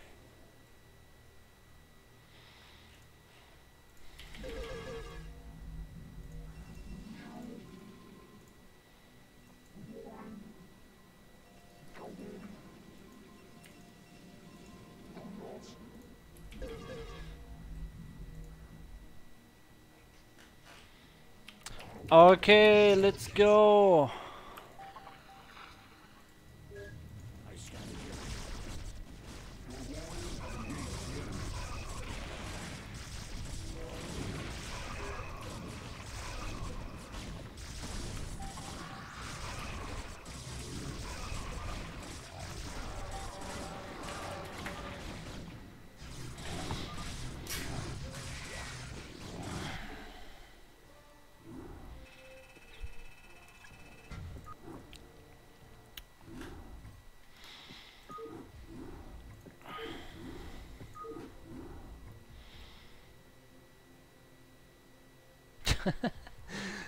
How did you unload the DT so fast?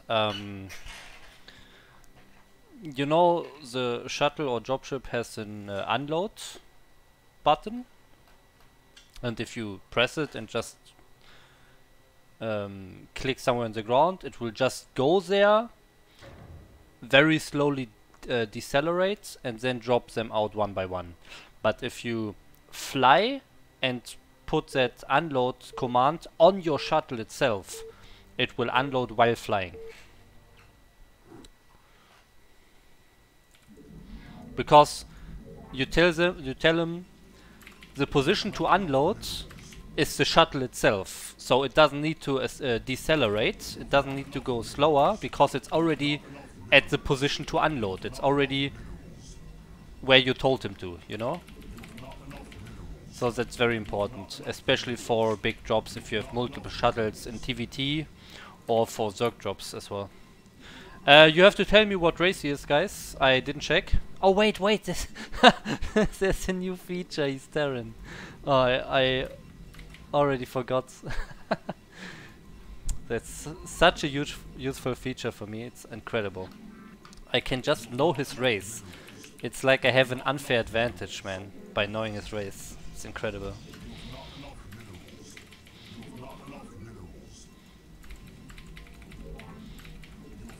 Okay, so against Terran, I will do the 21 Nexus again.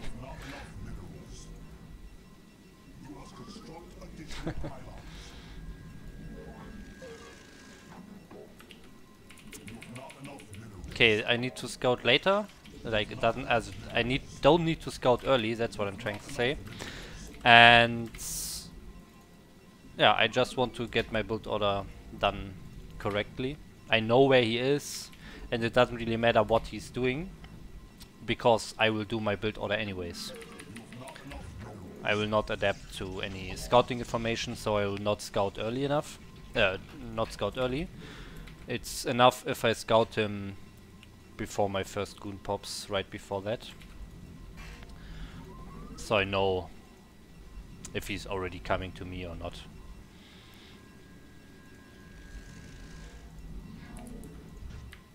Ah, my core slightly too late. 242. Could be faster.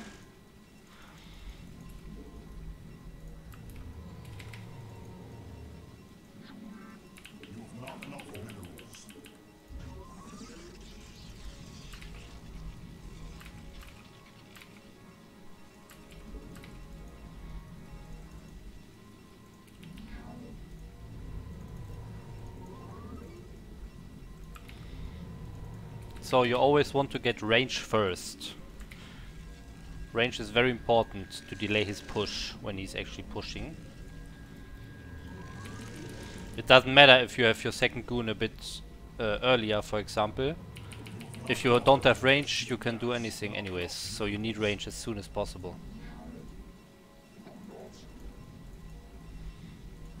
Okay, so now I will actually scout him.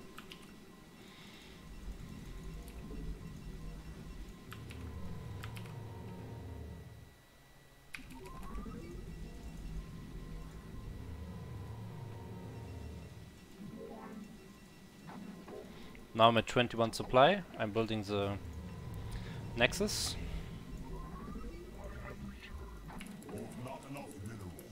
And I'm searching his SCV. Is it here somewhere? No? Guess not. Oh, I see an add-on. Okay, I see another SCV leaving? Oh, by the way, I fucked up my build order a bit. My gateway was too late and I built a probe before my second Dragoon.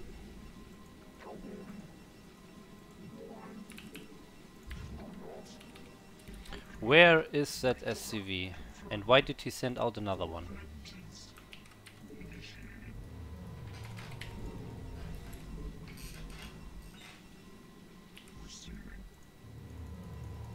Ah, that's not good. If he's pushing, I can die.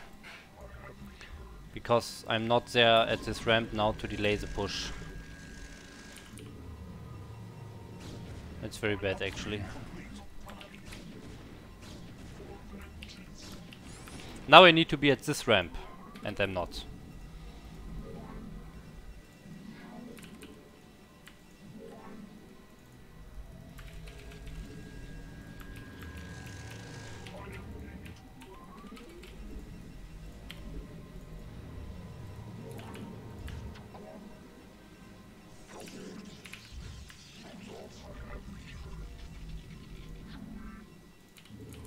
Not enough investing gas. You've not enough minerals. You've not enough minerals. Make use of me. Your assets commencing. For vengeance. Fire needed. Fire needed. Initiated. Commencing. For vengeance. It's quite weird, I have to say.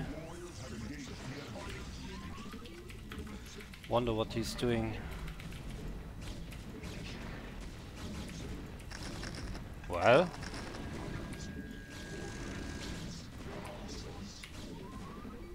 Okay, that was awkward.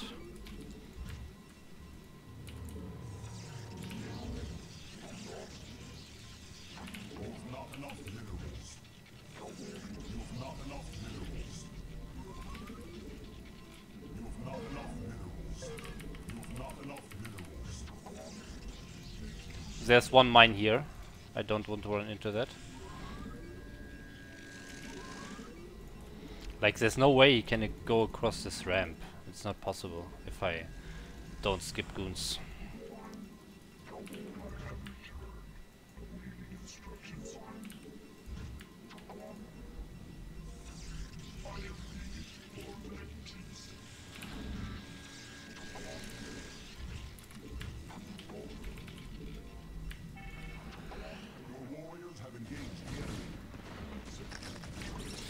Ooh.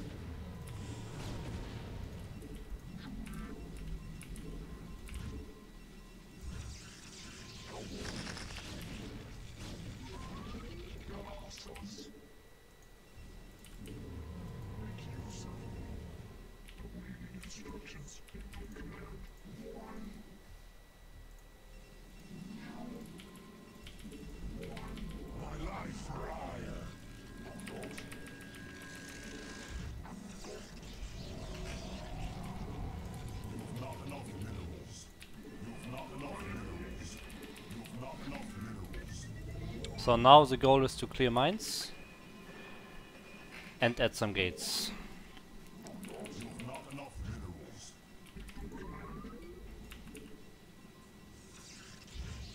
Two gates is not enough, even if you have Arbiter early.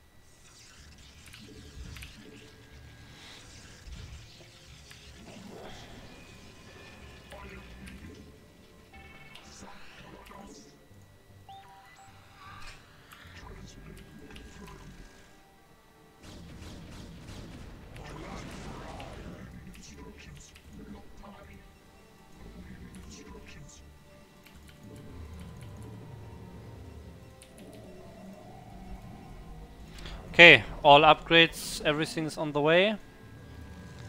My gateways are here. Now I just need to make that expansion.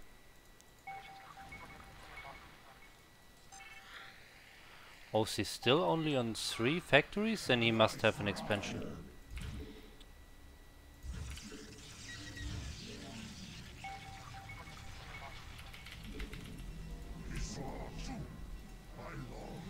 Oh, my gateways are not rallied correctly.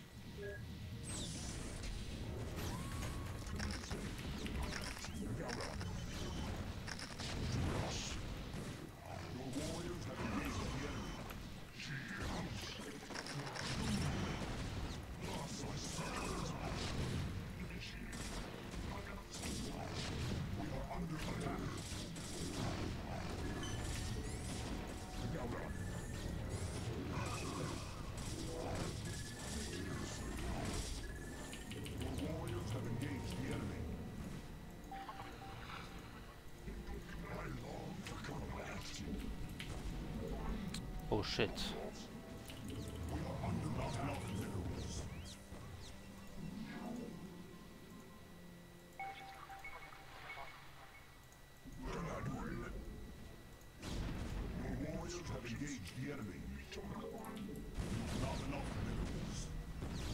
Where are my goons?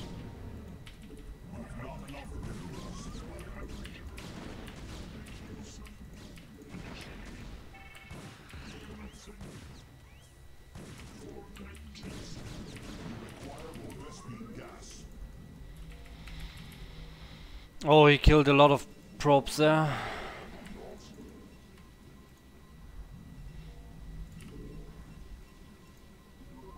But then again, he has no third base. That's good.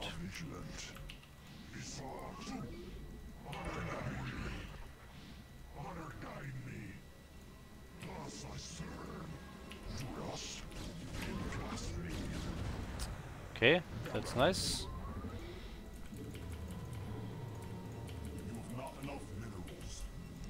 I need more probes again.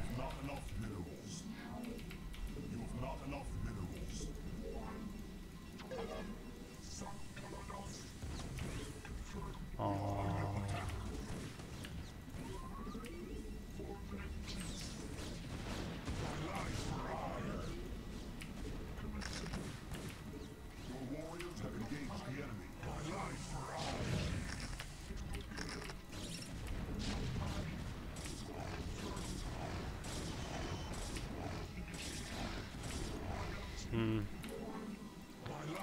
I think that's pretty good.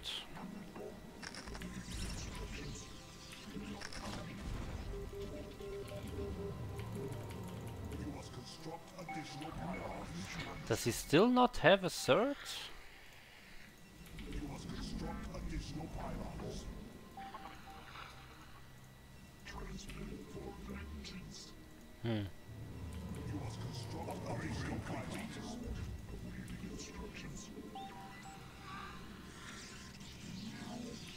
Oh wow.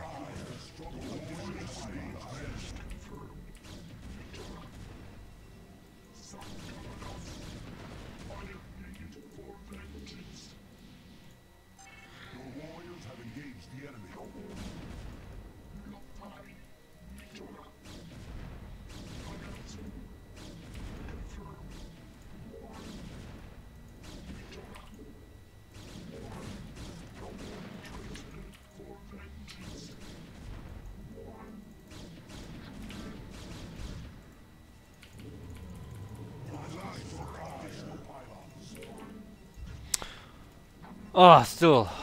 Pylons, pylons, pylons, pylons. Warriors have engaged the enemy.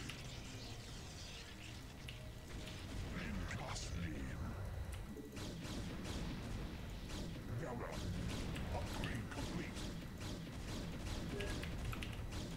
My life for hire. We are vigilant. We are vigilant.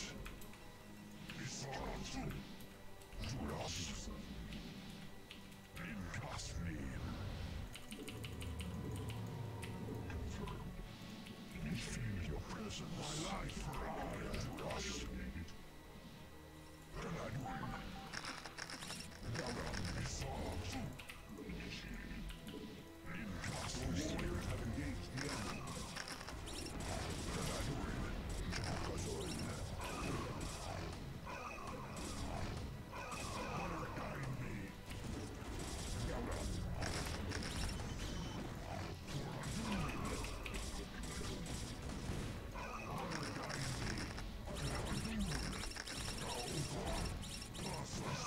Warriors have engaged the enemy.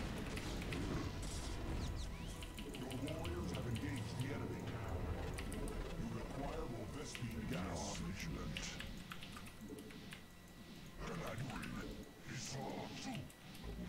We are vigilant.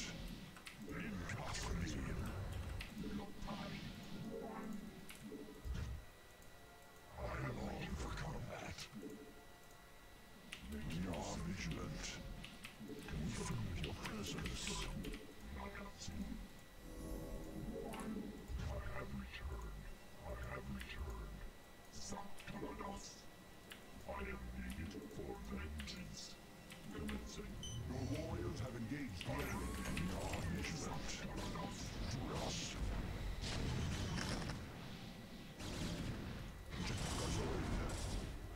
Your warriors have engaged the enemy. To us.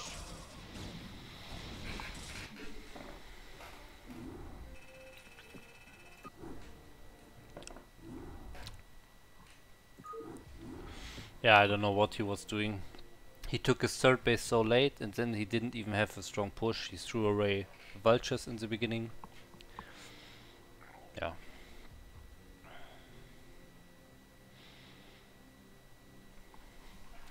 Yeah, the clutch pylon. The pylon was really clutch, I guess.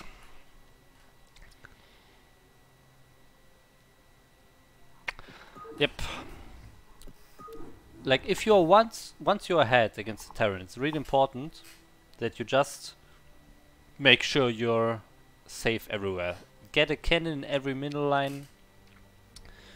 Place goons in some ways where the vultures run through. Clear the mines on the map. Build multiple observers, like 3 observers, and spread them around the map so you can always see when vultures are running around. Like, if you do all those things, there's nothing that can happen to you, and if you're already ahead, then you will stay ahead, if he can't do any damage.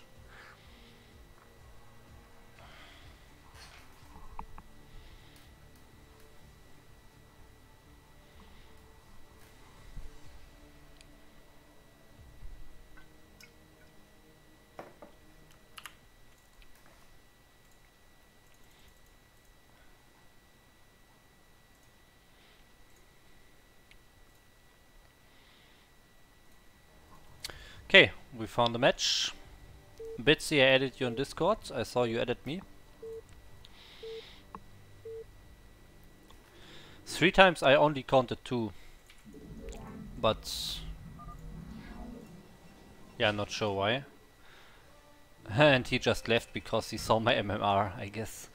He was like 1.7k. Well, easy 8 points, I guess. I don't understand that mindset. Like, if you don't want to play against better people, you will probably not improve. If you play a slightly better, I mean, he was 1.75k or so, maybe close to 1.8. Sure, I'm better and probably I will win the game, but if you don't take those games as a lower rank player, you will not notice where your weaknesses are. How a better player will abuse your weaknesses.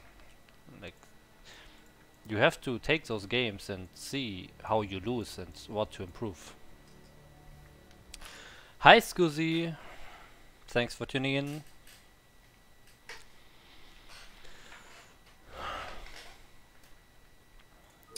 Yeah, so after some initial losses,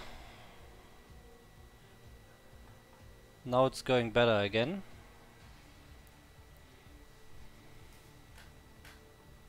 Yeah, okay, that's also possible, but even that doesn't make sense. If you don't want to play a certain matchup and you use the normal matchmaking to play games, then you will just throw away 1/3 of your games. So your MMR will actually be way lower than what it should be. So you're playing weaker opponents in the other two matchups, and that doesn't help you. It doesn't matter. So that makes no sense either. So, oh, it's the same guy. Same guy. Oh my god. Let's see if he stays this time, or is he dodging?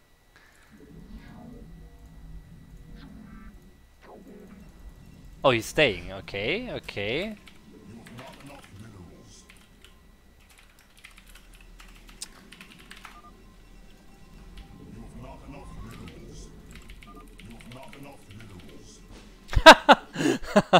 Man, that question pressured him too much. Oh, he didn't even mine. Ah, what is he doing? Damn.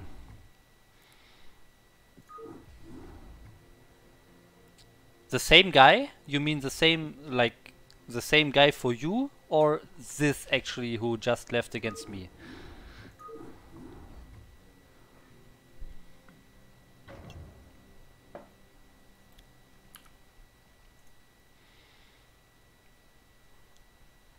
Oh, we have another guy. Oh, and he's actually better. He's higher ranked. And it's a Zurich. Okay. Go, go. Perfect split.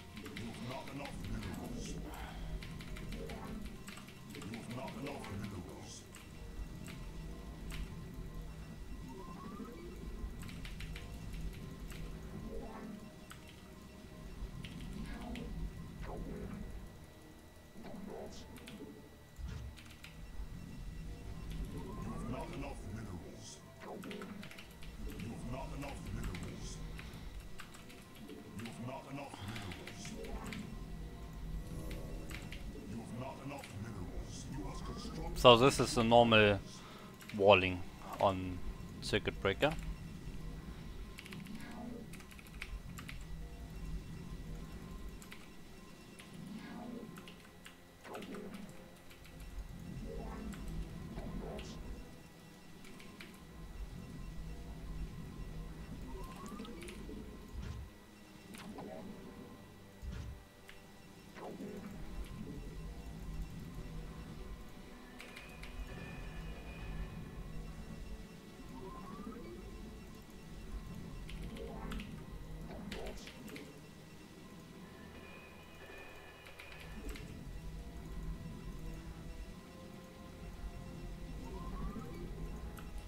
So, will I scout him or will I not scout him? Do I have to build the cannons?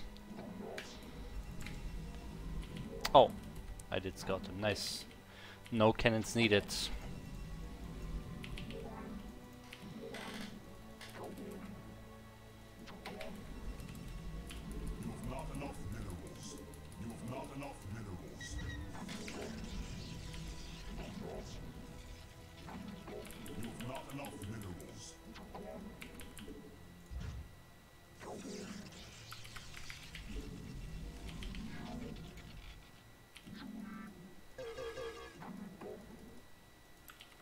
Just making this pylon is good, even if you don't want to cannon rush. He needs to pull so many drones because he has no pool. It's easily worth it.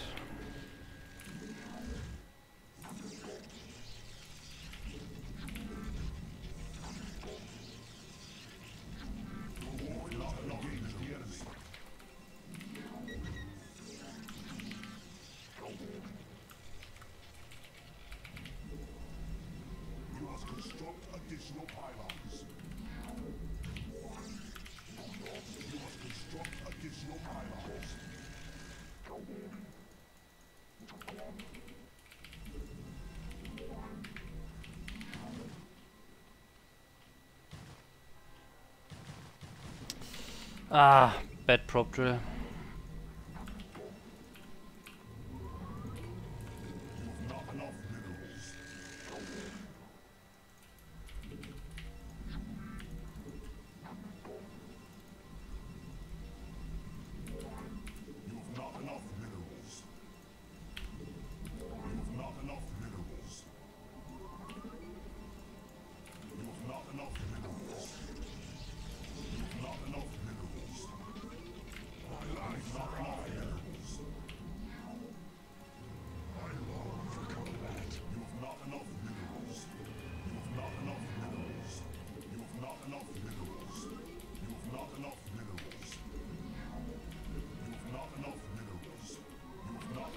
Oh, he has a lair already.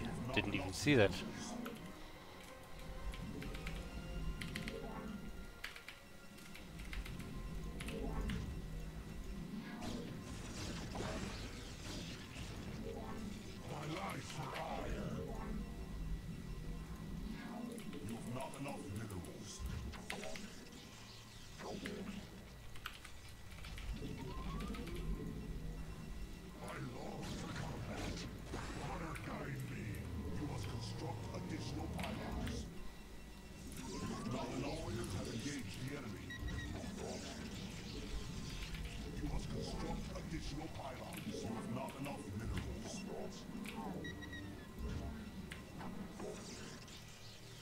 Okay, very early Spire. Very low drone count. So I just need to have a lot of defense and then I'm fine.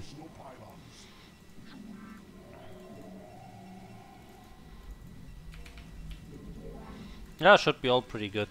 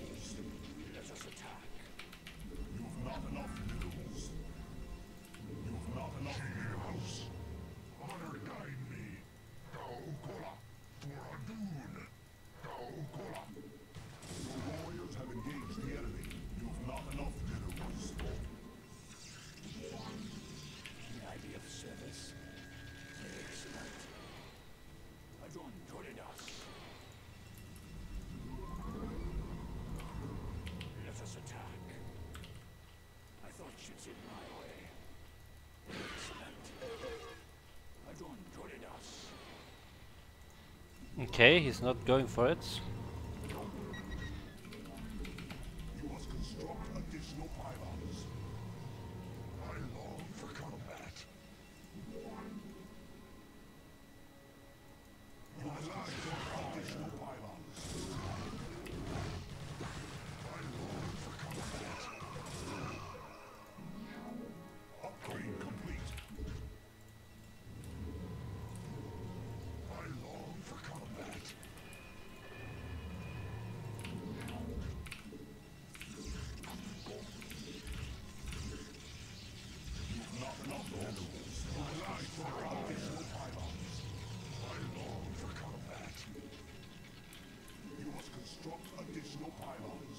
I really wonder what he's doing.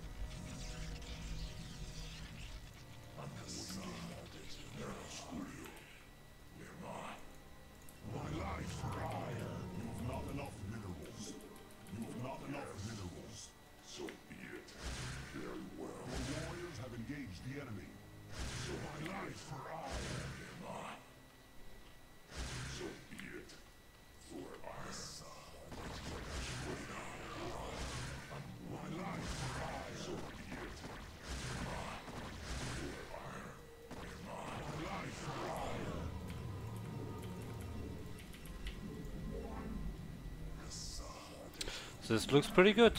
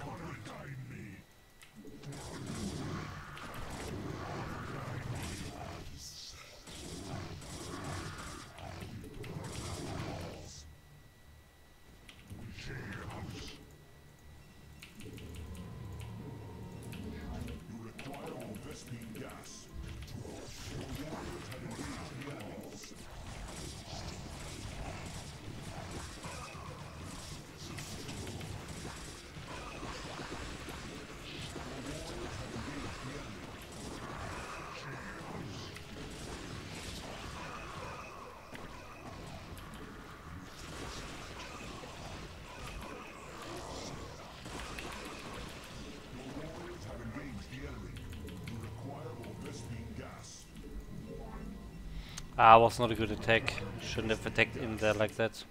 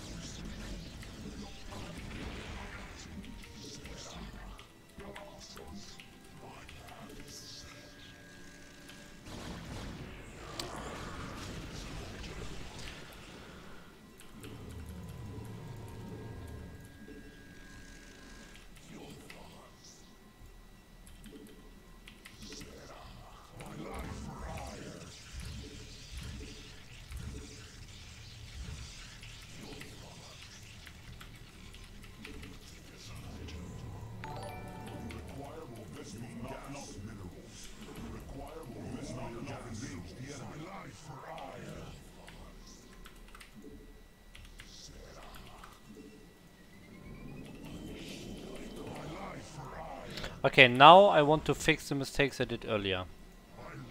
I want to do Templar drops. Just more harassment, more drops.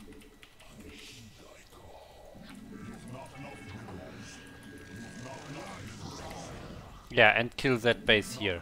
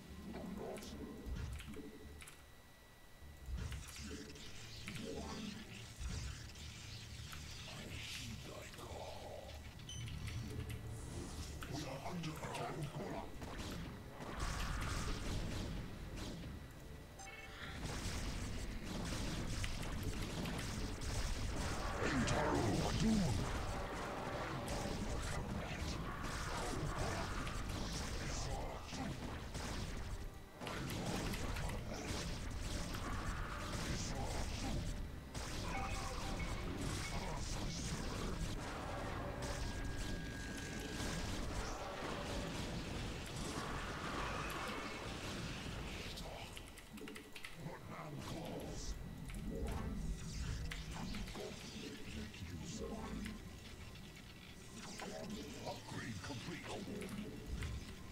What now calls? It shall be done.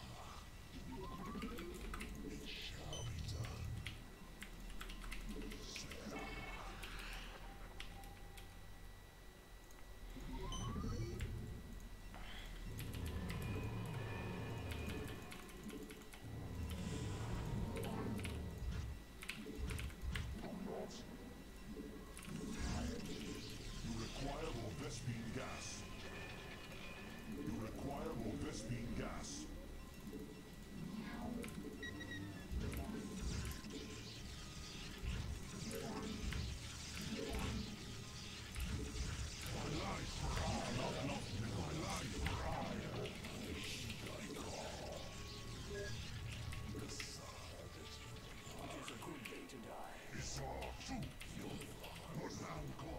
Ah. The warriors have engaged the enemy.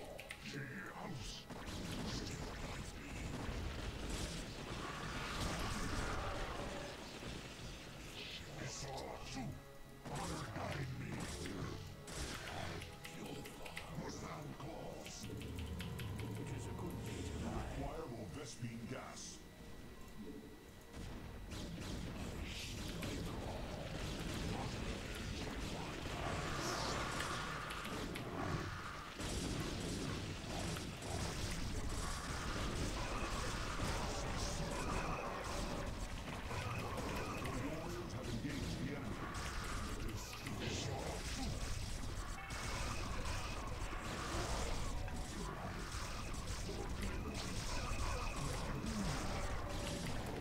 Warriors have engaged the enemy. Engage the enemy.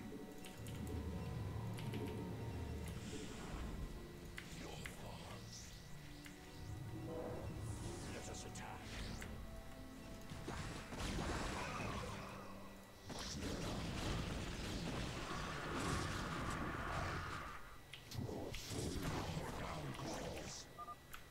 Receiving.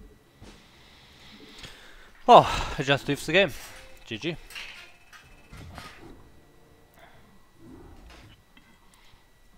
Oh wow. Trapped Ink, thanks for hosting, man.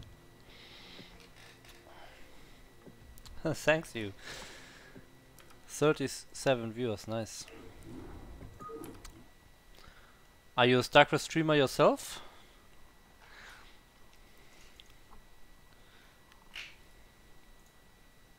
And also thanks for following Plaguer.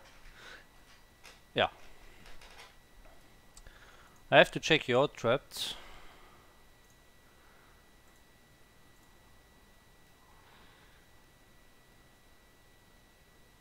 Ah, Chobos Wagons, hi. I saw you on Discord. Nice. Oh, you're also jealous. Ah, okay. You switch your accounts pretty often, it seems like. I saw you as jealous on the Team Liquid thread about SCRchart. And Chobos Wagons is on Discord. Yeah. Yeah, so really thank you, man.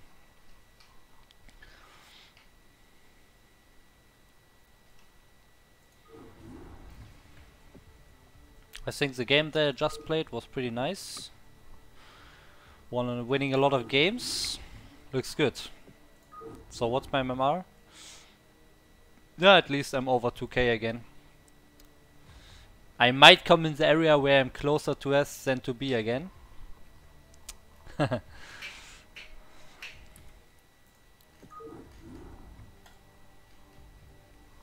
So, to all the new viewers coming in because of Trapped, I will always stream here, just an A-level Protoss trying to reach S. So if you enjoy Protoss games, you can also follow and tune in again. I always try to talk about what I'm doing the most I can. So especially newer players can learn a lot, I think.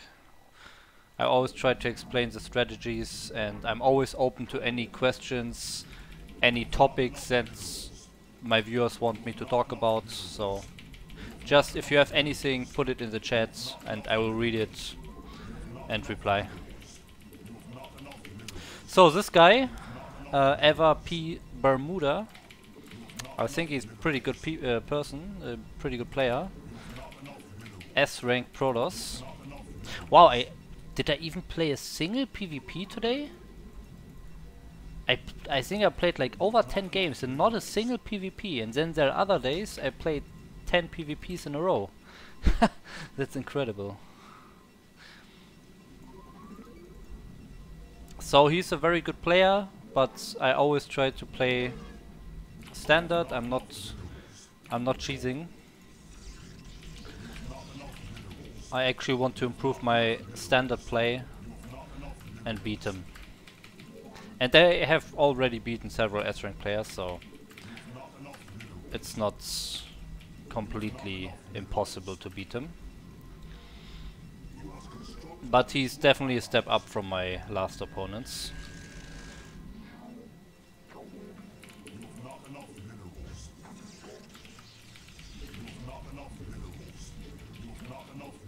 So map is ground 0.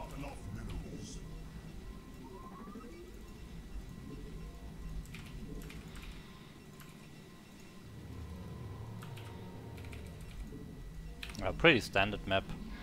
Nothing weird going on here, like low ground mains or whatever. Just pretty basic map. I will go goons with 1 zealot in the beginning, just to be safe against 2 zealot rushes. And then let's see.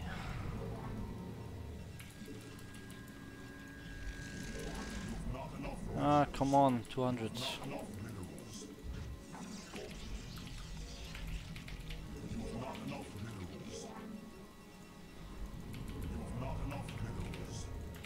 So if you don't, if you build fast goons, so you build the core and then a zealot to be safe, you usually have to cut probes here to build the pylon. Otherwise you are getting supply blocked. So you build this pylon and then you can resume probe production.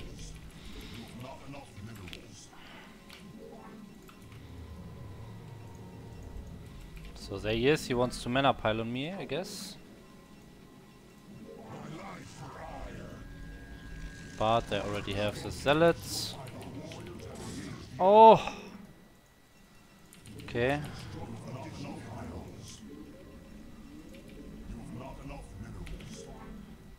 Almost killed my probe there. Was close.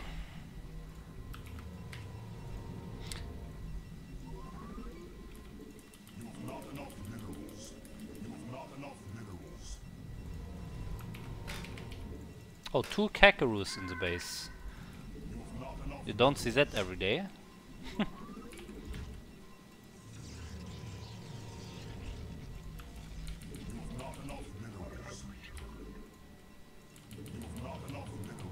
Okay, so he's losing his probe there.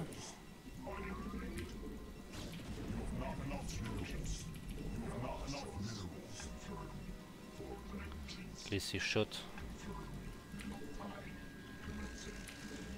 Wow. Wow, wow, wow.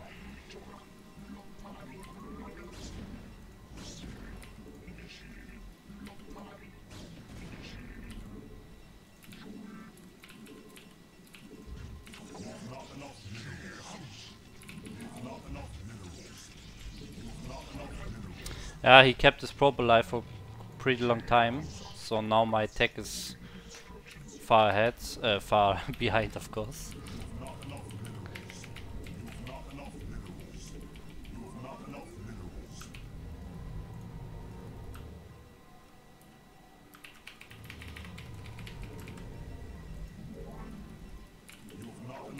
Don't forget the pylons at the edge of the base, in case he's going speed shuttle or just normal shuttle.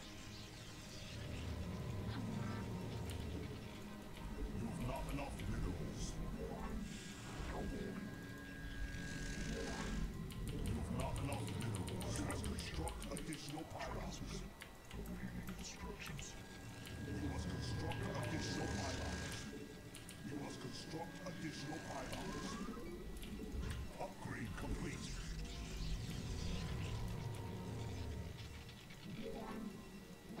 You've not enough minerals. Make use of me, Nitora.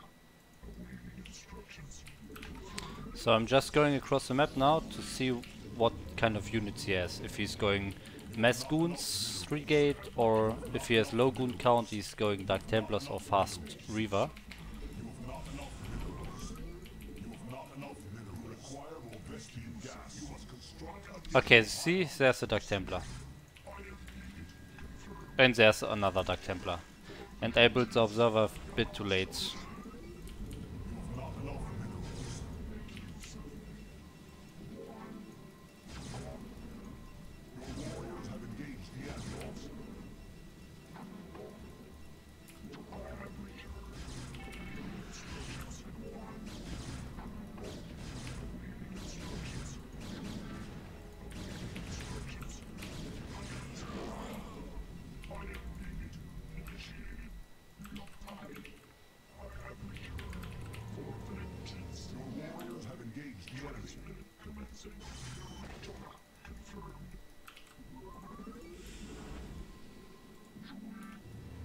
Sankalanos. I have returned. You've not enough minerals. Make use of me. I am needed. Yeah, he killed a lot of probes. I'm behind, so I have to expand. Not enough minerals. Commencing. Initiating. Receiving. Receiving for vengeance. Nitora. Commencing. Nitora. I long for combat. Commencing. Confirmed. Initiating. Input command for vengeance. Your warriors have engaged the enemy. Your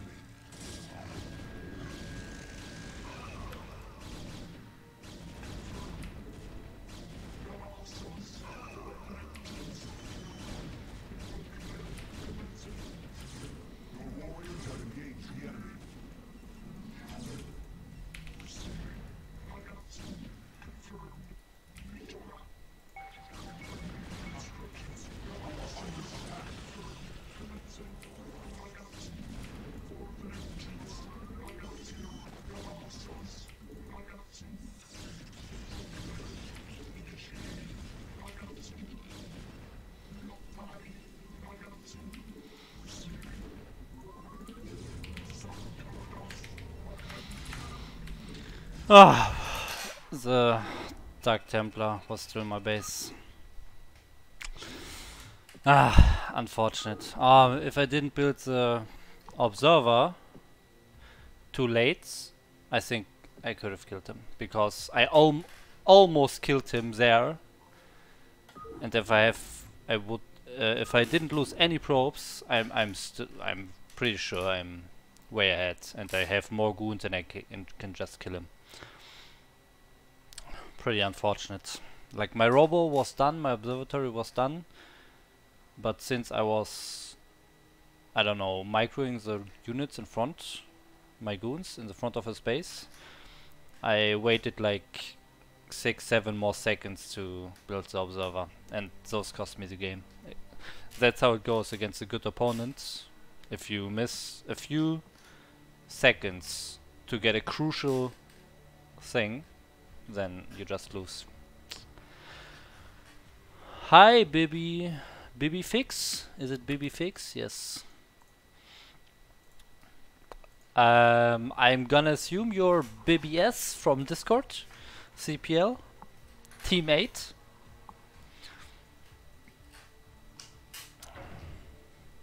So thanks for tuning in.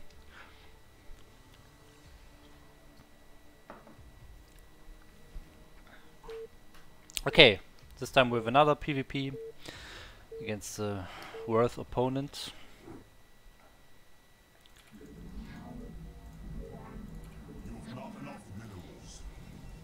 Okay, good splits.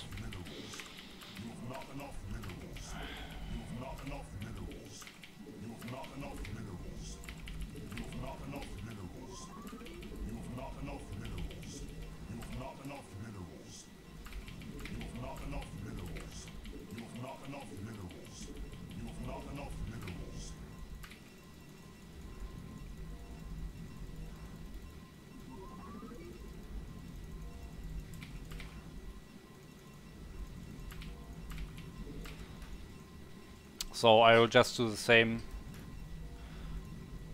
but fix my mistakes basically. But what I can say in PvP, a lot of people say it's so random, it's the most random matchup and so. Okay, that might be true, but there's one thing you can do in PvP which definitely decreases the randomness. So what you want to do is you want to go out with your first initial units, like with your first 2 goons and 1 zealot or so. You want to go out and check what units he has. For example, if he has only 1 goon and 2 or 3 zealots, he's probably going Dark Templars. For example, if he has 4 goons when you have 3, then he probably added the second gate early. So those are some things you can do to minimize the randomness. You want to check his goon count. You want to check how much gas he spends and how much gas he could have left to build any specific tech.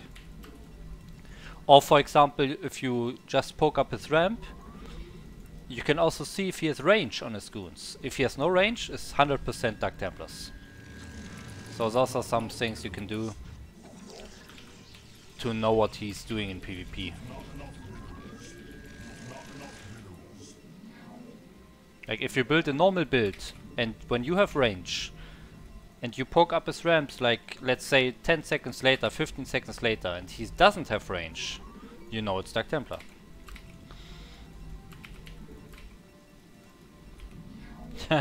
Random versus random where both spawn as brothers. Yeah, I guess it's pretty random. Oh, I have 4 probes and gas, it's bad. Also my pylon was too late, damn. I'm talking too much.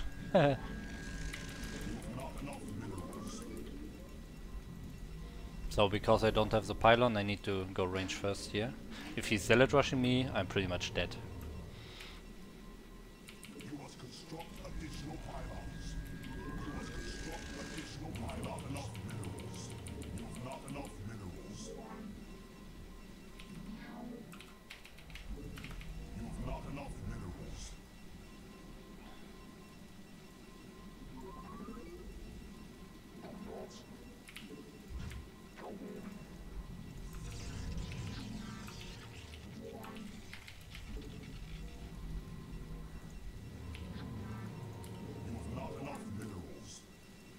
Okay, he's top right here.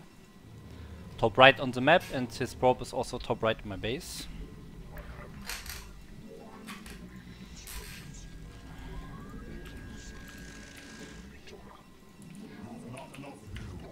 Oh, it's what? It's not.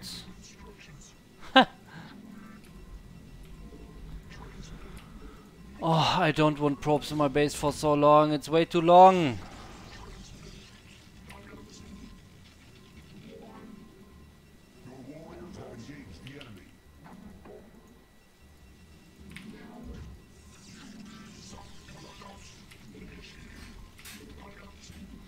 Oh, lag! Holy shit, it's lagging so hard now. Okay, now it's fine again.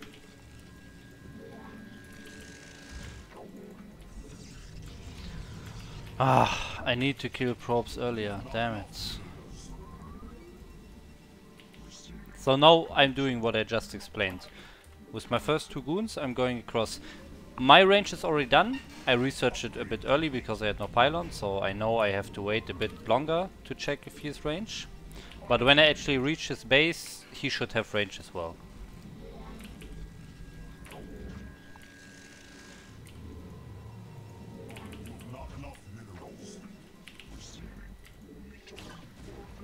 Ah, that's Dark Templars. No range. No range. Yep, no range. That's definitely Dark Templars. 100% Dark Templars.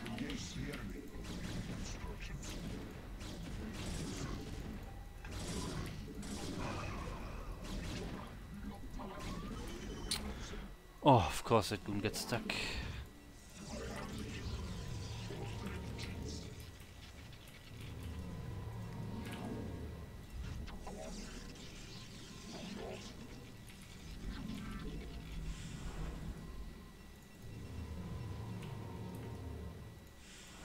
Your warriors have engaged the enemy. Instructions.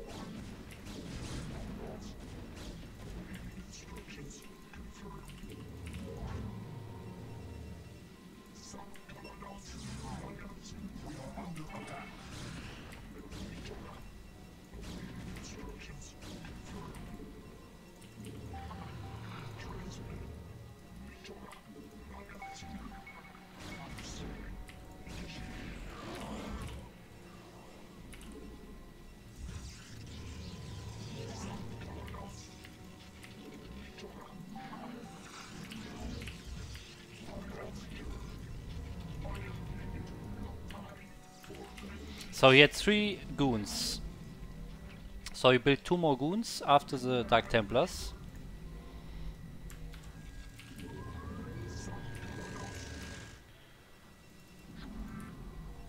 That probably means he's not going for fast speed lots in Storm, but for more goons.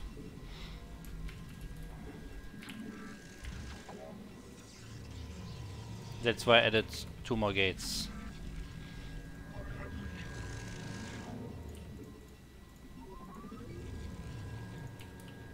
Okay, let's see his gate count here.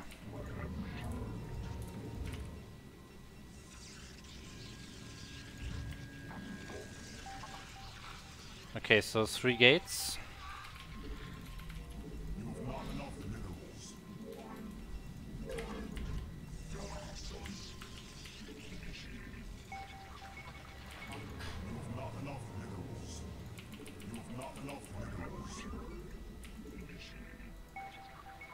Where are his units?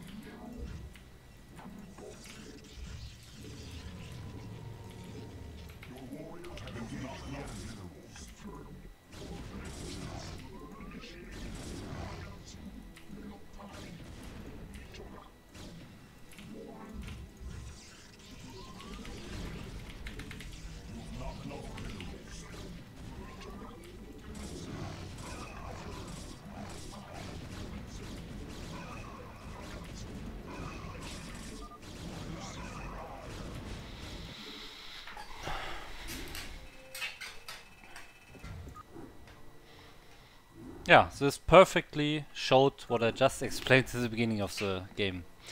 Like I go to his base with my first two goons, and I immediately see completely what he's doing just by seeing his units. He only had one zealot, one goon, and no range. So obviously it's Dark Templars.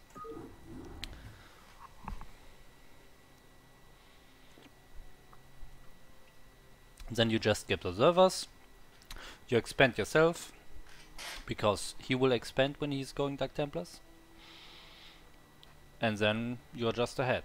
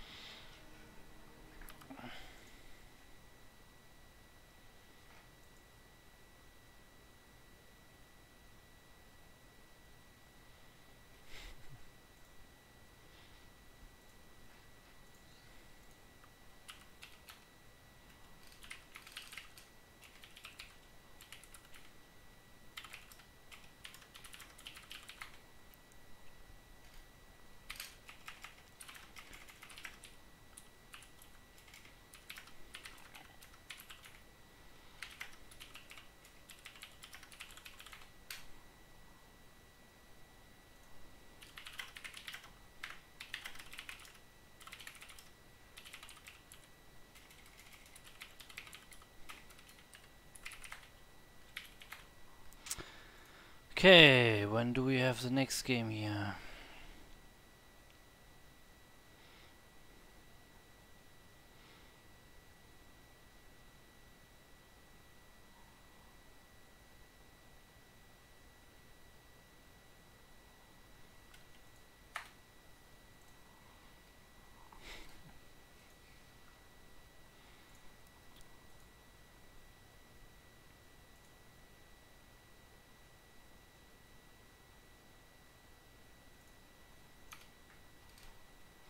Wow, still no game.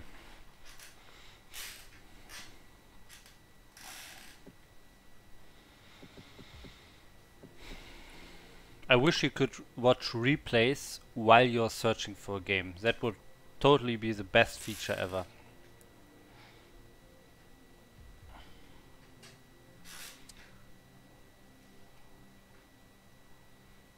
Like you just can host the replay here, and if the game is actually be found, or if the game is found, then you just automatically leave the replay.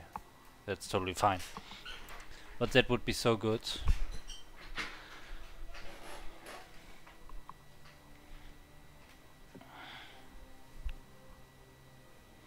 So how did Let's Go 3 go?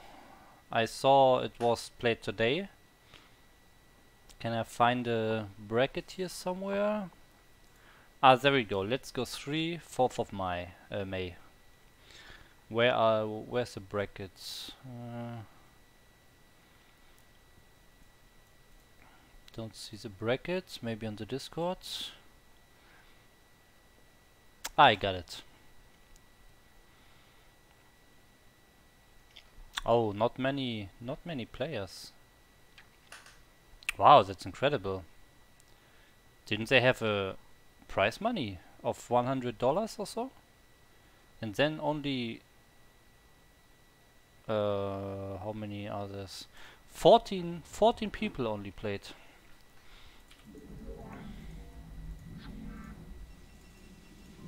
I would assume if there's prize money, all the top foreigners are playing.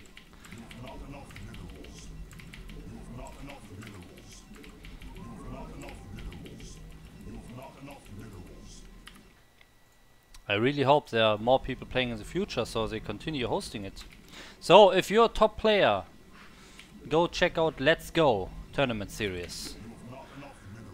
You can win prize money, and it's streamed. All the games are streamed, or not all the games, but the most important games are streamed.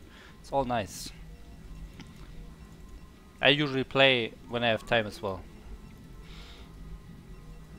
Okay, but now I have to concentrate on the game.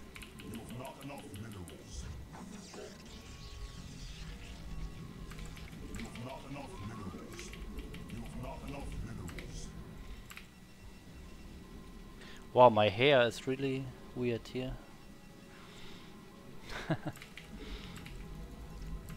Okay, so I'm going 21 Nexus again.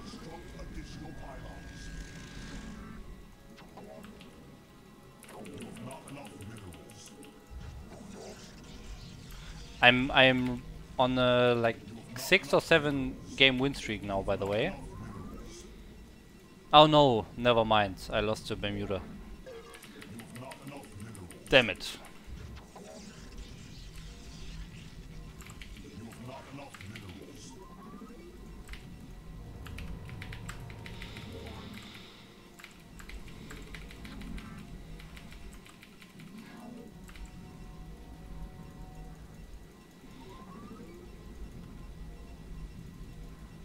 Okay, so don't wait with the core. The core has to be on time.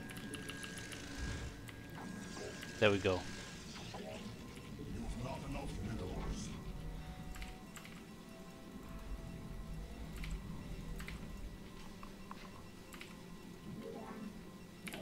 Not enough minerals. Not enough minerals. Not enough minerals. Not enough minerals.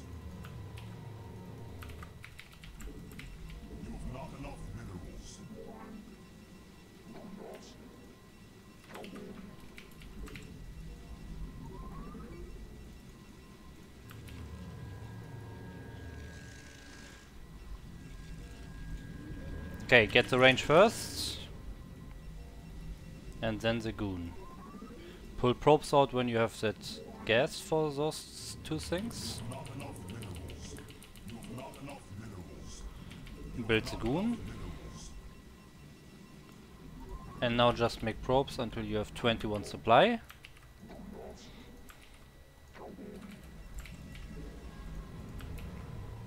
Holy f...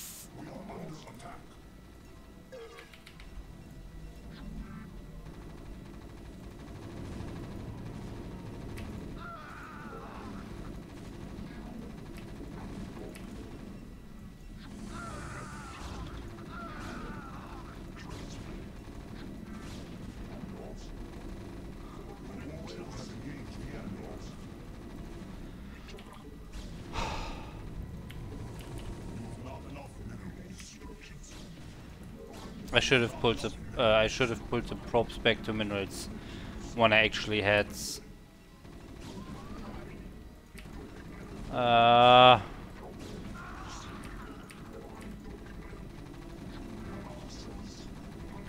no, this is not working. Not enough minerals.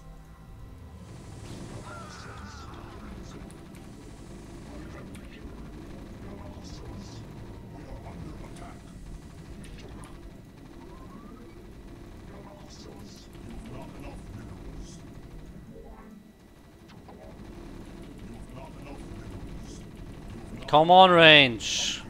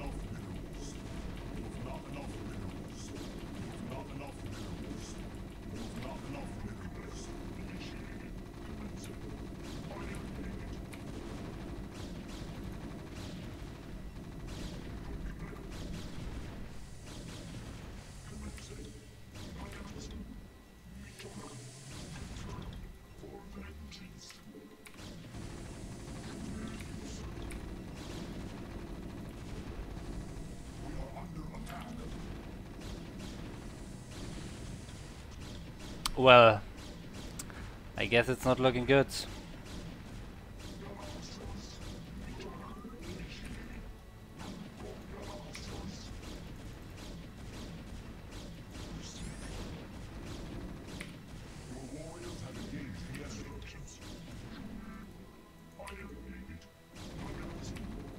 No, no, no, no, no! Oh my god.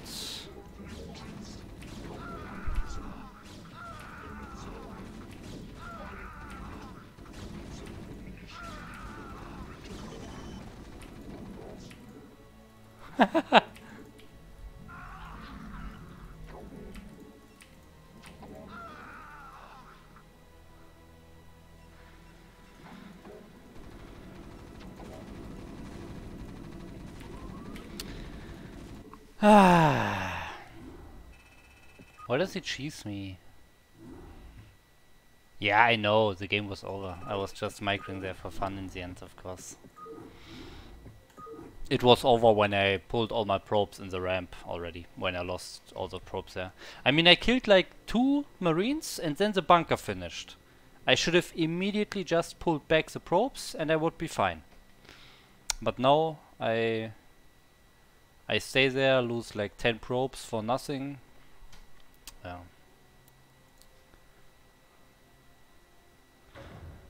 It also bugs me.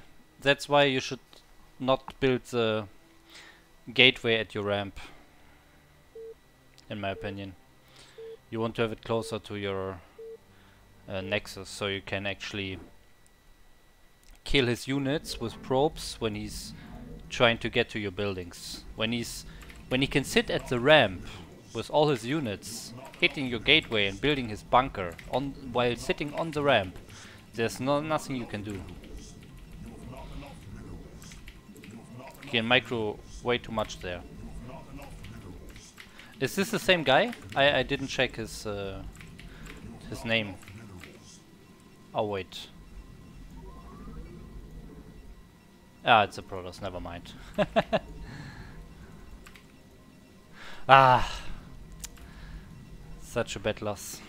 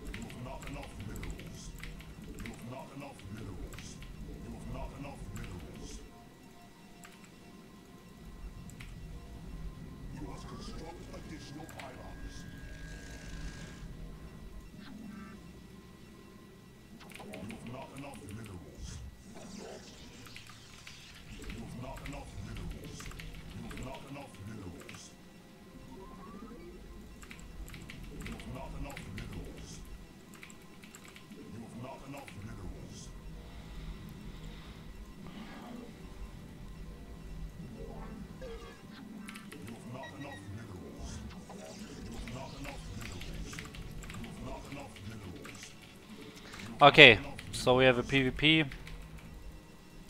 Again, same thing. Fast goons, checking his ramp to see what units he's doing, trying to figure out if he's going Dark Templar or not, and then react accordingly.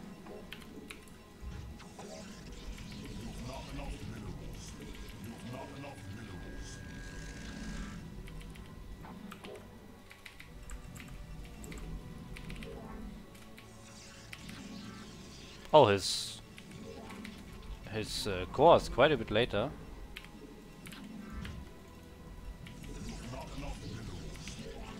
Probably made a zealot. A zealot.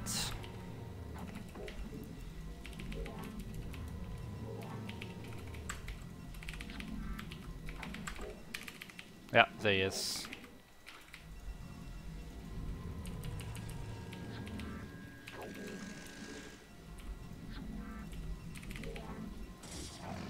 Oh, don't lose that probe.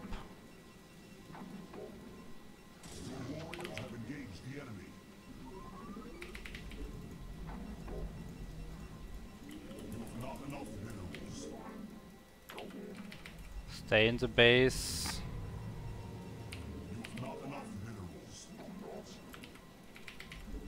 So if he's making range, I have to check that. Where's his probe now? Okay, he's making range.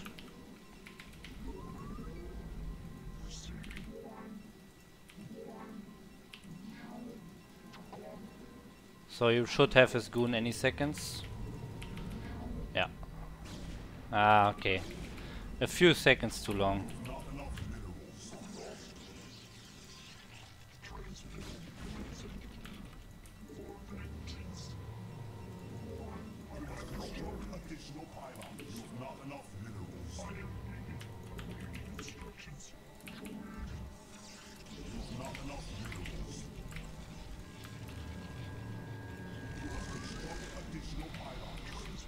Okay, now I want to check what he has. I mean, I saw the goon range, so maybe he cancelled that, but probably not.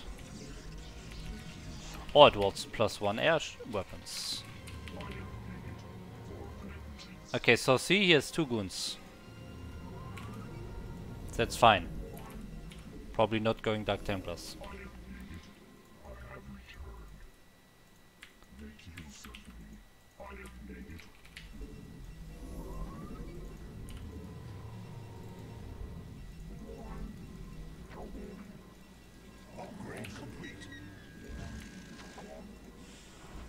So I don't actually need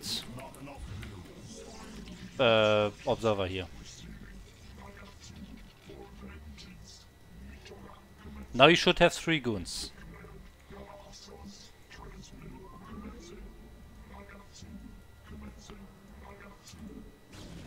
See, 4 goons. Now I know for sure he's not going Dark Templars.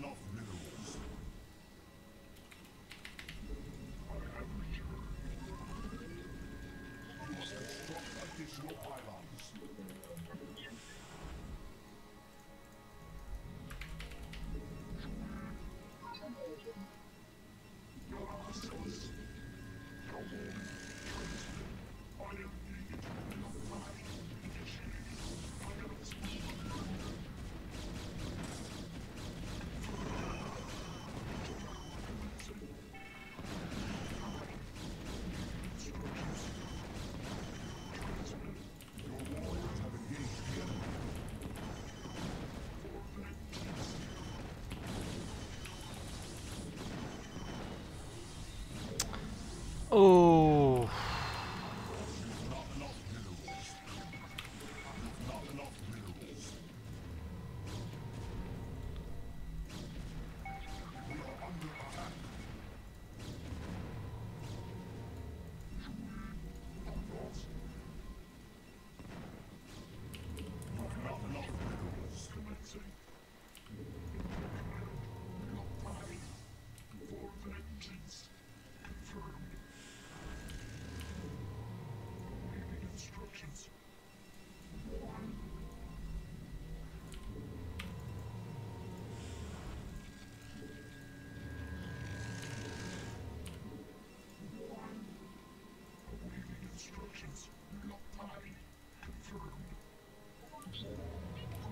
I wonder why he went back.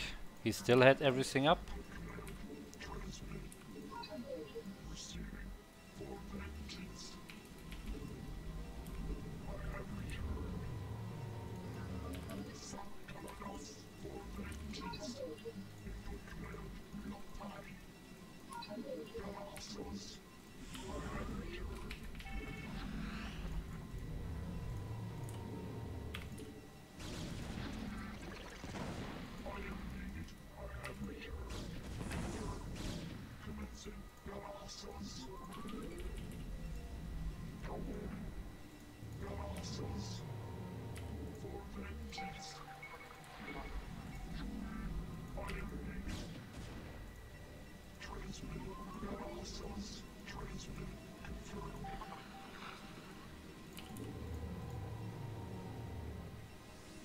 Oh my god!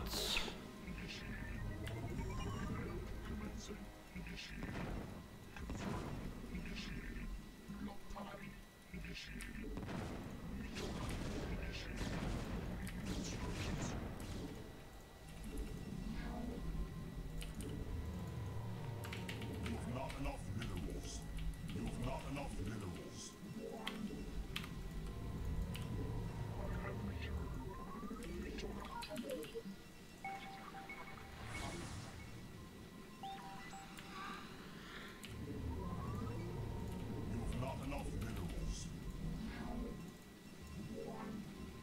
But I think I still have a lot of probes. My Nexus was quite early as well. I don't feel like I'm far behind. You must construct additional pylons.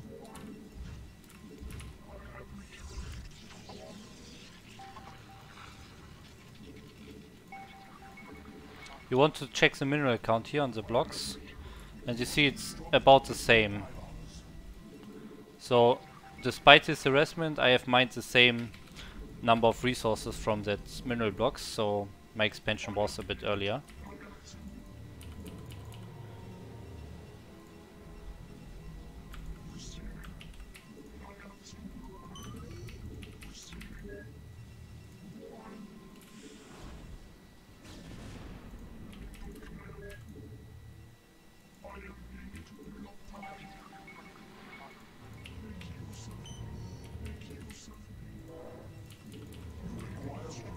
Gas.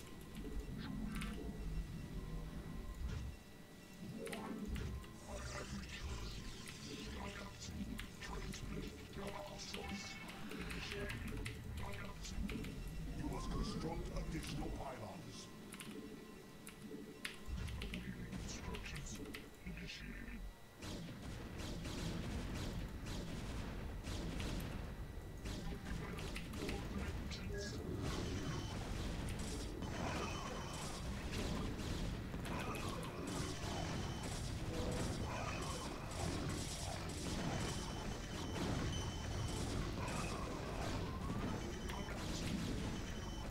Your warriors have engaged the enemy.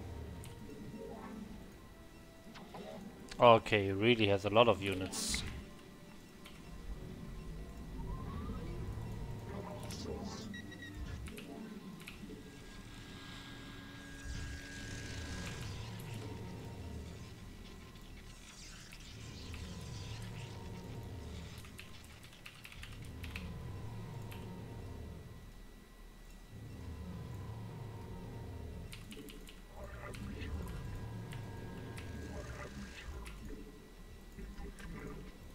You require more Vespian gas.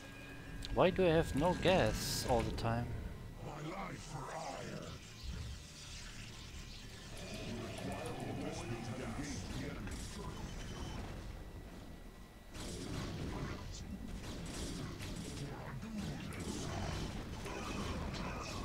Wow, I really have nothing. Your warriors have engaged the enemy.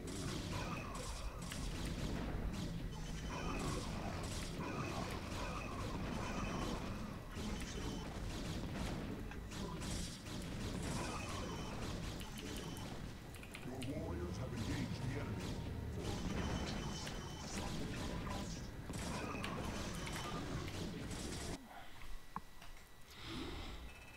Wow, he was quite good.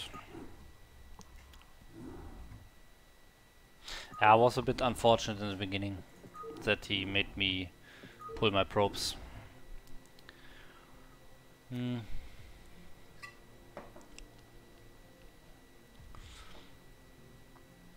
Yeah, so he probably went for 2-gate Reaver push and I went for 1-gate. So he had more goons. But he also had a very fast Reaver and Shuttle on my side of the map, so yeah, he probably went very fast Robo and then a 2nd gate. And then expansion a bit later compared to me. Yeah, I should have been at the bridge with my goons. So he has to go the long way. Then I get maybe 2 more goons out and it plays out a bit differently. I don't know. Always good to delay the enemy.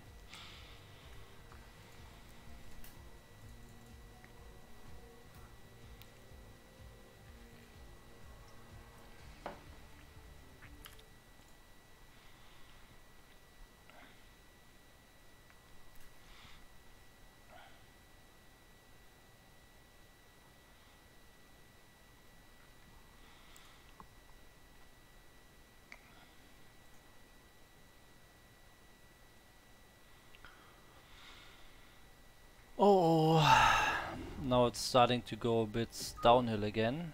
3 losses in the last 4 games. I don't know how good he was from MMR. I mean, he played quite good, but I want to know if I just played bad and think he's good or if he's actually good. I can't check that right now, right? That's bad.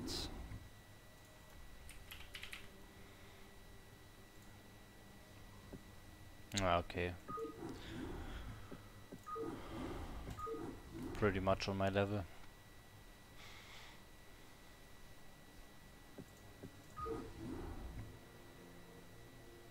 I dropped below 2k again. Damn.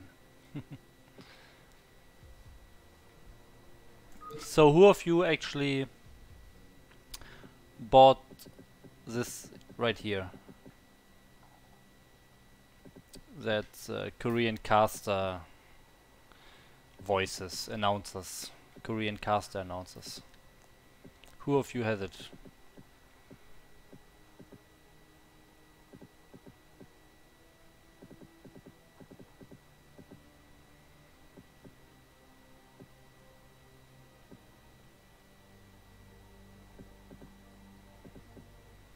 What's this guy right here?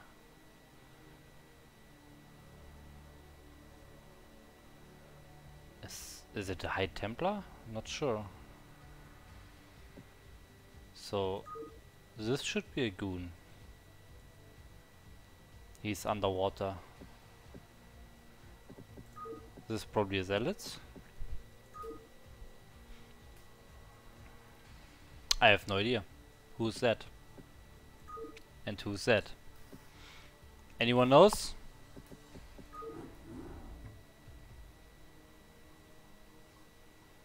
By the way, I'm still searching. You can actually enter your profile while searching, but you can't check the ladder. Pretty stupid.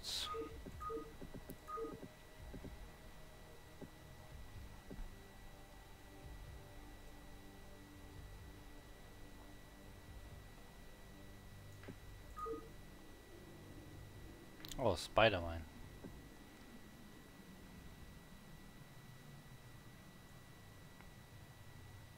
How many Protoss points do I have?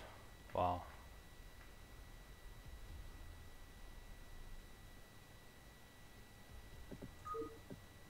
Oh, is this a Dark Templar?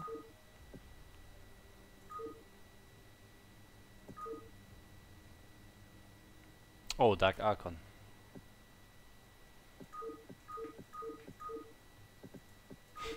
To be honest, I have no idea of half of the units here. Like this one, this one, this one, this one. I think that's the Corsair, to be honest. I think I saw that one before. It's an interceptor, I guess. Dark Archon. But what is this? I think this is a High Templar.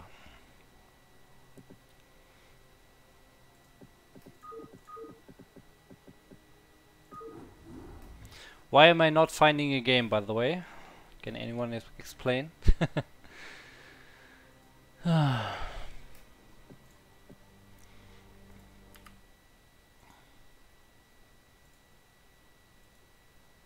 song is pretty sweet.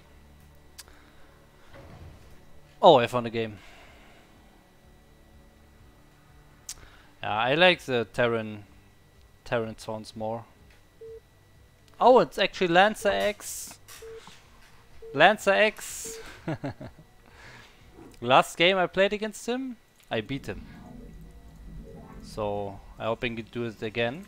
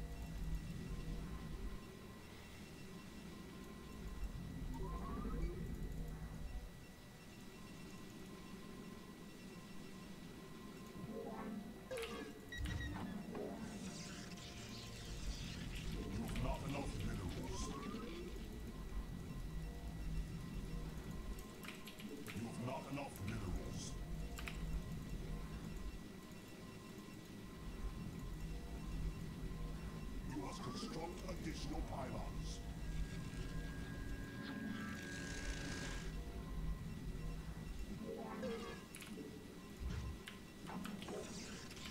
You've not enough minerals. You've not enough minerals. Okay.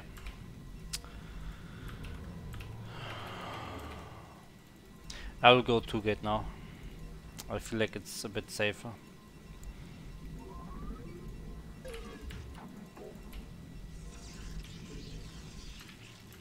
And the robot, the observer should still be in time if he's going Dark Templars.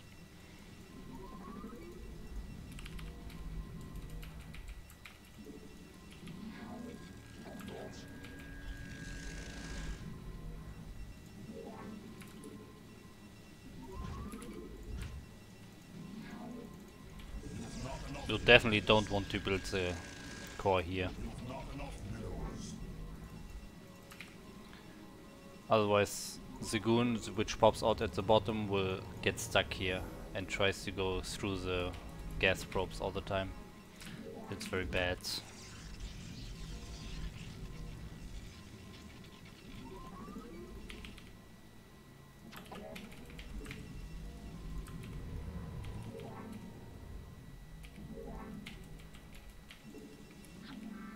Ah, his probe arrives at the same time, but he's actually close position.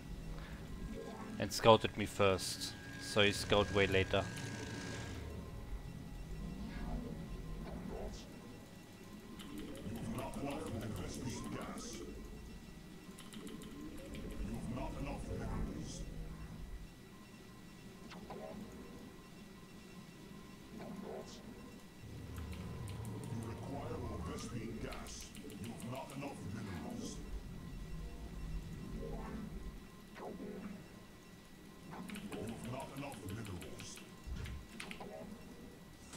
Oh, he's going fast expansion.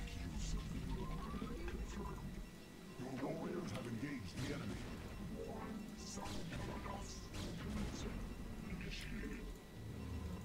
Wow.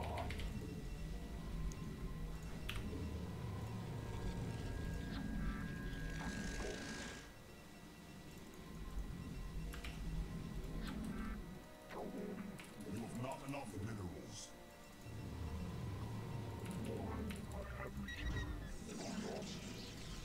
You have not enough minerals.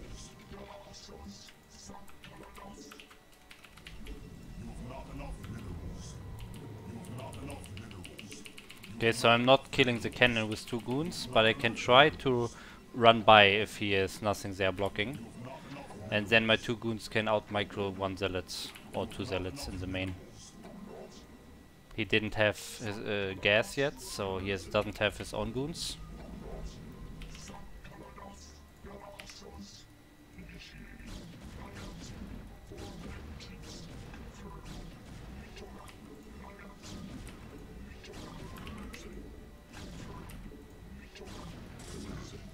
No, no! Oh my god, that was so bad. No! Can't believe this is happening. Ah, it was so good to run by, and then I fuck it up.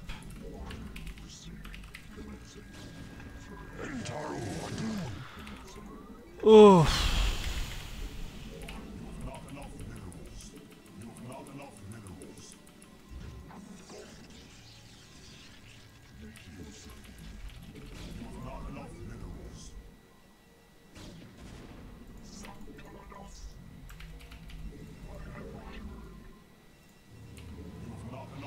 So he went 3 gates. I need to make some units as well.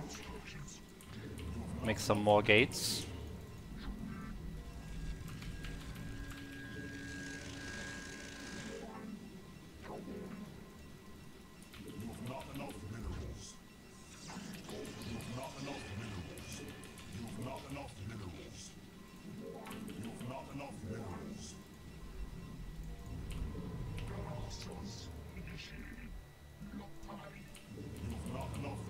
I think he can just kill me now.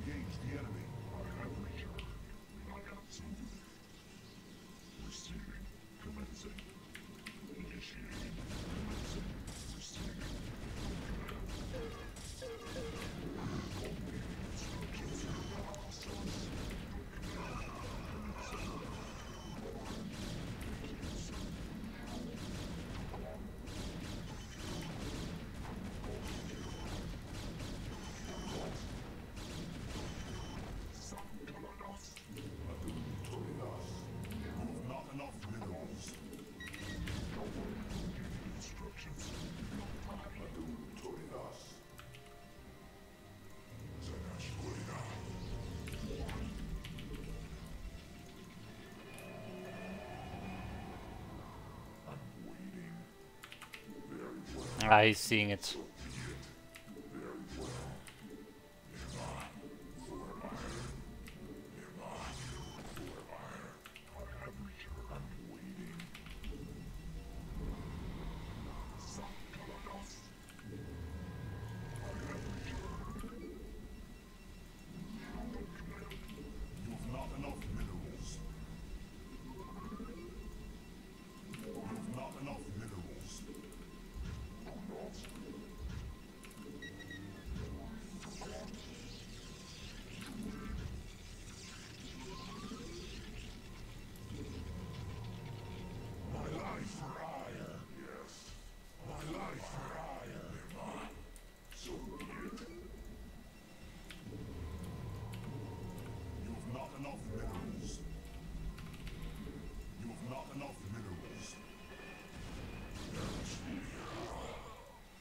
Okay. Where's my storm?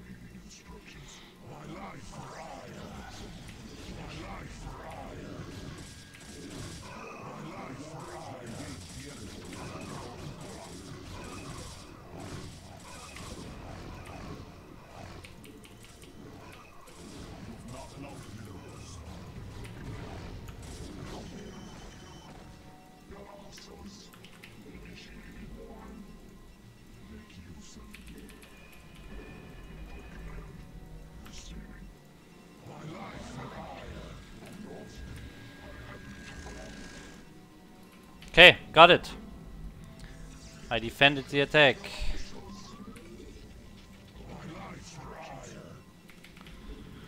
Whew, that was a close one.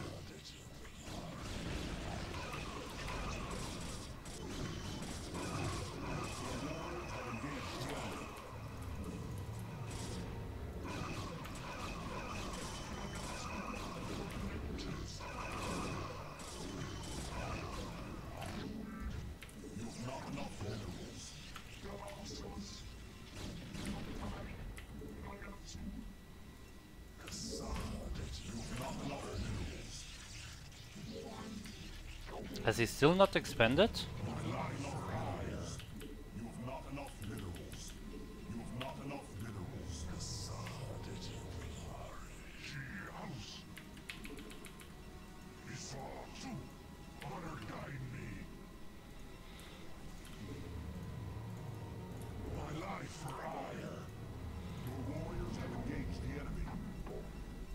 Oh yes, that base. Oh yes, it's a lot of zealots. Holy fuck.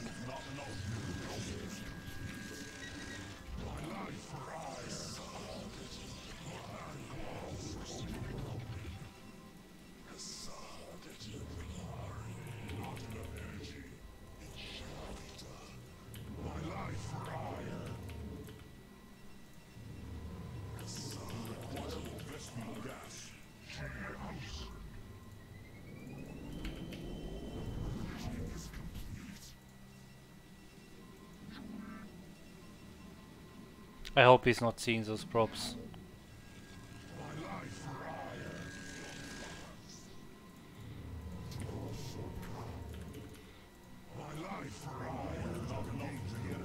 Oh, he just saw them. He just saw them.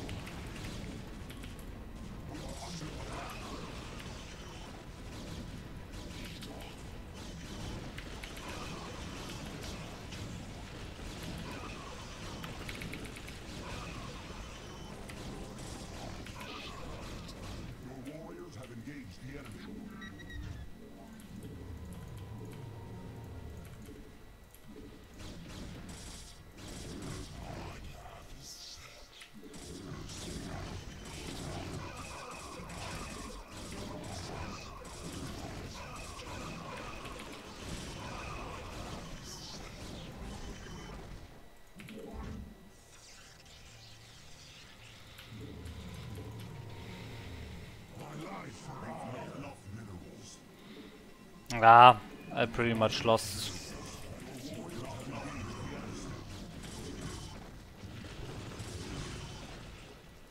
Oh, yes. Dark Templars now.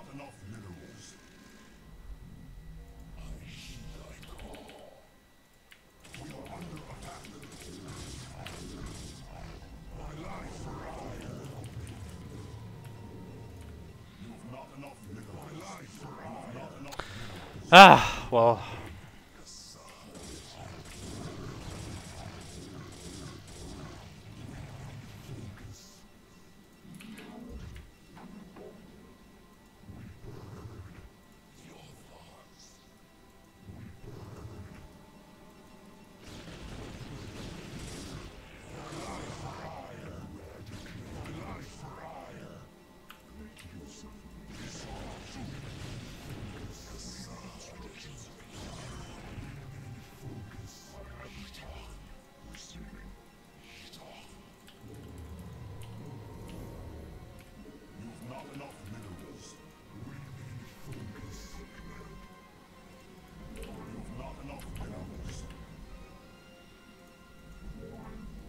Yeah, I have no more probes.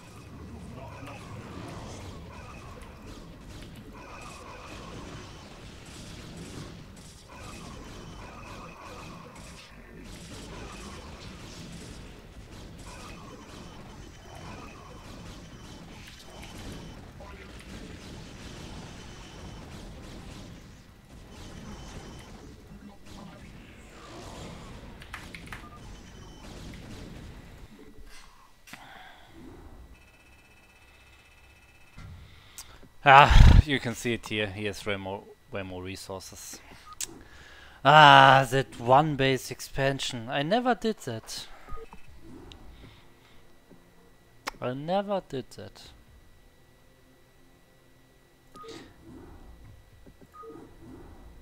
Against what is it weak? I don't get it. Can't you just always have the cannon up in time? Maybe 2 gate Zealot rush.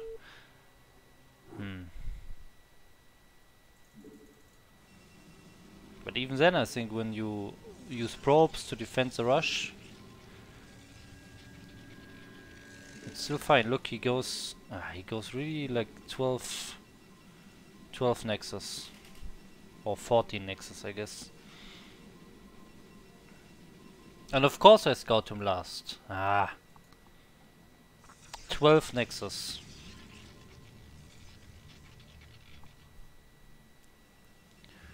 Nexus into Gateway. Okay.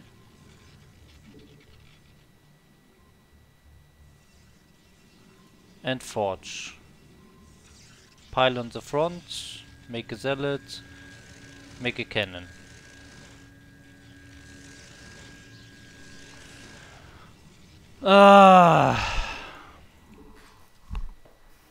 Maybe just 2-gate Goon all in on the cannons. But if he scouts that, he will just make 8 cannons and be fine. But then again, how can he scout it?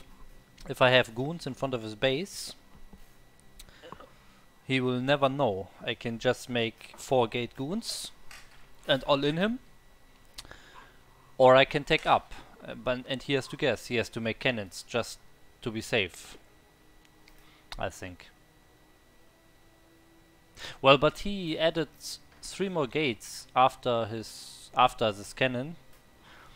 So I think even if I build mass goons, I'm not sure if I can break him.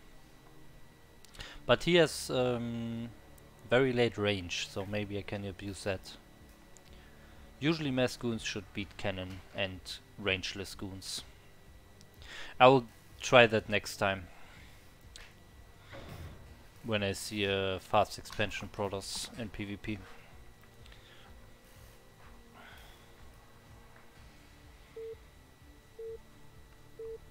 Okay, so this is pretty much the last game.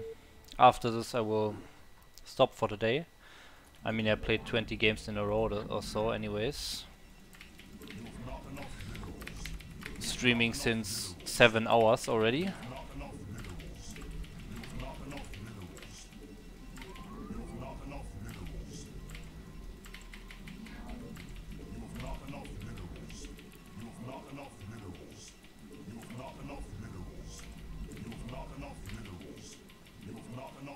Okay, so we have a Terran here. No, sadly I did not. Nice community. The problem is he killed my hidden expansion top left, and he just had 3 bases all the time and I didn't then. So I just lost. He was way ahead from the beginning. His economy was far superior all the time. He had the 3rd base early. So he was always in a better position. I was just lucky enough to hold his attacks, but that doesn't mean I can really kill him, you know.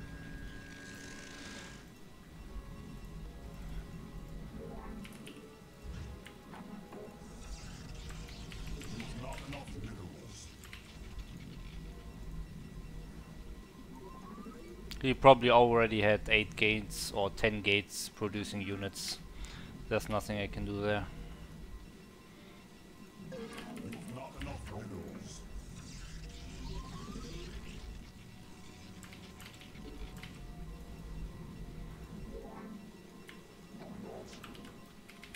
Okay, so now we have a PVT, and I'm going 21 Nexus as always.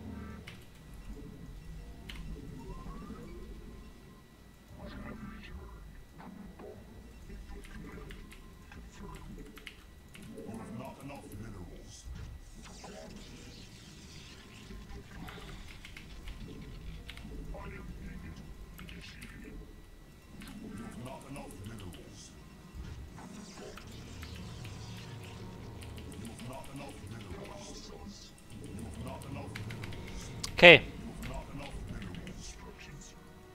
So he scouts my base. That's okay.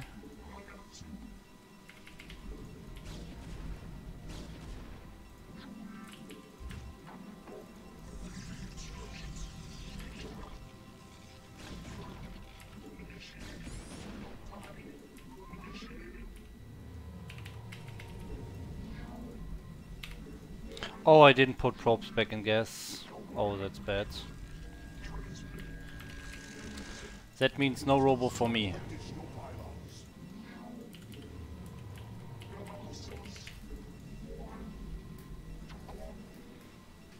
So that means third gate for me.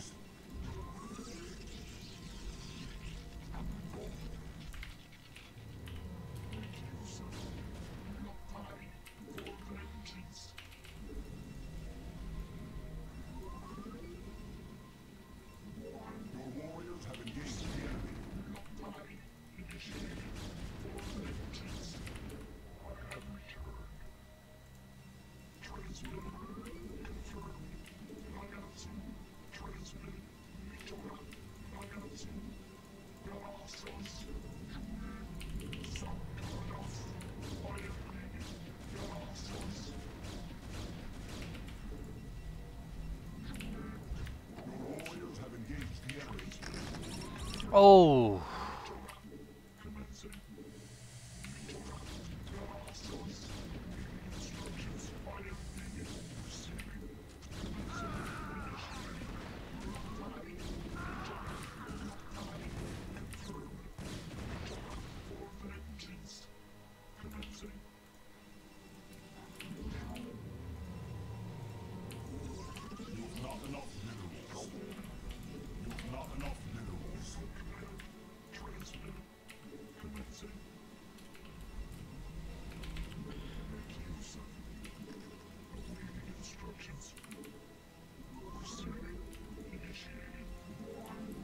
Okay, I really need my observers out.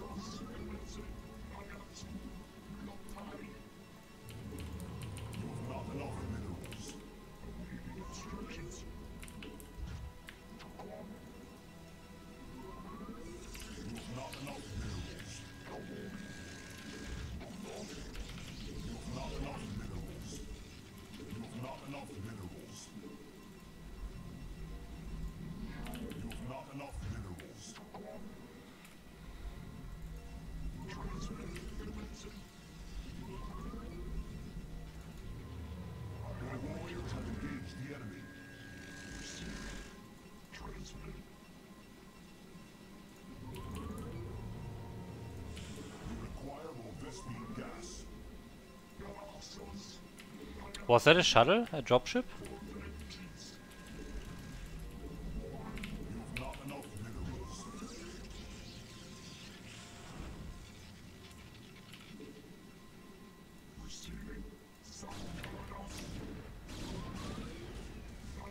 Okay. What is it supposed to accomplish?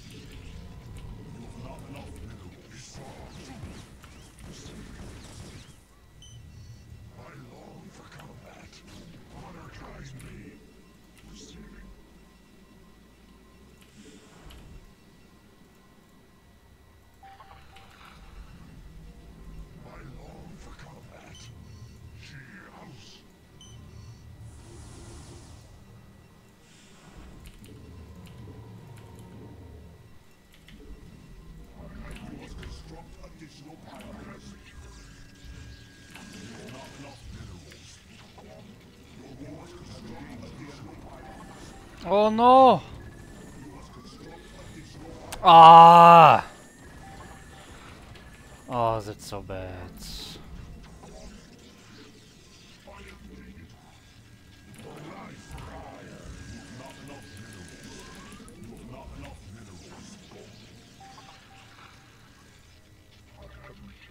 Oh, he already has his third base up. Oh my god. That's even worse.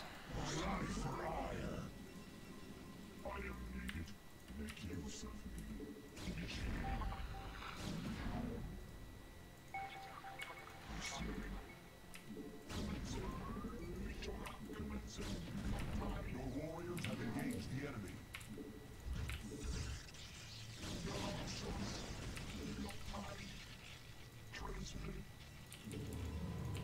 You have not enough minerals. You have not enough minerals. You have not enough minerals. You have not enough minerals. So he's trying some vulture run by, but so far those don't do a lot of damage. And defending fine.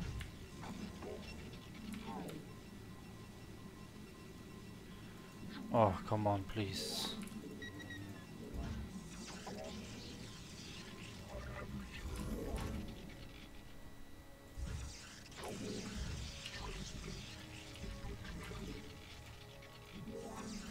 He's very active with vultures.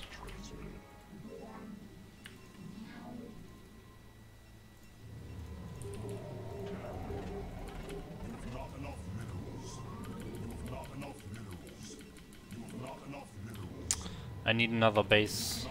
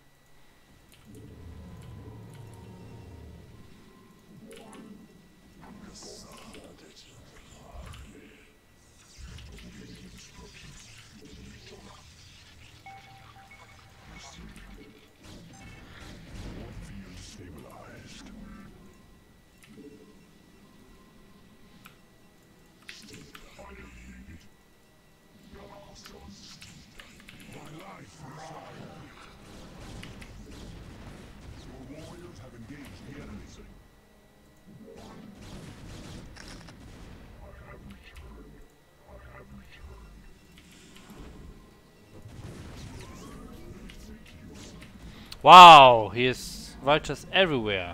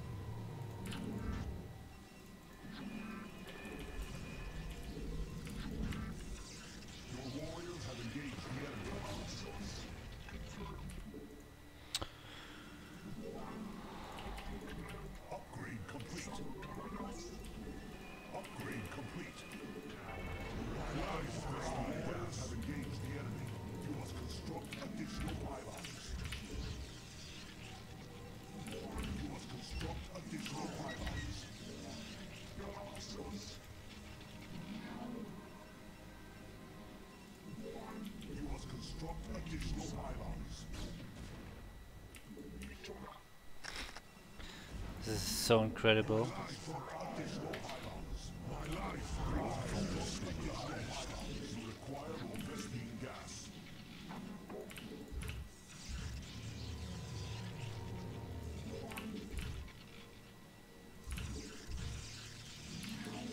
Finally I get my base.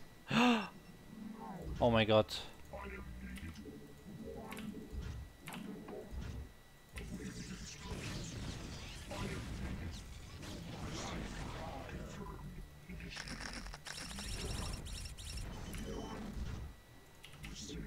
Your warriors have engaged the enemy. Oh my god, there are more!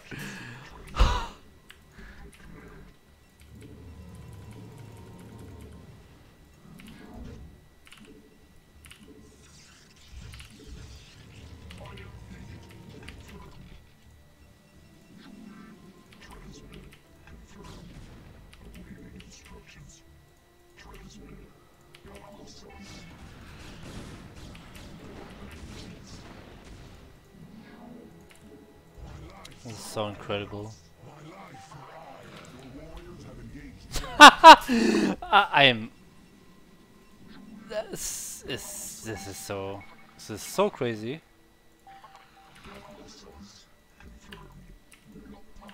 I'm getting so triggered here.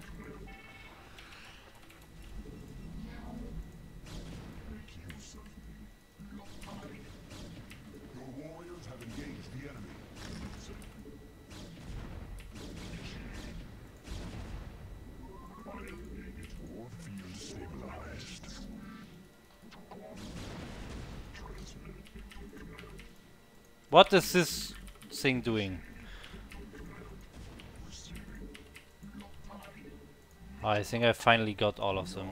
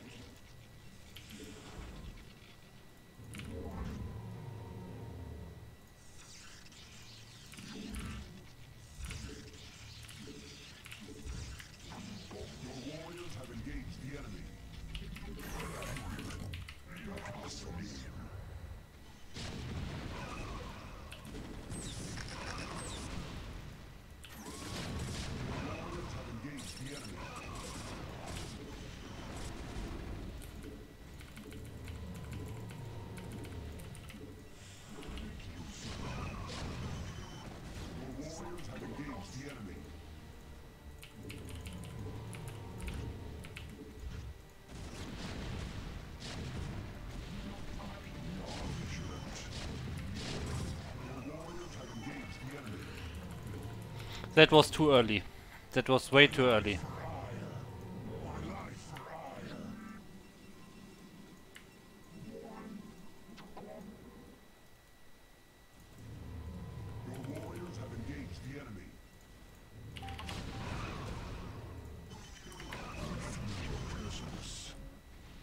Yeah, that was way... This is such a bad engagement. I won the first fight just by stasising way too many units. And there was nothing left to kill, you know?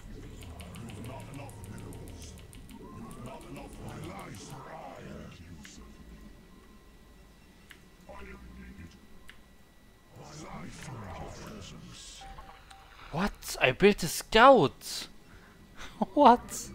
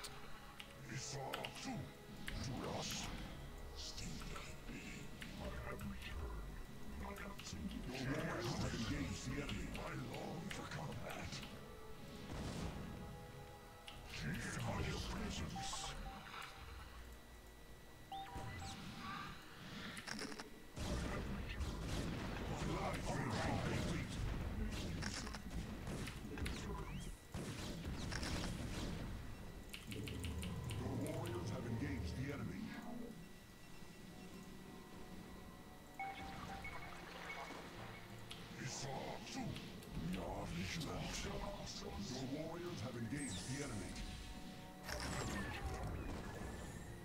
Make use of me for vengeance. Make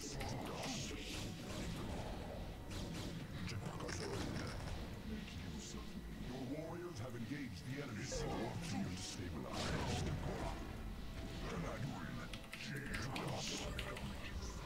I have returned. We are vigilant. Your warriors have engaged the enemy. Not enough minerals. Now run. I'm ready for combat.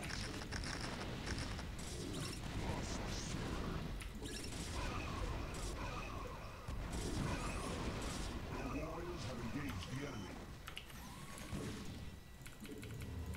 You have not enough minerals. You cost me my life for hire. We are vigilant. We feel your presence. You cost me. Warriors have engaged the enemy. We are vigilant. My life for hire. We are vigilant. We find your presence. Make use of me. Receiving. We are vigilant. My life for hire. Your warriors have engaged the enemy. You have not enough minerals. We are vigilant. Jekazol. Gauron. You cost me. I am taken. What land calls. Receiving. We feel your presence. My life for hire. Instructions. We feel your presence. My life for hire. We feel your presence.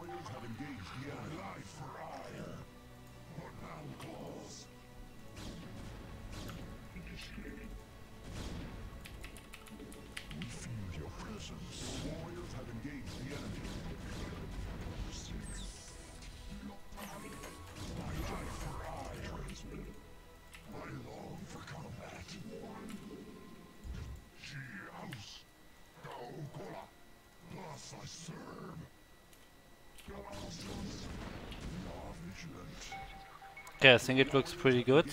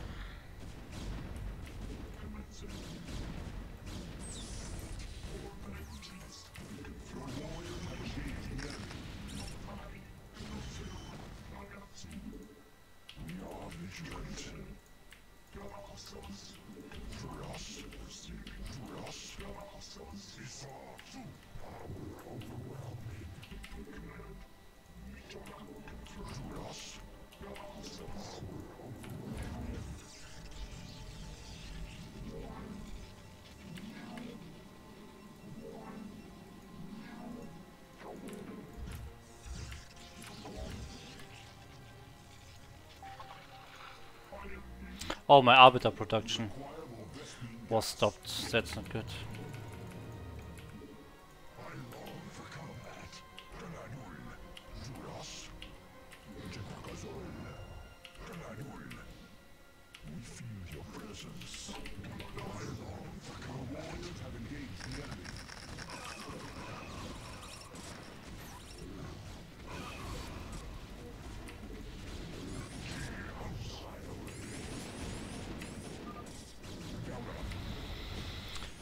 Whew.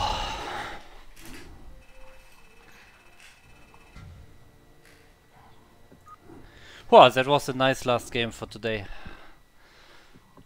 I was very close. I thought I'm losing in the mid game after that completely botched attack. But yeah, I pulled through in the end.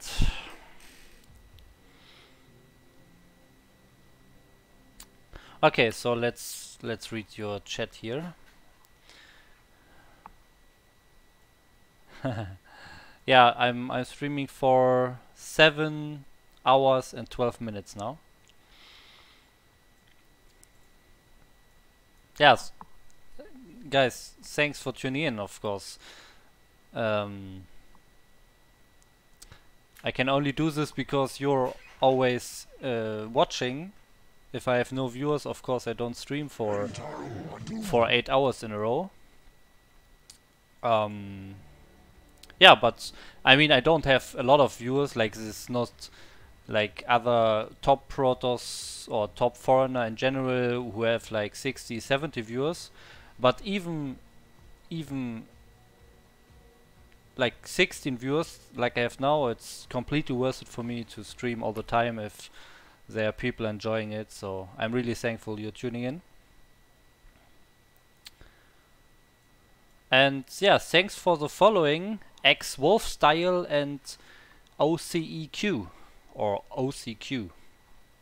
Thank you. Okay, so what else did you write? Recall the probe to the new base.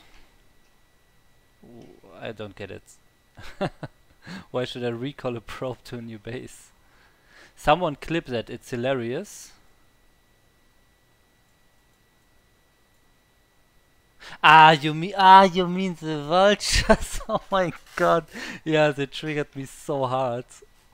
Like, he did such a good job. He come from every angle. He killed like 8 probes or so trying to go to that base. It's unbelievable. I will watch the replay and check how many probes he killed trying to build that base. Whew. Yeah, that triggered me so hard. I mean, he had the third base up so early. As a Protoss, I have to have the fourth base, and he denied it for like 10 minutes. It's incredible I even win. Okay, so what else? Yeah, the map, I don't know if the map is good or bad for Terran. Yeah, Archons in PvT seems wrong. That's an interesting topic because, yeah, you basically never see Archons in PvT. Of course, because you have the Terran has science vessels. We can just EMP them, you might think. But it's so important. If you have a lot of arbiters, he has to EMP the arbiters. He cannot spend his EMPs to hit the Archons. And Archons are the best unit to tank damage from tank shots if they are not EMP'd. So if you have a lot of arbiters and you were able to kill some of the vessels, Archons are so good. Like really. That's the first reason. The second reason is many people, myself included, if they have their first 3 bases, for example, they have 3 gases, they build arbiters, they try to take to arbiters really quickly. You need a lot of gas, but once that first arbiter is actually built and you have all the upgrades running, then you don't spend as many gas, and the gas will just pile up, and you will have like 2k gas at some point, even if you make a lot of goons. So then why not just make 5 Archons? There's no reason not to. And how as I just explained, he has to spend his EMPs on arbiters. Of course, if he continuously kills your arbiters and you never kill his vessels and he has a lot of vessels, then of course it's a bad unit. No question. But if you kill vessels and you have a lot of arbiters and a lot of gas, it's definitely a very good unit in my opinion. Okay, so honestly I'm just envious of the connection of this game. It looks so smooth. Yeah, I don't know. Yeah, I'm trying for 2k. But not today. I would not get S in the next 8 hours, I guess. Look, I'm at 2k now. It's a pretty perfect number, 2k. Just completely exactly 2k. So that's a good time to stop, I guess.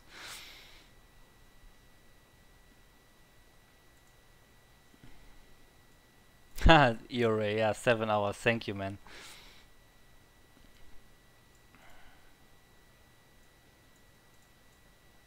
Ah, hey, Hurt Duck. Yeah, I mean, even that game, I think when I'm close to dying and it's really intense, the game is pretty even, or I'm even behind and I have to concentrate and focus a lot. I can't keep up with the commentary. I'm just too focused on the game. So I'm still training that, I'm still practicing that, I'm still getting used to that. I will definitely talk more and more even during intense late game situations. So it will just get better and better. But I'm happy you already enjoy it.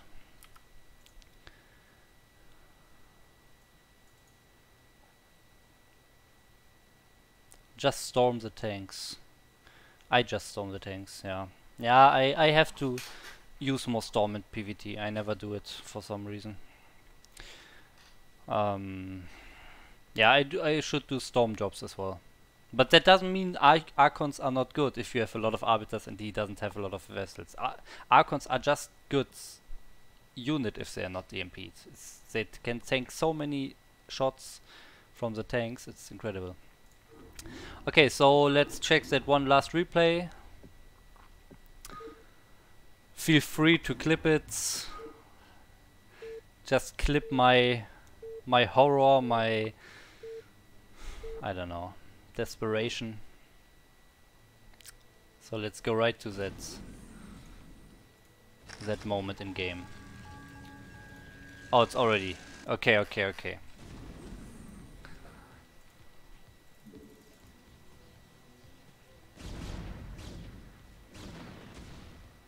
Here, he tried to kill this prop as well. Did you see that? He tried it.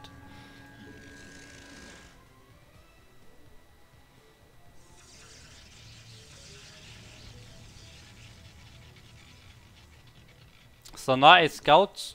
I did scout his SCVs leaving the space, so I wanted to get the force base quite quickly as well.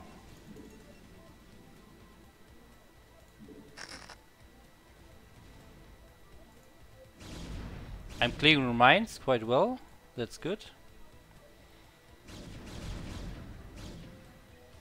Okay, okay. Yeah, here we go. Okay. Remember, 12:23, okay? 12:23. I try to send the first probe. Let's check this. Yeah, perfect defense. So good. Such a good player.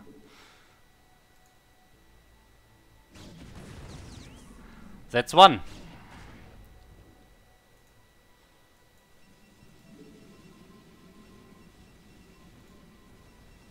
Okay, I kill all those. That's very good. Next probe is coming. I have goons positioned here. There's no way he can snipe it. And that's that. Second probe. We are two. Two probes. Oh! There we go. You also see I alternate between sending probes from this base, sending probes from the natural, and sending probes from the main. Like I can outplay him. I outplay the vultures by sending probes from different sources basically, but it doesn't work. Okay, third probe. 3 in a row. So where's the next one? I think I didn't even notice this one, so next one takes a bit longer.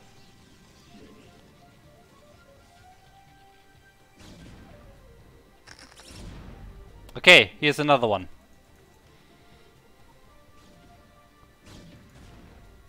We are at 3.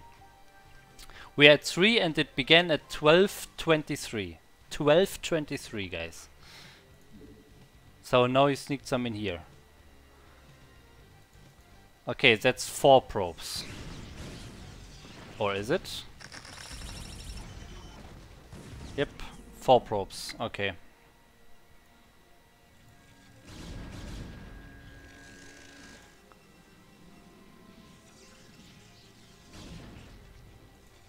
Okay, another one.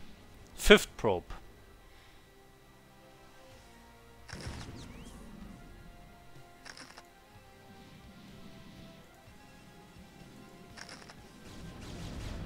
I got 5 probes killed.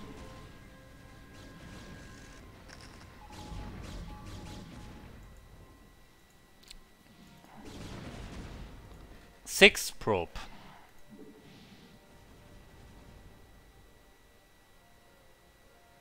That's 6 probes.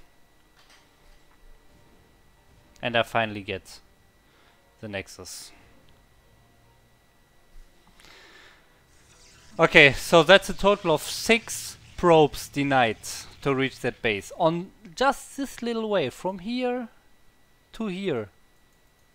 6 probes died on this way. It's incredible. I built the base at 1619. Ah, you can't see it here. Okay, wait. Here. 1619. I started at 12:23. So that's 4 minutes of denying the probe. 4 minutes and 6 probes. Incredible. That's just incredible. It's just not acceptable. Can we see the clock above the minimap? Ah, yeah, exactly. Yes, I forgot.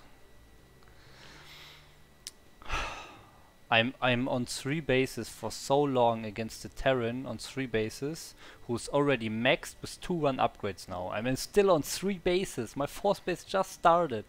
Literally just started. I should definitely lose this game. And then, after all this, I also botched the first attack. But I wonder why he's not pushing. He's already at 200 supply and 2-1 upgrades for a long time. Okay, now he is.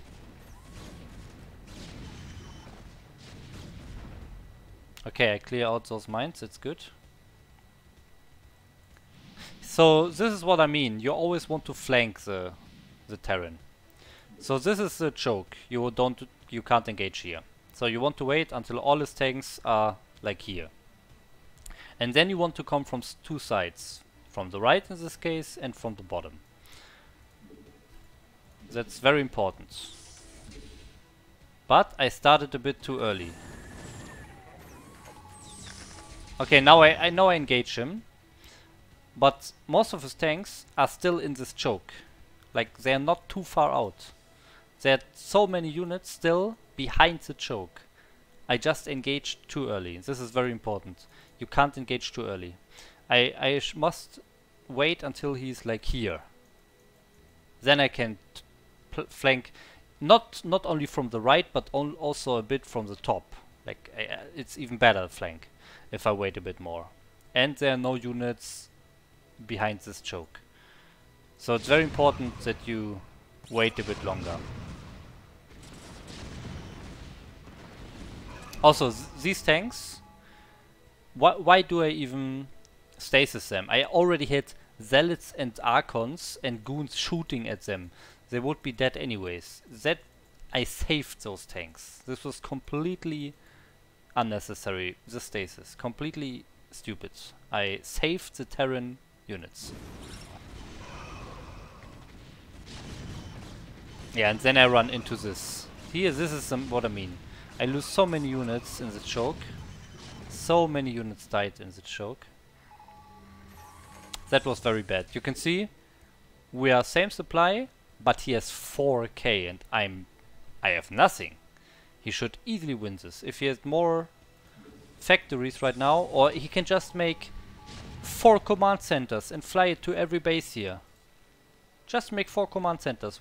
Why not? He has so much overmints. He needs gas to make tanks anyways. Just spend your minerals. If you have so much, just spend it.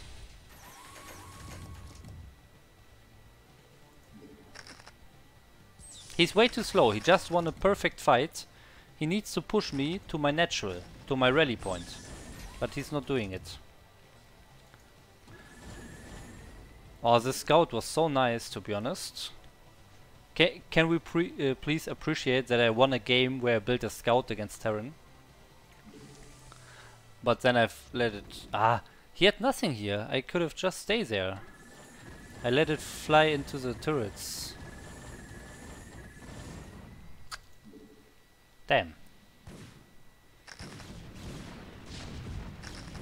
Yeah, he just lets me get up to max supply again. That's a bad mistake by him. Oh, by the way, I had 3 upgrades very early. That's very good. Okay, so see, this is what I mean again. Now I flank him again. This is what you have to do. You don't engage truant supply from this area. Look what his units, where his units are positioned. He has his tanks, and he has a lot of mines, mainly in this area at the bottom, and he has all his vultures at the bottom. So if you come from the bottom, the way he expects, you just die. You will not win this fight if you come from the bottom. Here but here I flank him quite nicely. So my zealots were able to get to the tanks. He moves his vultures up, so now my zealots at the bottom can reach his tanks. Like, he can't have his vultures sitting perfectly everywhere. So that was a good flank. And I also retreat the goons before losing them. When my zealots are all dead, I retreat the goons, so that's also good. And I kill the vessels. So now Archons are very good unit. But I shouldn't win this. He's still ahead. The problem is he never attacked these bases here. He's just too slow. Now he camps here. Why is he not moving to my natural immediately? What is he doing? He just lets me gather up another army.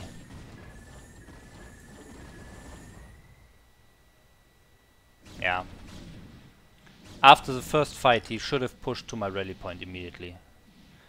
I don't know why he sieged up there in the middle of the map for no reason.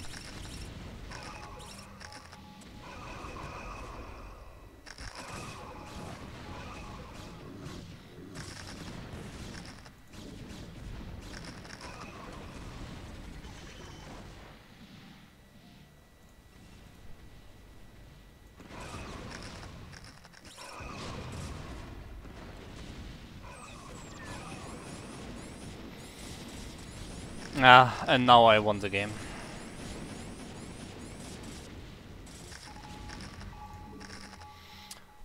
Okay.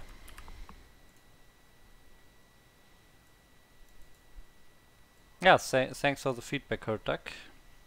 And also the other ones, of course. Bitsy, EORay, always very active. Thank you.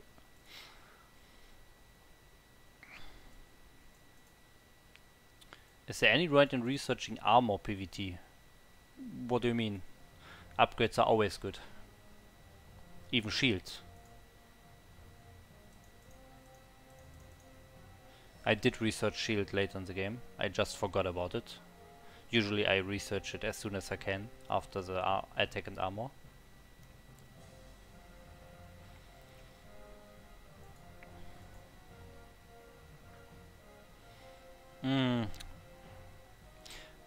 But nah, you can't say it like that. For example, first of all, there are vultures. Second, the tanks, they don't hit the units one by one. They do splash. So some units don't take the full damage of tanks. They have, for example, a bit less HP. So then it actually matters that he, for example, doesn't kill you with 2 volleys. A zealot, for example. Because I don't know the exact values, but let's say a tank kills a zealot in 3 volleys, okay? But if the tanks fire at the zealot next to that zealot, the zealot maybe die in 2 volleys. Because it's damaged a bit from the splash, so it dies in 2 volleys. But if you have armor upgrade, maybe you can survive it. You can survive the 2 volleys, and yeah, there's a 3rd volley needed anyways. So yeah, because of the splash, because of the mine splash, because of the vultures, you have all those units having different amounts of HP. You can't just compare a full HP unit getting shot by a single tank directly. Like that doesn't work.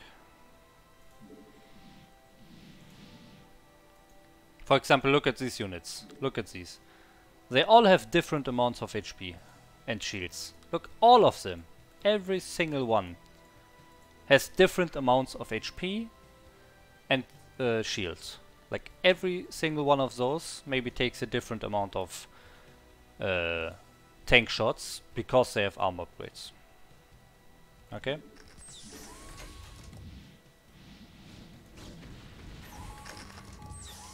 You definitely always want to have upgrades. All the upgrades.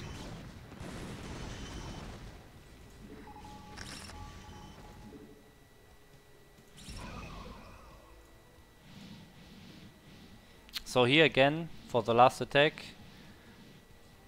like I know I won now because I see his units with Observer, but still, it's always important to flank. You can throw away a game if you come stupid, like from one side, you do a bad attack, you run into some mines, he has tanks up a cliff and you can't get to them if you don't flank.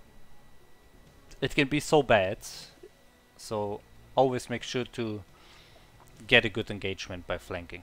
So I come from the bottom here and I have 2 groups from the right side again.